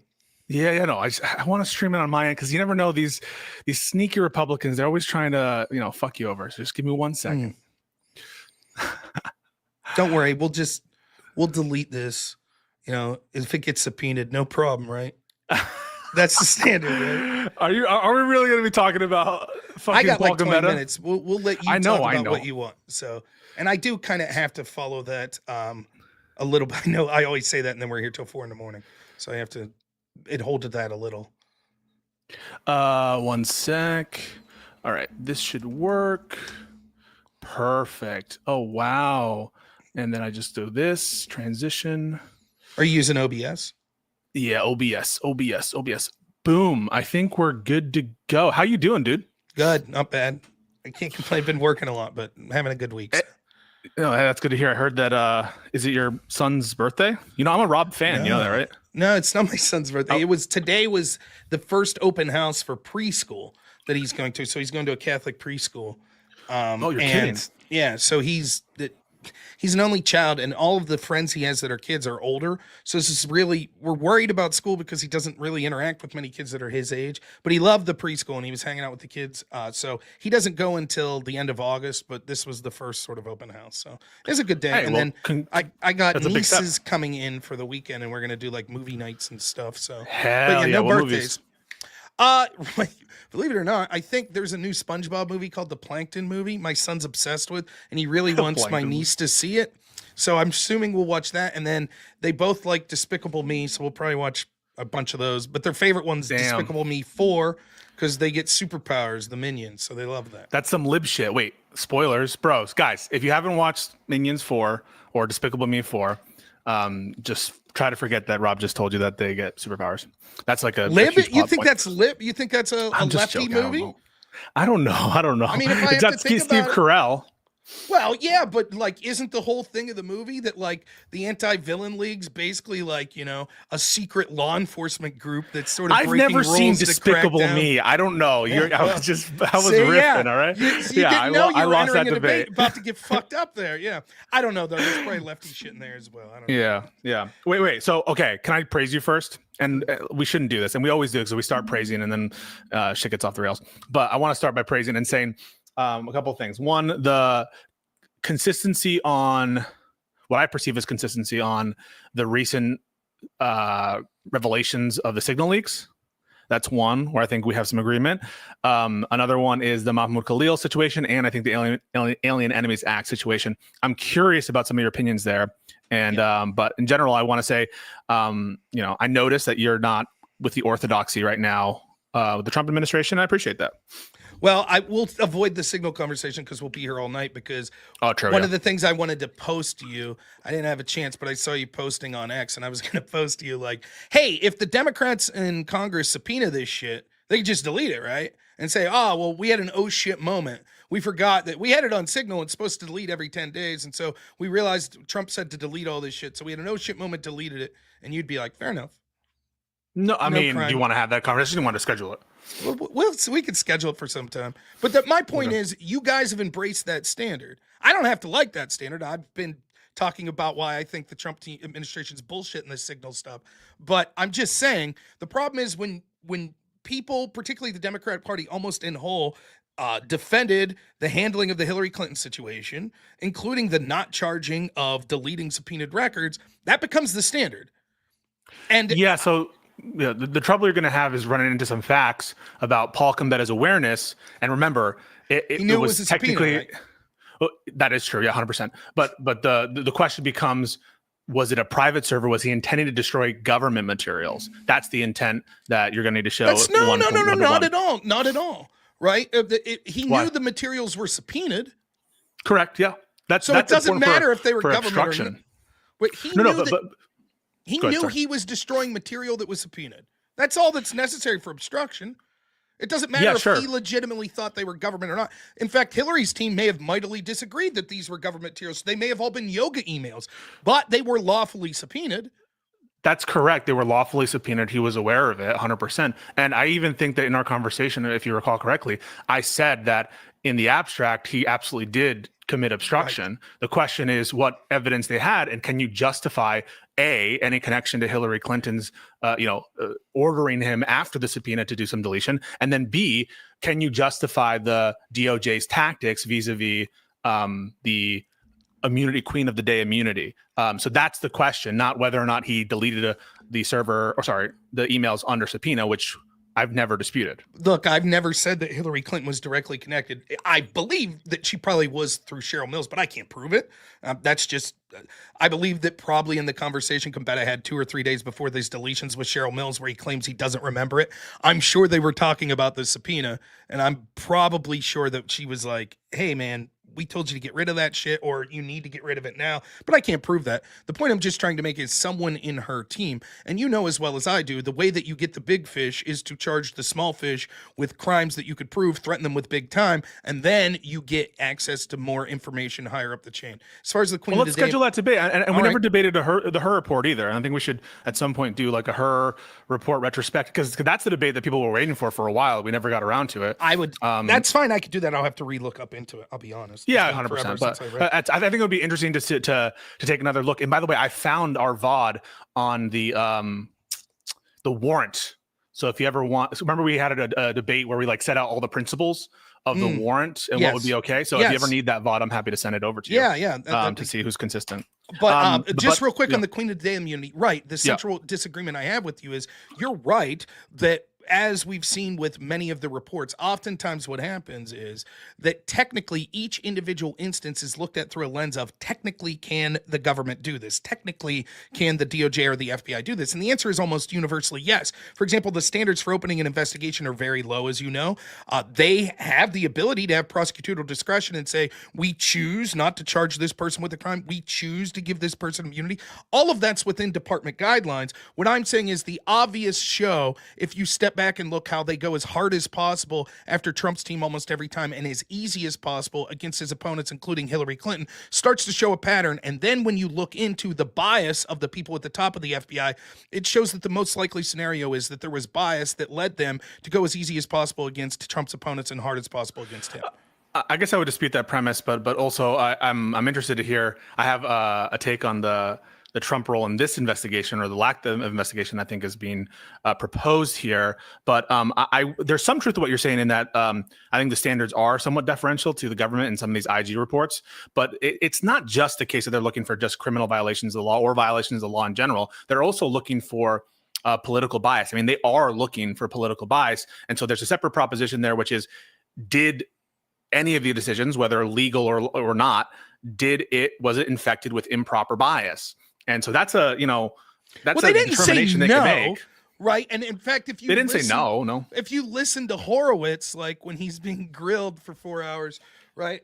Like he literally says that when it comes to some of these decisions with Crossfire Hurricane, the only 2 explanations he could come up with is incredible incompetence or bias. So it does, like, just because the level that he would need to find it necessary to declare, yes, this was bias, has to be extraordinary. Right. And he could suspect, and he does say at one point that the one thing that he still can't say it's biased, but that he's closest on being able to say that is the prioritization from Peter Strzok of going after Crossfire Hurricane other than the Hillary. But nonetheless, I don't have much time, and I know you want to talk about the Alien Enemy Act. I think that there's some room for agreement here, and we can put our disagreements, because if not, I think you and I are addicted to these kind of long, drawn-out conversations. I think it'd be fun actually to schedule it at some point. And I don't even actually think that we need necessarily a moderator. I think when we're both in good moods, we'll be it fine. works okay. But that said, I think there is some agreement here, but I want to clarify where the distinctions are. So with respect to the Mahmoud Khalil situation, I think we're pretty much aligned. I think you said 80%. I think we're close there. That it could be possible that it's constitutional for the Secretary of State to make a determination that it's not in the national security or foreign policy interest to have a green card holder. I agree and acknowledge that the established case law is that even a green card holder, any alien, has no substantive right to be in this country. And they're coming here on pure, it's a pure act of policy by the government, a pure act of grace to keep them in, even green card holders. But the question is what are the laws and what are the procedures to deprive someone of a green card holder? And in other words, has Congress or the government put their own limitations on how and when they take away green cards? And is the basis unconstitutional, notwithstanding the fact that in general the government can rescind a green card for in its own discretion. So, for example, if someone said, we have the national security right to take away your green card, and we're doing so on the basis because we think black people are a danger to America because of their race, it is true that if you could find some other basis to say they're a national security, whatever, but you just can't violate the Constitution while you do it. Right. I would agree with that. Like, so in that particular instance, I think that the problem I have is I'm not looking at it through case law or anything like that. What I'm looking at it through is hypothetically, can we agree that there are people that we wouldn't want in this country? Like like the example I give, if a green card holder is yelling, you're chanting for ISIS, screaming death to America, burning the American flag, then yeah, I think that there's probably a solid argument to be made that even though I support a citizen being able to do that, right? A citizen of this country should have free speech to do that. But because you're here at the pleasure of the United States, you're not a citizen, that there's an argument to be had that like that crosses some sort of bright line that we think. Can I calibrate that a little just to ask a question about that? So you're just representing your preferences, right? You're not necessarily trying to represent what the law says, but you're just saying what you think the rule should be. Okay. Correct. And in this context, what you're saying is what could be acceptable in terms of criticism of other places. Maybe there's a bright line rule that would distinguish I don't know, you could call it outspoken criticism of America itself. Maybe that's right, the right line. Because and the theory behind that would be because we have the right to kick people out for basically, for reasons, and that would cross a threshold that we would think that it would suggest you could potentially be a danger to this country based on your speech. So you didn't necessarily have to donate to ISIS. There's no evidence that you were offering them, financial assistance or anything like that. You're just publicly saying death to America, So in that sense, like I understand the hypothetical of if someone's quote supporting a terrorist organization, there could be reason to say that we have reason to kick them out, even if they're a green card holder, let alone just someone with a work visa. I'm curious why your one-way ratchet doesn't, or your fear of abuse doesn't tick off there, because essentially what you're saying is any kind of anti-government or that's just it. anti-country. That's the point. Yeah. The point I'm making, though, is there needs to be a bright line to identify exactly what that is. Because if I'm looking at it from the other lens, and this is the example I give, I talk a lot of shit about funding to Ukraine. Many of the lefties I debate all the time say that's Putin's talking points. So let's say someone that watches my show and retweets me, right, is on a green card from Sweden. And they're retweeting me being like, fuck Zelensky, he killed Gonzalo Lira, we shouldn't give that piece of shit any money, it's time for them to come to a peace agreement. And then a bunch of lefties are like, that's pro-Putin talking points, right? You're out of here. Rescind green card, national security the threat. guy that reposts me, they're like, hey man, you just supported the Putin administration. That's our enemy. You're fucking out. I wouldn't accept that. I would say that's outrageous. So why wouldn't I feel the same way when it comes to someone saying, we think that there's a genocide coming from Israel to Gaza?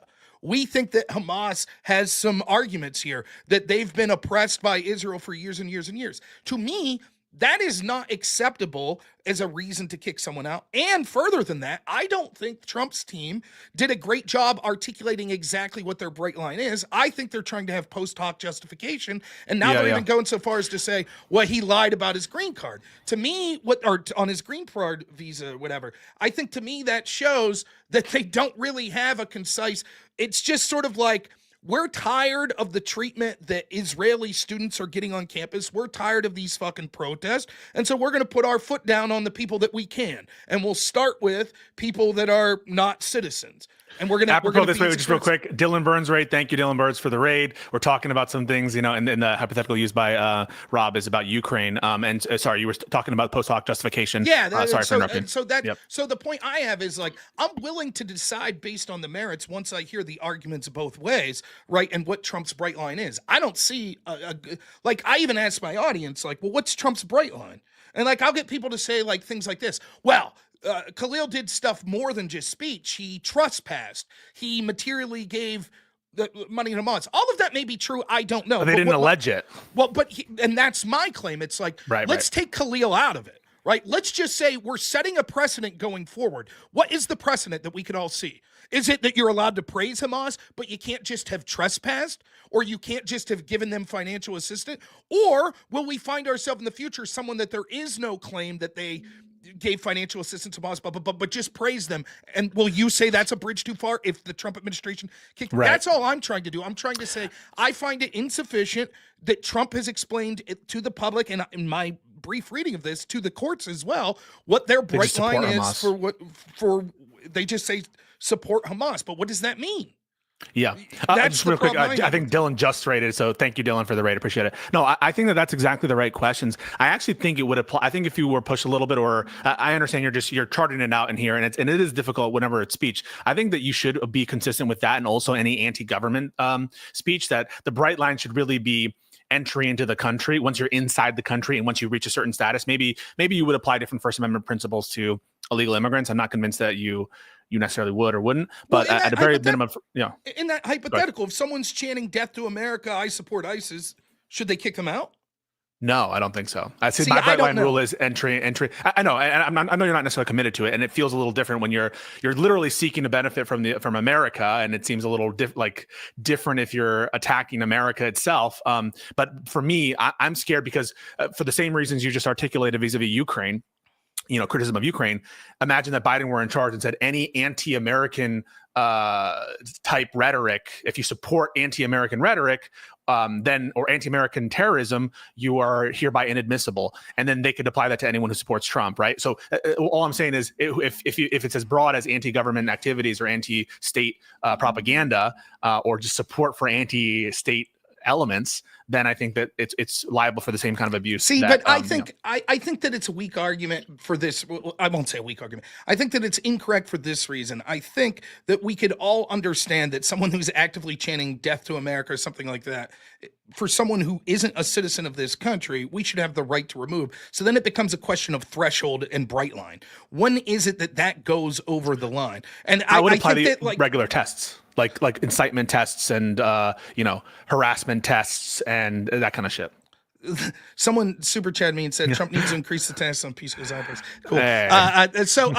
But no, I just think that for me, it's like, no, we should have the right to kick people out that are that blatant. But I want to see that used as judiciously as possible. And I want to see clear, bright lines from that being defined. But that's my gut feeling on it without looking at case law or any of the shit like that. But that's why what I'm trying to do is someone who doesn't necessarily have time to sift through the case law on this.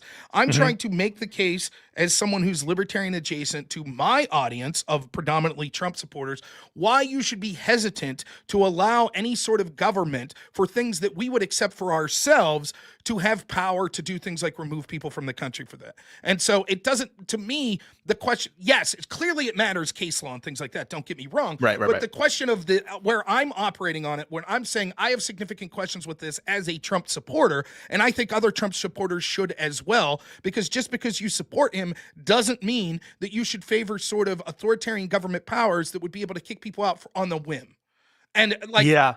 And for me, I'm sorry, and this might piss off Trump supporters, and I'm not someone, I've pushed back against people that I think are too anti-Semitic and all that shit, but this reeks of Trump doing a favor for his pro-Israel allies. That's what it reeks up to me. It also reeks of SJWism. Like, I'll be honest, and some of your supporters may not believe me, but I was very against a lot of the identity politics stuff in college, especially when people were attacking like sombreros, that, white people can't wear sombreros, and I, as a Latino student, was like, that's crazy. I mean, you should be able to wear that. And, people, I don't know if you remember at Yale, some of these protests where they were like, where one of the Yale professors says that, you can wear whatever costume you want and we should be like less sensitive. I was very much, fearful of this identity politics stuff. And it is true that it affects citizens too, because it feels like that era of rationale for why we need to stop this dangerous speech, but just applied to one particular subgroup as opposed to another. And it actually is having an effect on American citizens because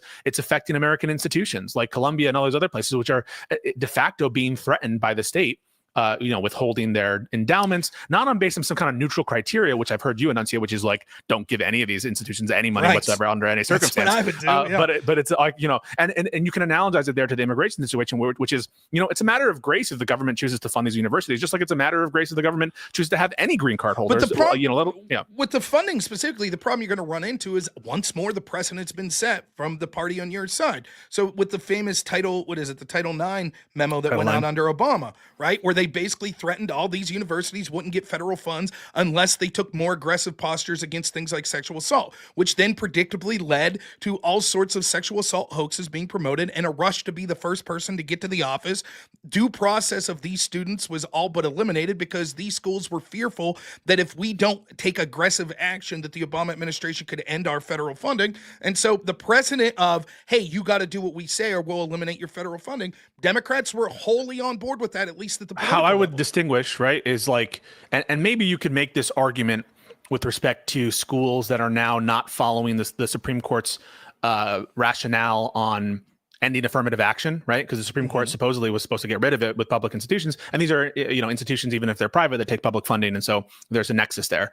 So I could understand that kind of as a kind of neutral rationale, just like I could understand a rationale from the government that says, hey, we're against conduct, right? Unprotected conduct, such as sexual assault, and I guess if you see the cancel culture and the effects on speech by private actors or other students or the universities themselves as having a causal or intentional nexus with the government action, maybe you could make that argument. But I don't really have a problem with the government incentivizing certain amounts of conduct, except when it's viewpoint-based discrimination. If it's viewpoint-based, and so like in the case of sexual assault, that's not viewpoint discrimination to favor universities where, even assuming this were the case, we're going to better fund universities that don't have this problem versus not. Now, you could disagree with the policy, but it doesn't seem to raise the same level of First Amendment interest. That's just my. I disagree because the way that a Trump administration would argue is, one, the predominance of the defunding that they're talking about have to do with biological men and women's spaces. So they would say that it's almost an apples to apples comparison to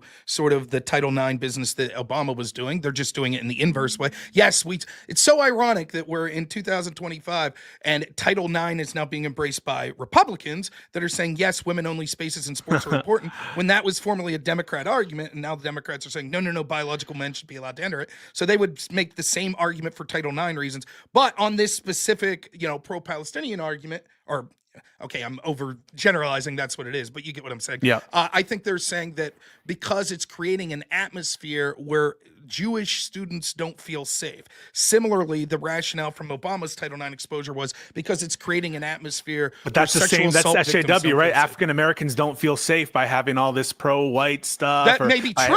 I don't know. But I'm saying that. Well, I'm just saying that standard was completely accepted by Democrats circa 2009. 2010. That's what happened. That's why I was so against that back then. It's also Can I add a nuance to that? Sorry. Yeah, sure. So the nuance to that might just be a question of law about whether or not. So, for example, banning men from women's sports is technically sex-based discrimination. Now, if you have a good reason, and I believe there is a good reason to have segregated sports, I think that there's a good rationale there. It's something that you have to overcome with a showing. I think the government can easily show that it makes sense to discriminate on the basis of sex in terms of these different entries and have segregated sports in that sense. But it's different than other kinds of discrimination, where you're trying to prevent discrimination. So one is justifying a kind of government-based discrimination. The other is preventing private discrimination under Title IX. Where this falls short is they use Title IX as the rationale, and Title IX by its very definition is sex-based discrimination, which said that you, in order to receive federal money as a school, had to offer exactly as many female sports as male sports. And so the entire impetus was you can't have males competing in these female spaces. There have to be an equal opportunity and number of female sports to male. Oh, that's so Title interesting. IX itself was sex-based discrimination in the same So I'm so interested. I'm going to actually look into it because I don't know. Would that be considered trying to prevent sex-based discrimination or instituting sex-based discrimination? Well, it would I guess if the rationale that keeping men out of female sports is itself sex-based discrimination. Well, I think you would agree with that. No. By the term, wait, you don't think it's sex, whether or not you think it's justified, whether or not you think it's legal, whether or not, whatever, it is discriminating on the basis of sex, your entry into sports.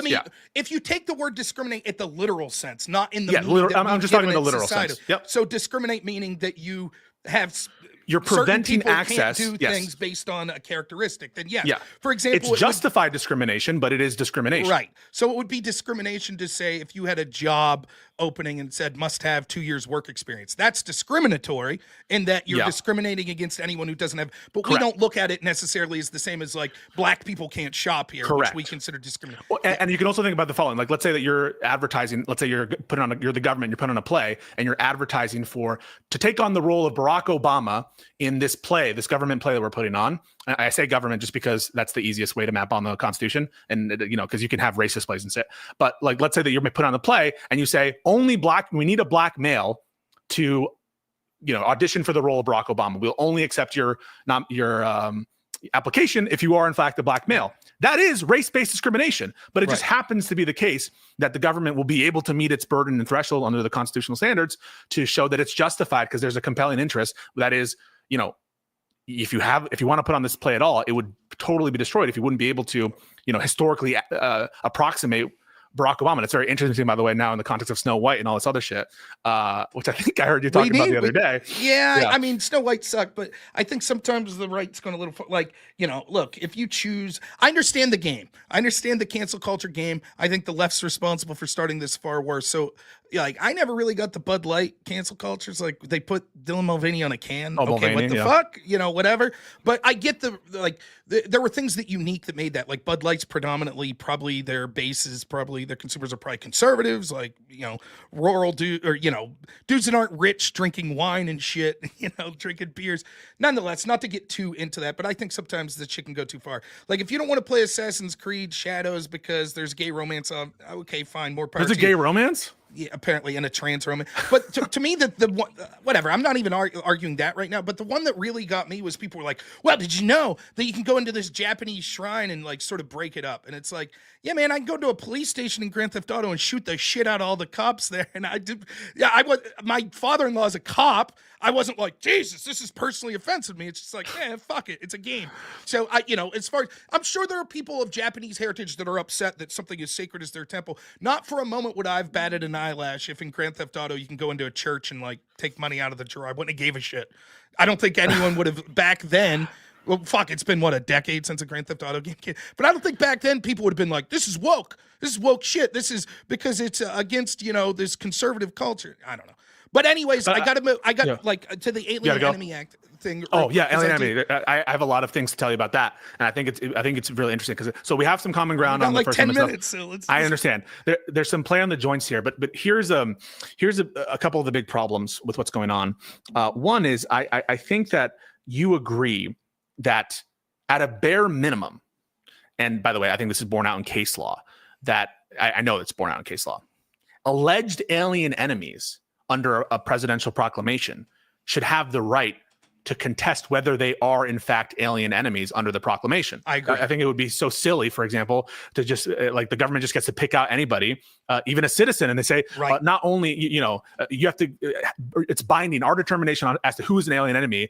The courts can't even review it. What I find really bad faith about all this isn't just that they didn't give hearings. And maybe you could say that the proclamation itself, I don't agree with this, by the way. I think it's very dangerous, but maybe you could make the argument that the proclamation itself, the courts need to give deference to the executive's determination as to what is an invasion and who's invading. I don't agree with that, but I've heard some people, argue that.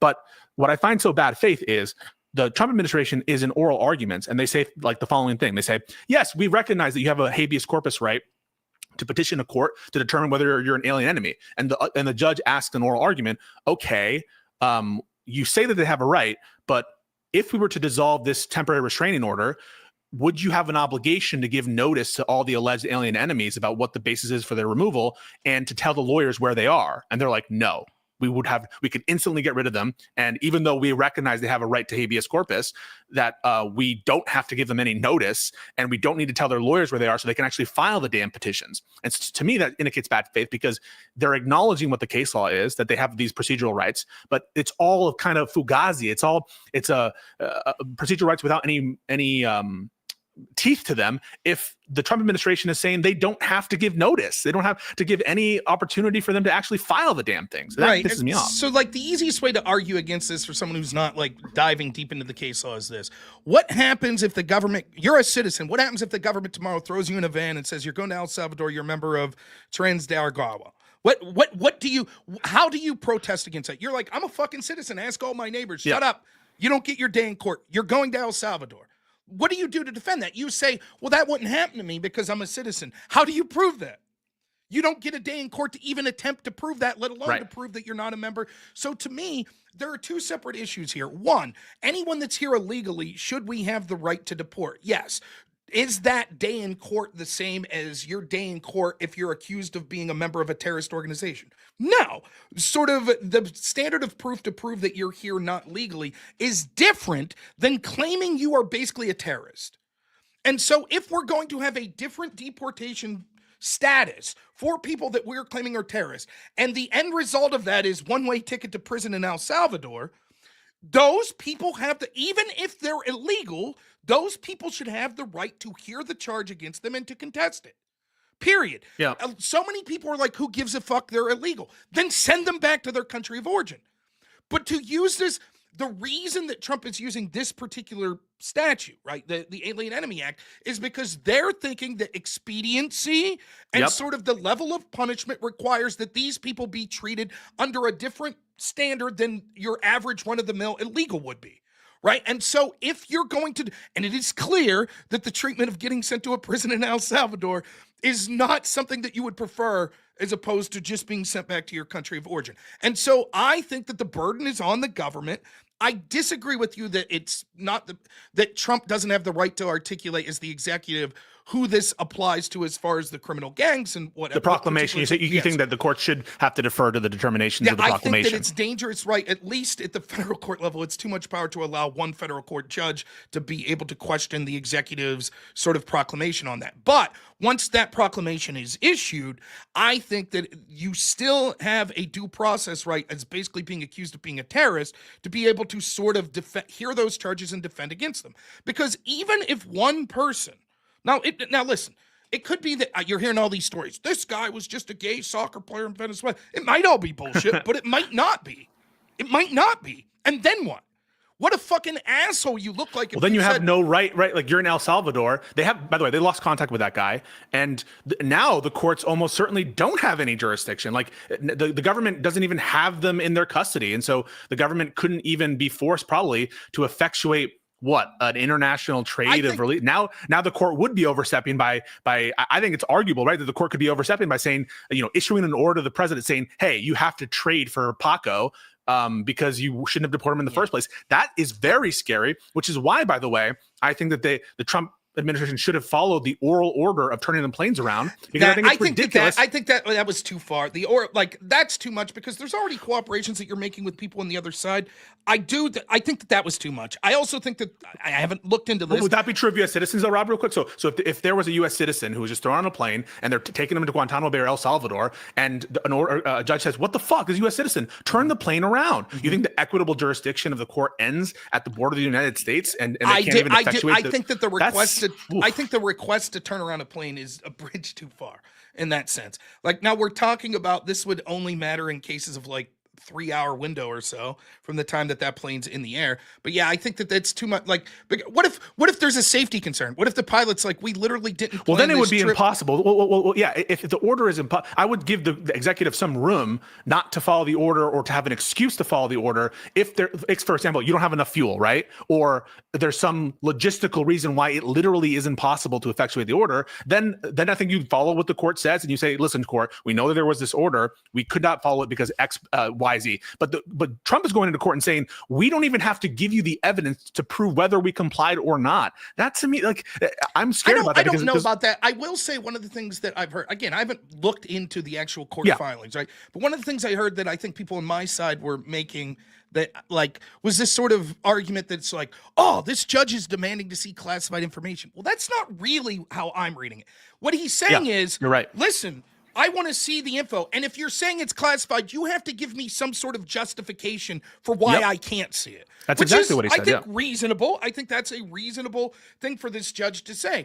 Ultimately, my gut feeling for how this plays out is that I think that it will get to the Supreme Court and they'll say something similar to what I said. I think they'll say that the executive has the right to sort of give the proclamation, but there has to be some standard of due process given to the people that are accused of being in the proclaimed group. And I think that as far as I'm concerned right now, Trump hasn't met that burden. And maybe because they'll find it to be weak. Maybe their burden was like, well, we saw a social media post of tattoos and that was enough for us. And it's like, is it? I don't know, right? And I think that that's largely why.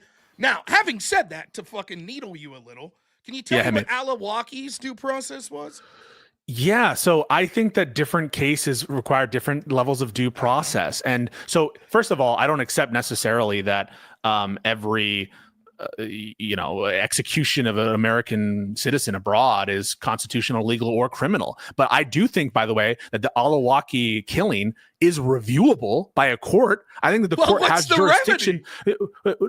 Hang on. The remedy for that, there could be damages violations. There could be some kind of, a court case, or there could be, for example, if a prosecutor was looking to charge President Obama, I think the court they issued a subpoena. I don't think that or some kind of evidentiary records to get the records of the administration. I think that they would be required to comply with that subpoena. So I definitely think that there's remedies available, especially for the government to vindicate it. And real quick, I want to address what you're saying real quick, because another example could be Abraham Lincoln in the Civil War. Abraham Lincoln during the Civil War ordered the death of other American citizens in the Civil War. He, by necessity, was calling for some group of Americans to kill and murder other Americans. And so I agree that there are times when the president will have the right, based on the facts and circumstances, to order the death without a trial of an individual. Just like, by the way, a person in self-defense, what is the right of deadly self-defense? It's the right to summarily execute someone because of the circumstances. Sure. But the most important thing, though, to recognize is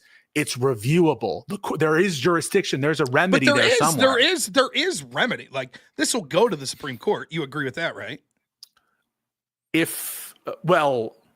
Maybe. But the question is, will the Supreme Court review it on the merits? Because the Supreme Court, I think you're actually right, that the most likely outcome in the Supreme Court is that the court says you can't really question the proclamation, or you have to give the proclamation great deference. I would very disagree with that ruling, but I do think that's probably where they are at in terms of unitary executive. But I do think the court was probably more willing to lean on the procedural due process and that kind of aspect. So I don't think that your prediction is wholly wrong. But the question is, will the court actually review? So imagine the court said, we're going to dismiss everything because we lack jurisdiction, because anything the president says is due process in this context is due process, and because we can't even review the proclamation, and so there is no judicial remedy for this. I don't think that's true of Alawaki. I think that there should be jurisdiction. Let me ask you this. Maybe maybe I'm incorrect about this, but did a prosecutor ever bring a case against Obama or the Obama administration? No, because the truth is it was a justified killing. Where are all the lefties that gave a shit about due process? Lefties did care about the Alawaki killing. They were incredibly pissed at Obama. Any left You're talking about libs. Where are the Obama supporters that are pissed about Alawaki, right? Well, yeah. Where are the legal groups that are right now outraged about due process? Where were they then? Well, there were lawsuits filed by Alawaki's family to sue the government over that. They ended up losing for lack of standing, because I don't think it was actually their direct descendant or something. It was like a cousin. That's my recollection. I'll have to look at the filing there. So there were actually court cases about it. I don't think they were successful. But just because you believe in due process doesn't mean you think the due process requires in every context the same amount of procedure. For example, right? If a bunch of American citizens are about to crash into the World Trade Center, let's say the new World Trade Center, I think you and I agree. Trump can order the Air Force to just kill those people who are about to crash into. They don't need a trial. And right, but I agree. There is direct defense, right? The problem is you say Alawaki is guilty. I assume when you mean that not only was he a member of a terrorist. Know.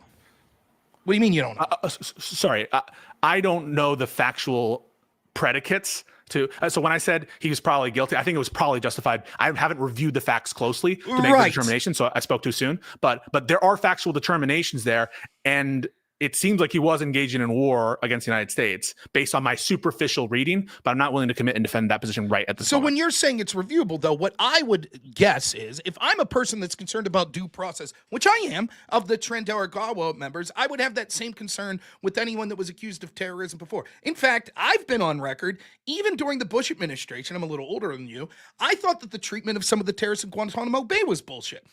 I think that the treatment should be different for foreign terrorists. Don't get me wrong. I'm not saying they have the same rights as U.S. citizens. But I think the fact that there were people that were like left to rot in Guantanamo for 10, 15 years without ever having a case brought was fucking ridiculous. Well, if there's I clear agree with that evidence that these people are terrorists, then prove it. Even if it's in a military court.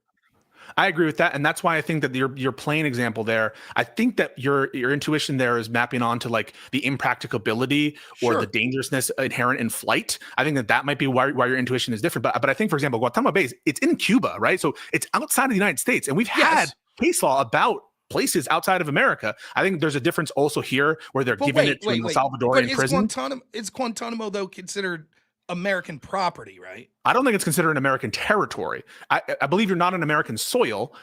I don't think it's considered American soil. For example, if you're born in Guantanamo Bay, are you an American citizen? I would say, yeah. Is it materially different than being born on like an Air Force base? I think it is, but that's a good question. I'll look into that, Rob. My wife was born in Germany, but was born on an American base. I don't know. She's an American. I don't know.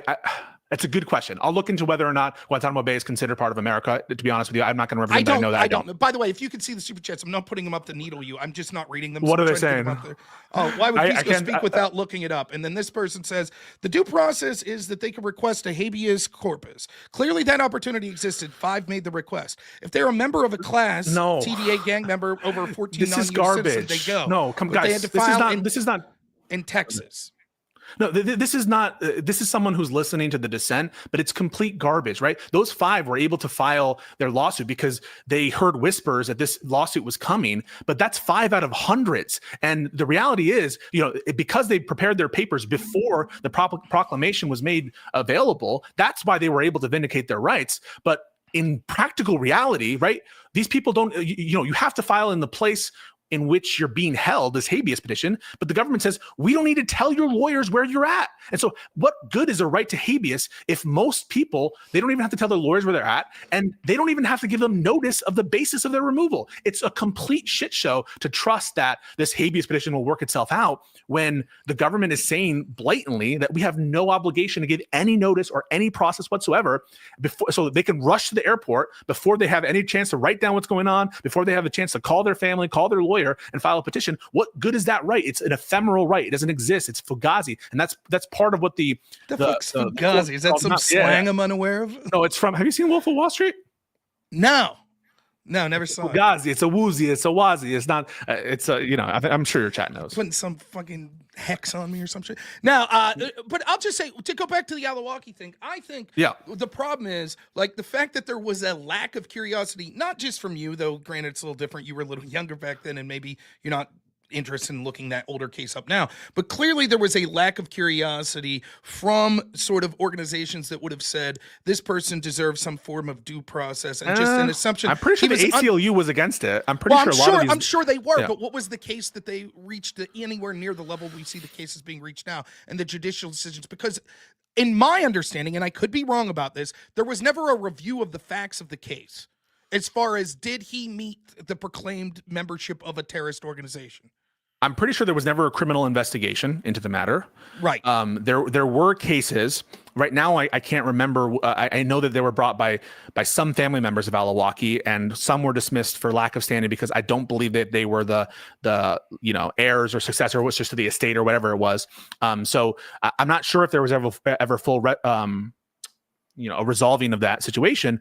But my recollection is it's pretty clear he was actually a member of Al-Qaeda and engaging in war against the United States. But that's bullshit. Like, as a U.S. citizen, he has the right. If he was right, the difference is this. You're making this argument. Well, he's in the plane and they're about to hit the World Trade Center. Do you have Yeah. the right? Okay, but that's different because I don't think anyone's alleged that he was about to take some sort of action like in that moment that justified a claim of self-defense. yeah. And that's like, I Let have me- the right let to me- yeah. defend my life through self-defense, but I don't have the right to be like, I heard Pisco talking shit and he may come at me someday, so I'm Right. going to preemptively take let him me out. let me address that. So for example, let's say that he was arriving at an airport in America or about to hit the airport. You couldn't just kill him, right, on his way to America. If there's but the difference there is it practicable to apprehend him? I think that if it was practicable for Obama to capture him, he had an obligation to, and to actually give him his day in court. I agree with you. The question is assume that there's no safe way to retrieve him in that moment, no reasonably safe way to obtain him and put him and charge him. In that situation, are you obligated as the American government to not kill him? I think that you would be obligated to an abstentia. Am I using that word correct? Have a trial. To have a trial? Right. To at least have someone operate as a defense, because the power is too tempting. Again, what's to stop me from being overseas? And let's say I'm in Ukraine and I'm I'll tell you, accused by the Biden administration, like Gonzalo Lira style. I'm accused of collaborating with the Russians. And so they say, fuck it, let's take this dude out. What's to stop them from I'll doing tell you what that? it used to be. It used to be the notion that a president could be held criminally liable for his official conduct. Supposing that the official conduct were in violation, or the alleged official conduct were in violation of the law. This is one of the arguments that I was providing about the SEAL Team 6 memes, is because one of the fears of this, one of the reasons why we were going to worry about it as much is the notion that imagine that you took an intentional act to kill someone in bad faith. Who you're saying that they're a terrorist member, but they're not actually a terrorist member. You're just using that as a pretext. What the Trump versus United States opinion tells us is you're not supposed to look into the actual intent of the individual. You're supposed to look at the nature of the power. But that And presupposes that my hypothetical is that it was intentional to kill me in bad faith, as opposed to a legitimate fear that I might be working with Russians, and then later turns out that was incorrect. Yeah, I agree. So what's to prevent that? Yeah, so in the case of them just being wrong after it's a good faith and sure about what's going on. I think in that situation, a lot more fuzzy about what the remedy might be. But if it's done in good faith, just like imagine like a police shooting done in good faith, right? And you get the wrong person. The Breonna, what's her name? The Breonna Taylor. The woman who is it Breonna Taylor? That's right. So, yeah. Right. One of the police officers who was just firing wildly, he was reckless, but he wasn't the one that actually shot the fatal shot.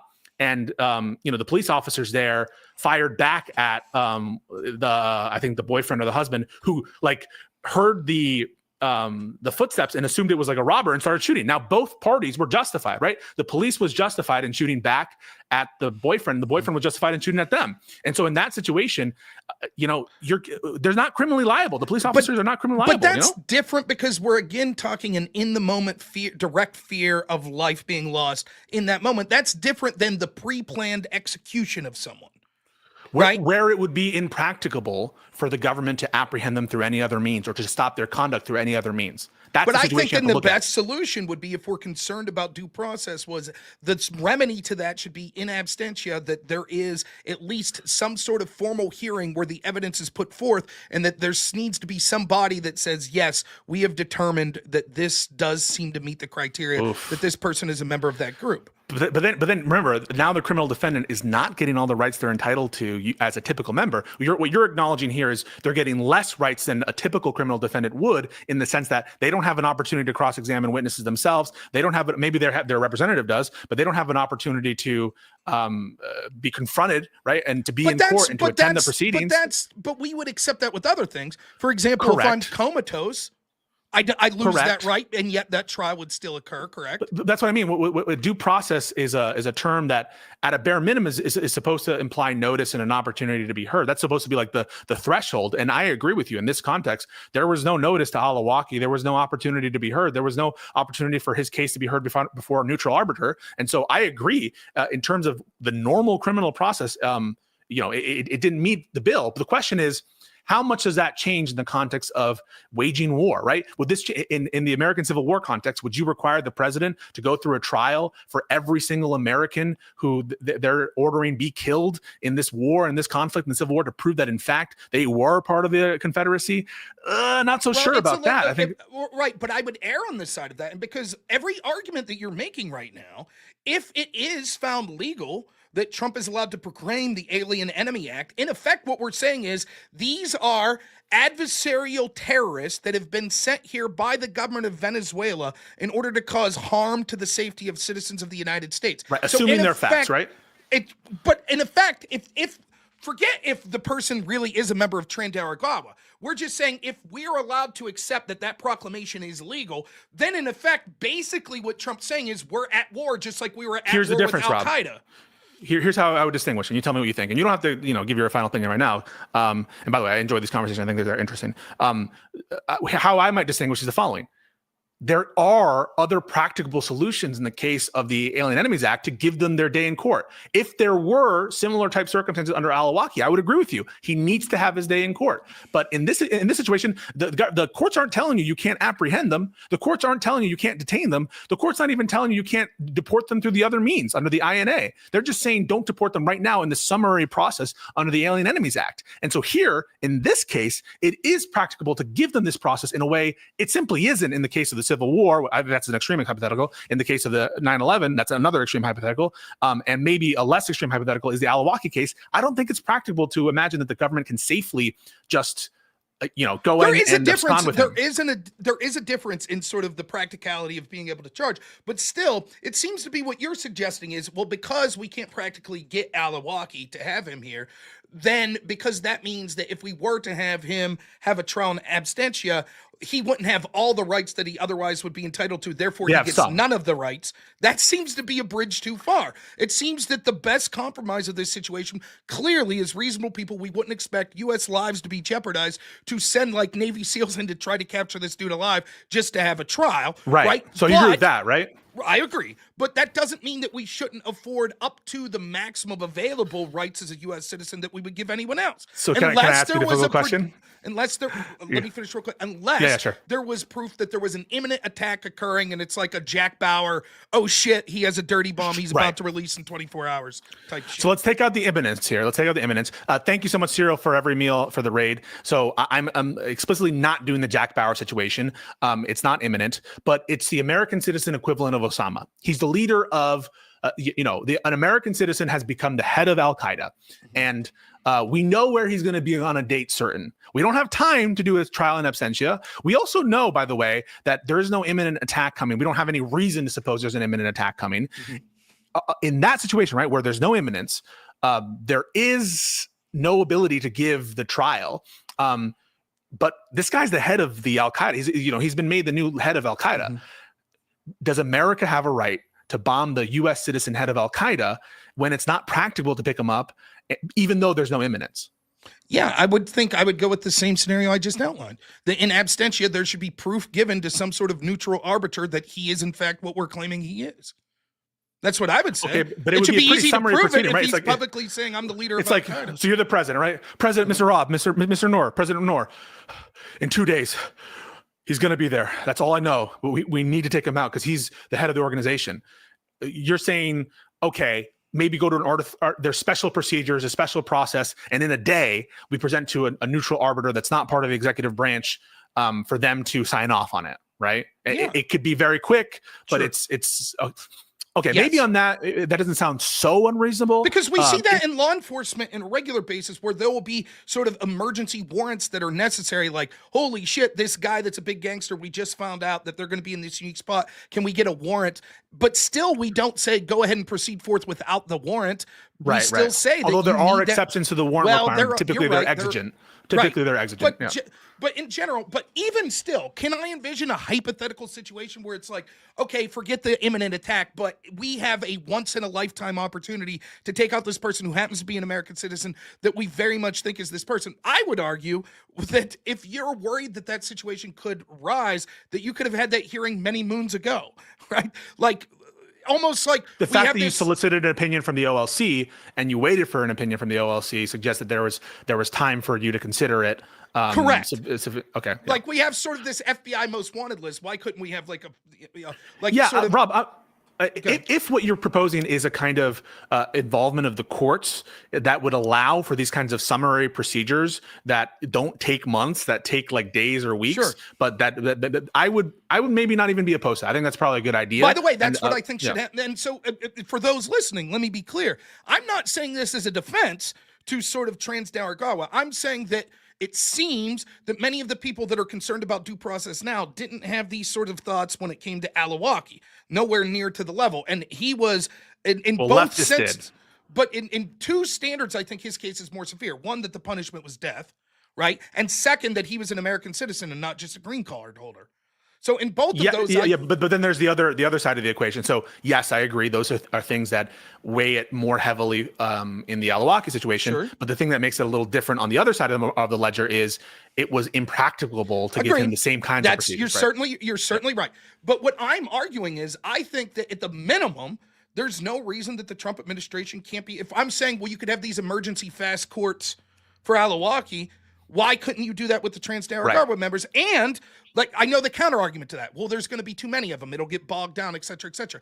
I don't think the burden of proof should be as high as sort of the trial that me and you would get if it was practicable to arrest us. We're accused of a crime. Right. We have, like, we could talk to our attorney. It wouldn't be necessarily that same level of standard.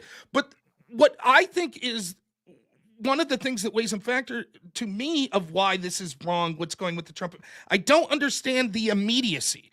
The need for the immediacy where it's like, there is a remedy, detain them, right? Detain them. And if you're like, well, we only have 50,000, okay, but there surely are people that you could release that are less dangerous than these accused terrorists. So you could make room for these. And if it would somehow happen to be over 50,000, right? So like that's the point. Like it seemed to me like I'm hardcore, get shitty people out of the country, and I know you are. Get illegals out of the country.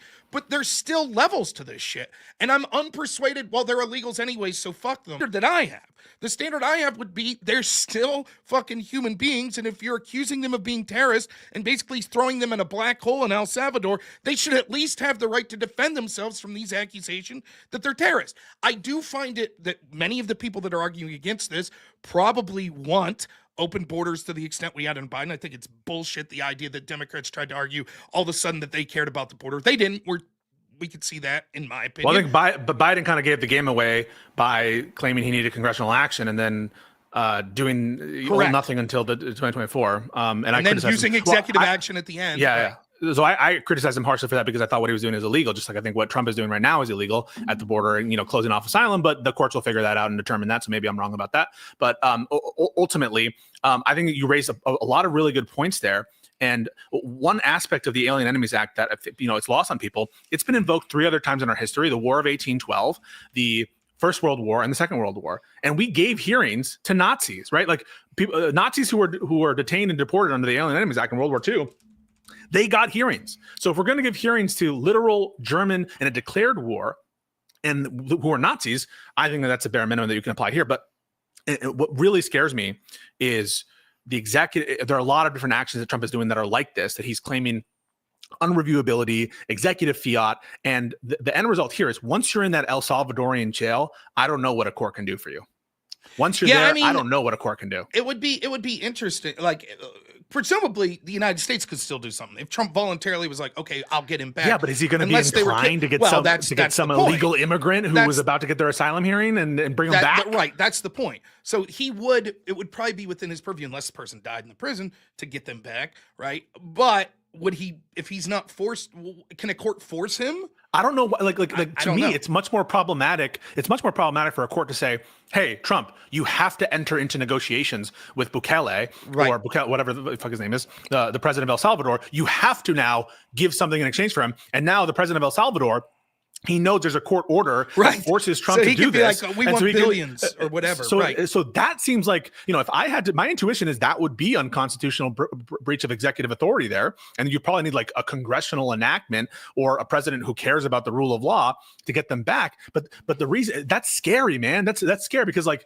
it could, and with some of these people, they're alleged to be fleeing and have these are some people who are alleged to have valid asylum claims. They were about to get their asylum hearing, or they're alleged to I don't have done things the valid right way. asylum I know means that you don't want nothing to me. Send them Okay, fucking back. I don't care. so you don't agree with asylum in general, but that's the law right now. The asylum is the law right now, and Well, you should follow the may be. law. I don't. Like, look, the truth is, where we're going to have fundamental disagreements is, I think that Democrat Party as a whole wanted millions of people to come in. They wanted to flood the country, and they want to I've make the heard this, process as burdensome as possible. How do you explain the actions of Joe Biden then? The inaction of Joe Biden? Yeah. I think Incompetence? You mean why the border was so bad? Right. Why did millions come in? Well, I think he understood why the legal limits of his power in the first 3 years, and then he broke the law flagrantly and in bad faith in the fourth year. So I think that Joe Biden did something corrupt in the fourth year. Why is so? But I That's think your the rates opinion. of illegal immigration. That's your opinion. Is that a common opinion amongst the legal field that these executive orders are amongst the legal field? That Correct. which executive orders? Trump's? Yeah, like some the ones yes, that were some rescinded. no. The ones So, Biden for example, did. You're saying the ones Biden did were illegal. Yeah, so I think the ones that Biden did closing the border, I believe that to be illegal. And you think Trump that's has a common belief in the legal community? Among left-wing Democrats? In general, people? lawyers Yes. is an over. You think I? Yes, Did, I how many because brought How many brought cases against Biden's orders? The ACLU did. Did they? Were They filed a successful? lawsuit. Well, I don't know where it is right now. I haven't followed up to date on it, and I'm sure there's updated litigation because Trump has basically extended it. But the reason why I think it's illegal is because the INA creates a power for the Trump to suspend. It's called the suspension clause. Any class of alien. Alien is a term for non-citizen in the INA, but even if you're ordered suspended under the INA, you're still considered, quote, inadmissible. And so I think we've had this discussion before, but I basically think that was illegal. I don't necessarily think remain in Mexico is illegal. I don't know if we have a final ruling on that. But those for me are policies that don't matter as much as the closing the whole border. And one of the reasons why, for example, another thing that Biden was unwilling to do, what Trump is willing to do, which I think is significant, is apply expedited removal to its statutory maximum. And that basically says anyone within a large radius of the border within like 2 years can be subject to expedited removal. And Biden wasn't willing to put that to the max. He was willing to do like consistent with the previous. So there are some actions by Trump that probably affect I'll it, just for sure, real quick, I'll end on this. I think that I am still in favor of. Now, listen, when it comes to these lower courts, I think particularly when there's just a temporary restraining order, Trump pushing back a little, not falling to the letter of the law, exactly what they're saying. I think that they are being activists and stuff. I think the gravity of the situation increases as you get to higher and higher courts if he would ignore it. So if the Supreme Court would be like, you can't do this, and he's like, go fuck yourself, that's clearly a magnitude worse than Judge, Boasberg or whatever the hell his name is, says something. So I think that we'll see.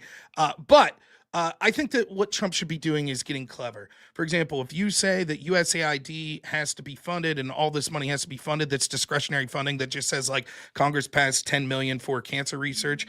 What I'm advocating for is a bunch of conservatives to start NGOs, and we redirect that money to conservative groups. Good luck. Instead of sending money to Politico, to the New York Times, to the BBC, we should send money to Breitbart. We should send money to conservative influencers like me. It's the same with this. If you're saying we can't deport people, Trans-Nicaragua, if they would say they can't be detained, they can't be deported, then what you do is give them stipends to live in Democrat strongholds. You send them right there, you give them housing, and you make the Democrats choke on their own bullshit. Listen, one of the reasons why I was against Chuck vote Schumer for changing this shit. One of the reasons why I'm calling for Chuck Schumer to step down as leader of the Senate is because I basically think that the CR, given the administration's behavior, is not specific enough in terms of its funding allocations that I almost think that you're endorsing Trump being a little bit more manipulative with the funds there. So I don't even know that it would be necessarily illegal to move the funds around in some of the ways that you're describing. I think it would be in some cases, and there would be a lot of litigation. If it says you have to give money to NPR, that's different. But if different it says, than, yeah. Like, because a lot of the funding, as you know, the majority of it, I think, is discretionary. It doesn't say it needs to go to this specific organization. It'll say like, so much funding for cancer research in Africa or cancer research in Sudan or like maybe a specific country. And so like, or like HIV, like, look, your audience might not like hear this, but like I could start an NGO to fight HIV. You want to know what our agenda is going to be? pro-Christian monogamous relationships and abstinence until marriage. That'll cut Yeah, down you're going on to be HIV. caught up in lawsuits up your ass. But Why is that? I Why would I understand. be caught up in lawsuits? Because you're going to have people saying that this is, bad faith. You're not actually spending there. You're going to have people that are claiming that it's illegal under the religion clauses, although I don't necessarily think that would be a winning argument under this court. Sure. But no, I hear what you're saying. That, and listen, I almost want the Democrats to do something a little bit similar, which is to use powers that they. Well, I The don't. I clauses are weak. overwhelmingly left-wing. The organizations, the NGOs, etc. Overwhelmingly. Some of the NGO class. Wait. Some of the NGO class. I want to be careful here. The NGO class, I would say, and kind of elite institutions. Some of them, yes, but some of them, no. Like in terms of business, a lot of these guys are very pro-Trump. I'm just being honest with you. A lot of the business interests, a lot of the people who are trying to, fund. Whether it comes to the weapons systems and funding for military stuff, a lot of these guys love Trump and they love his policies. Well, they would love it's a anyone mixed that's bag. sending. They would love anyone that's sending money. What I'm talking about is sort of the cultural agendas that we're sending money to. Like, can you name me one conservative organization that's getting funding through our government? Conservative organization, Like a media organization, yeah. A media organization? Yeah, because I could name ProPublica, I could name Politico, I could name the New York Times. Well, I could name the BBC, Politico NPR. is Politico is getting well, it's going to be the eye of the beholder for all this. Politico, you understand that it's for like their data and their partially, it's not quite the same for their. But even still, you can make the argument like that. You don't think that it's a problem that our government has to rely on an outside organization for data on what the bills say? Because that's basically the argument. Well, what do all these? No, I mean, in a perfect world, I would want a publicly funded alternative to Politico. But the truth is, there are resources that I want our public officials to have. Like, I want our public officials to have, subscriptions to things that are useful for their job. And I don't think that it's so much money that it represents a conflict of interest. I mean, we're talking about peanuts here, Rob. This is not the big part of the budget. That's fine. That's fine. If it's just stuff, peanuts, then we'll redirect it from left-wing causes to right-wing. No problem. But so long as you're fulfilling the same aims, Sure. right? I mean, then yeah. What's the aim of the funding of the New York Times? What's the aim because of that the New York Times has exclusive reporting that is useful for people doing their job. So's Breitbart. Bright, do you think that Breitbart, in terms of the day-to-day of an individual, which publication you think is more useful in terms of any bureaucrat's job? It's going to be the New York Times.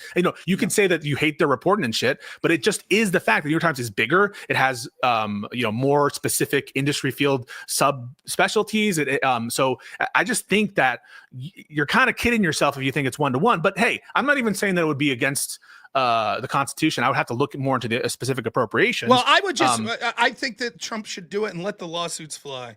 And we can't hold up. We can't hold that money. That would be unfair. We already promised contracts to those groups.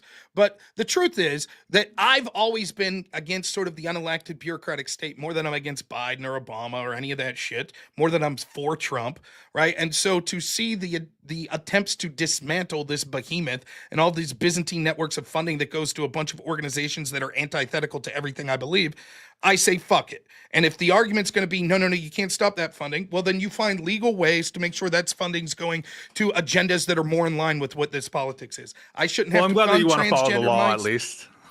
Yeah, so that's what I would do, and it's the same with the deportations. Nothing against the law with sending them wherever the fuck you want within the country. Biden proved that. So send them to the Democrat strongholds. I think it probably was legal. It depends on the specific state, but some of the states that send them around, like, I don't know what law would prevent you from doing that. Here is the first $2 for U.S. aid, $10 million for Rob. So one real quick, because this is important. Mr. Ubercross, the guy that commented earlier, says previous, I believe this is a lawyer as well. He says, my previous chat was accurate. If they're a member of the class, they go. However, the 14th Amendment probably requires more opportunity for filing the habeas. Okay, also, so it he's still admitted, should have been filed or transferred to that's the big thing I've been hearing. That the judge but doesn't that have wasn't jurisdiction. provided, right? But but that wasn't provided, and the administration said they didn't have to do that. So you can say that, right? You can take the position that it has to be filed in Texas. I disagree because for reasons that the majority of the DC Circuit found, which is this is not a traditional habeas petition because they're not asking for release from detention. In fact, they're saying the U.S. government has to keep detaining us and don't remove, or at least they're saying we want them to keep detaining us. And so I don't think it's a traditional habeas. They dropped their habeas claims. They're not asserting any habeas claims. And so I don't think it needs to be in Texas. And I think that's why the DC Circuit Court of Appeals found that it didn't. But even if you do think that it needs to be in Texas and it needs to proceed via habeas, they need to have a real opportunity to file. It's fucking bullshit for the government to stand up there and say, yeah, they have a right for habeas, but we don't have to give them a notice and an opportunity, a real opportunity to file there. That's fucking disgusting. That's fascist. I gotta end here, but I'll just say this is an overall conversation on the Alien Enemy Act thing. It's this: I'm not the most hardcore person. I think, like, I'm not one of these people that's like, we can't have any immigrants ever. I'm not saying that, but I know this, that I vehemently believe that illegals should be kicked out of the country, and maybe the ones that are productive and beneficial to the country should be given a proper sense to get back in the country. Having said all of that, I think that I see dangers in allowing an executive branch to basically just invoke the Alien Enemy Act and say, you're a fucking terrorist and you don't have the right to hear those charges, when in this particular case, you're already detaining the people. It doesn't seem like it would take much to give them a hearing in court. And there are other remedies. You could keep these people detained. You could deport them to their country of origin. And listen, there are other questions someday I have longer to talk to you, because what happens if they say, well, I'm being tortured in my country of origin, right? Then that opens a ball of wax. Don't they have a right to? You roll your eyes, but these are laws in the books. We're a signatory to the Convention Against Torture. But then there's other questions. What if we can't figure out their country of origin? What if they say, well, I'm from Britain, or I'm from the UK, there's case law says, on that point. No, you're not. Well, there's actually a case law that says, like, you're supposed to be able to indefinitely detain individuals. If you can't send them anywhere, then sorry, we don't have to send you back into the country. You can just be in prison for now. That's pretty harsh, but at least that there's some process there as opposed to just throwing you out of the country. But I appreciate that you're taking a more nuanced view on this. On that law, though, would that mean you could detain them indefinitely? Yeah. There's case law. So, like, you've committed no crime other than you're an illegal. We're trying to send you back. You can't prove where you came from, so you just go to prison the rest of your life. Now, So just I want to be clear with you. There might be an updated case called Zeddavis, whatever that case is. You guys remember? But the case that I'm trying to point to, I think it's called Mazzei. And in that case, someone arrived to like Ellis Island or something like that, and there was no place because his citizenship had been like revoked from the other state, or for some reason he was stateless, right? And the Supreme Court had held that, listen, we don't have to admit you into the country, and no other country will accept you. That doesn't mean that we have to accept you, and you're not being like detained for criminal reasons, but you get to exist in this. You have to exist in this limbo world because the executive has the complete discretion on whether to let you in the country or not. I don't know if that's. I'll look into that about whether that's up to date, but there was at least one case that said indefinite detention, immigration detention was acceptable under those circumstances. So we can just, there's a lot of latitude here for the executive. Keep them in the airport, like that movie, The Terminal, with Tom Hanks. They just have to live in the fucking airport, right? One other question. What was I going to ask? Shit. I forget. What if the country of origin's not willing to take them back, but a third country is?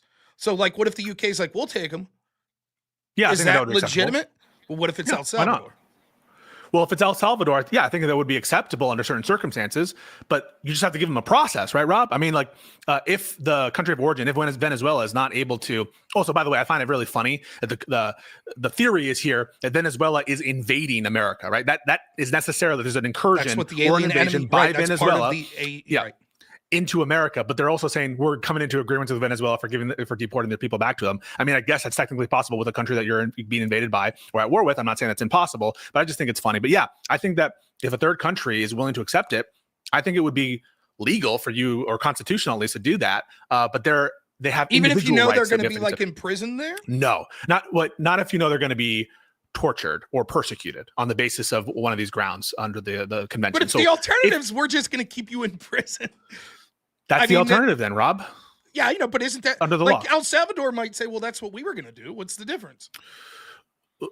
Well, no, because torture is different than indefinite detention, and persecution is different than indefinite detention. So those have different legal standards than indefinite detention. And also, I think it might just be that you get to stay in the country outside of detention, but you don't have like the right to work necessarily. But effectively, it's the same thing. It's. the government will have a great deal of control over you. But what they can't do is deport you to a country where you're going to be tortured, or deport you to a country where you're going to be persecuted. That's kind of like our law. Now, you could say you don't agree with that law, it doesn't give enough latitude or whatever, but then change the law. Don't just think that Trump, and I don't think that you're saying this, I think you would agree that we should follow the law, but just bend it in areas that, you know, the policy is such that you like it. All right. Well, that's it. I do have to leave. I've been talking for longer, Yeah. but I have shit to do tomorrow. So I know. But we should talk again sometime. Good, hey, honest to God, good luck Friday on Tim Pool's show. I think it'll be fun. Check out the chickens. They're fun there. Chickens? So, yeah, he's got a big chicken city, he calls it. So if you get there early, you'll see it's this giant chicken coop with like hundreds of chickens in it, right behind sort of, it's assuming it's at the same place I was at. So it's right behind sort of where his studio is. You'll see it back there. Don't dox him, hey? Hey, but thank you so much for that. Appreciate your audience. All right. You take it easy. We'll see you later, man. All right. Yeah, when it comes to the specifics of the case law and stuff, like I understand, shout out to you, Mr. Ubercross. I haven't read the specific case law. I'm just giving my sort of layman take on what I think the spirit of shit should be. And I do think the spirit should be, if you're going to be accused of being a terrorist and they've got you locked up, they should at least have to bring that case. I felt the same way about prisoners in Guantanamo Bay.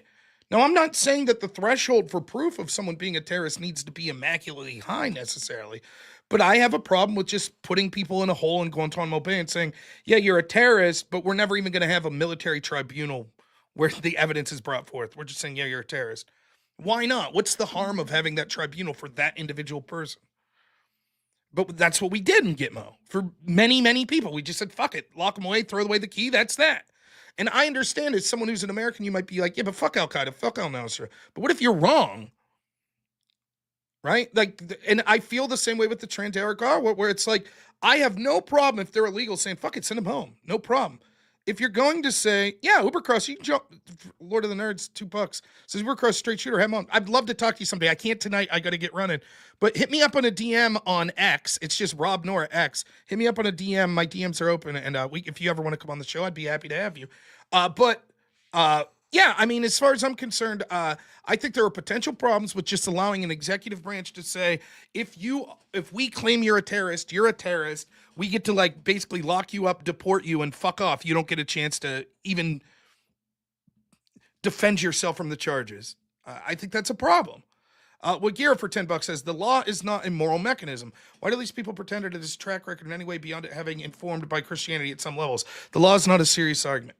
Maybe, but I still think that we have to be a nation of laws. Else, we just justify saying that with the sword rules. Whoever has the power at the point rules. And let's be honest, the majority of my life, we did not have the power. And I wouldn't have accepted it then. But you're technically right, like the old Andrew Jackson argument. Okay, the court ruled against them, tell them to send their military to stop me. Technically, but I would like to prevent a country that goes down that road as much as possible. But thank you so much to everyone that gave super chats. Listen, one of the things I'm very proud of right now, we have 108 people watching on YouTube, I believe. I'm always impressed with how active my chat is. Not just with the donations of money, which is great. I'll take your money. I'm a capitalist. But just your engagement in general, the amount of chat that's going on, talking about what we're talking about, talking to each other. It's really humbling. So I appreciate that a lot. I really do. So it was a good show. I enjoyed it thoroughly. Didn't mind talking to Pisco. There is some there was agreement tonight, so he was seemingly being more cool. But I think you could see that in general, the concerns about due process seem to be vacated quite seriously when it comes to someone like Alawaki. And then, of course, we can get into sort of some of the mistreatment of people that have been conservative, etc. when it comes to other issues. We could talk specifically about the premise of kicking out people like Khalil for their speech or being pro-Hamas, etc., but having enhancers on American citizens that have done things like protest abortion centers, which we're told that, yes, that's perfectly legal to have enhanced sentences for them. So there's the spirit of free speech seems to go out the window oftentimes when it's left-wing people that are embracing that. So I, though, try to hold a standard for myself that is above and beyond just saying tit for tat. I oftentimes talk about how my standard doesn't matter, which is true, because who am I? I'm just some pissant. But I'm being honest with all of you and just giving my honest feelings. It is not the easiest thing in the world to come on here and know that the vast majority of my audience is pro-Trump and make arguments like I've done several times in the past week of things that I'm disagreeing with the Trump administration. So I hope that people appreciate. I still obviously prefer Trump to Kamala. I still obviously prefer Trump to Biden. I still believe that he is the best chance for dismantling the corruption we see in the bureaucratic state of the two choices that we had. But I can't lie to you. I can't just come on here and be a yes man, and you might fucking disagree with me, and you might say Rob's full of shit about this Alien Enemy Act shit. Rob's full of shit about this signals controversy stuff. You may believe that, but I at least hope that you know and can see that I know what my audience wants to hear. I know that one of the easiest ways to grow my channel would just be to be pro-Trump 24/7 all the time or anti-Trump all the time, but I don't do that because I can't. So alls I could do is sit here and give you my honest takes and opinions on things and hope that you appreciate it even if you disagree with it. And I'm thankful that so many of you stick around even when I'm saying things that maybe you don't agree with politically. So once a week would be a lot, Hot Tuna. We have talked in the past by doing like a monthly show or something like that. How do I square Democrats being more for open borders but deport more than any administration? Because it's a trick in how the statistics are measured. One, even in the statistics we're giving, we could see from the Biden administration, we're seeing that they're being revised. Second, they consider deportations, things like turning around people at the border. So if you have literally tens of thousands a month coming across the border and a fraction of them are being turned away and we consider those deportations, it's going to look higher than if we only have like 1,000 a month coming. And so you're only sending that 1,000 back. But it is undisputable that even using the official government numbers, that the worst years on record that we've had of people entering this country and staying in were during the 4 years of the Biden administration, not even close. Aftershock says stop running debate. Hey, prick, this would have been a good night for you to call into debate. But I like that Aftershocks playing the old left wing. No, it's not showing they care about the safety of the country. They cared about the safety of the country. They want to let 12 million people in. All right. Thank you so much, everyone. I am going to be heading out. Tomorrow should be around 7 p.m. Eastern time. We'll be doing a regular show. Probably go a couple hours on that one. Friday it'll be an abbreviated show, but still we'll be doing a show. I have read the Alien Enemy Act very quickly while at work on mobile phone, but I haven't parsed through it and really. Oftentimes when I'm reading something like that, I have to like read it sentence at a time, really think through it. I have not done that with the Alien Enemy Act. So, and in fact, no, I haven't read it because just skimming through it's not just what needs to be deserved there. So, all right. Thank you so much, everyone. I think this outro from the Great Black Elk, my editor. By the way, Black Elk's thumbnails lately on my videos on YouTube. Wow, he's killing it. Black Elk's killing it. He's doing a great job. So shout out to Black Elk. All right. Thank you, everyone. We'll talk to y'all tomorrow night. As always, have a good one.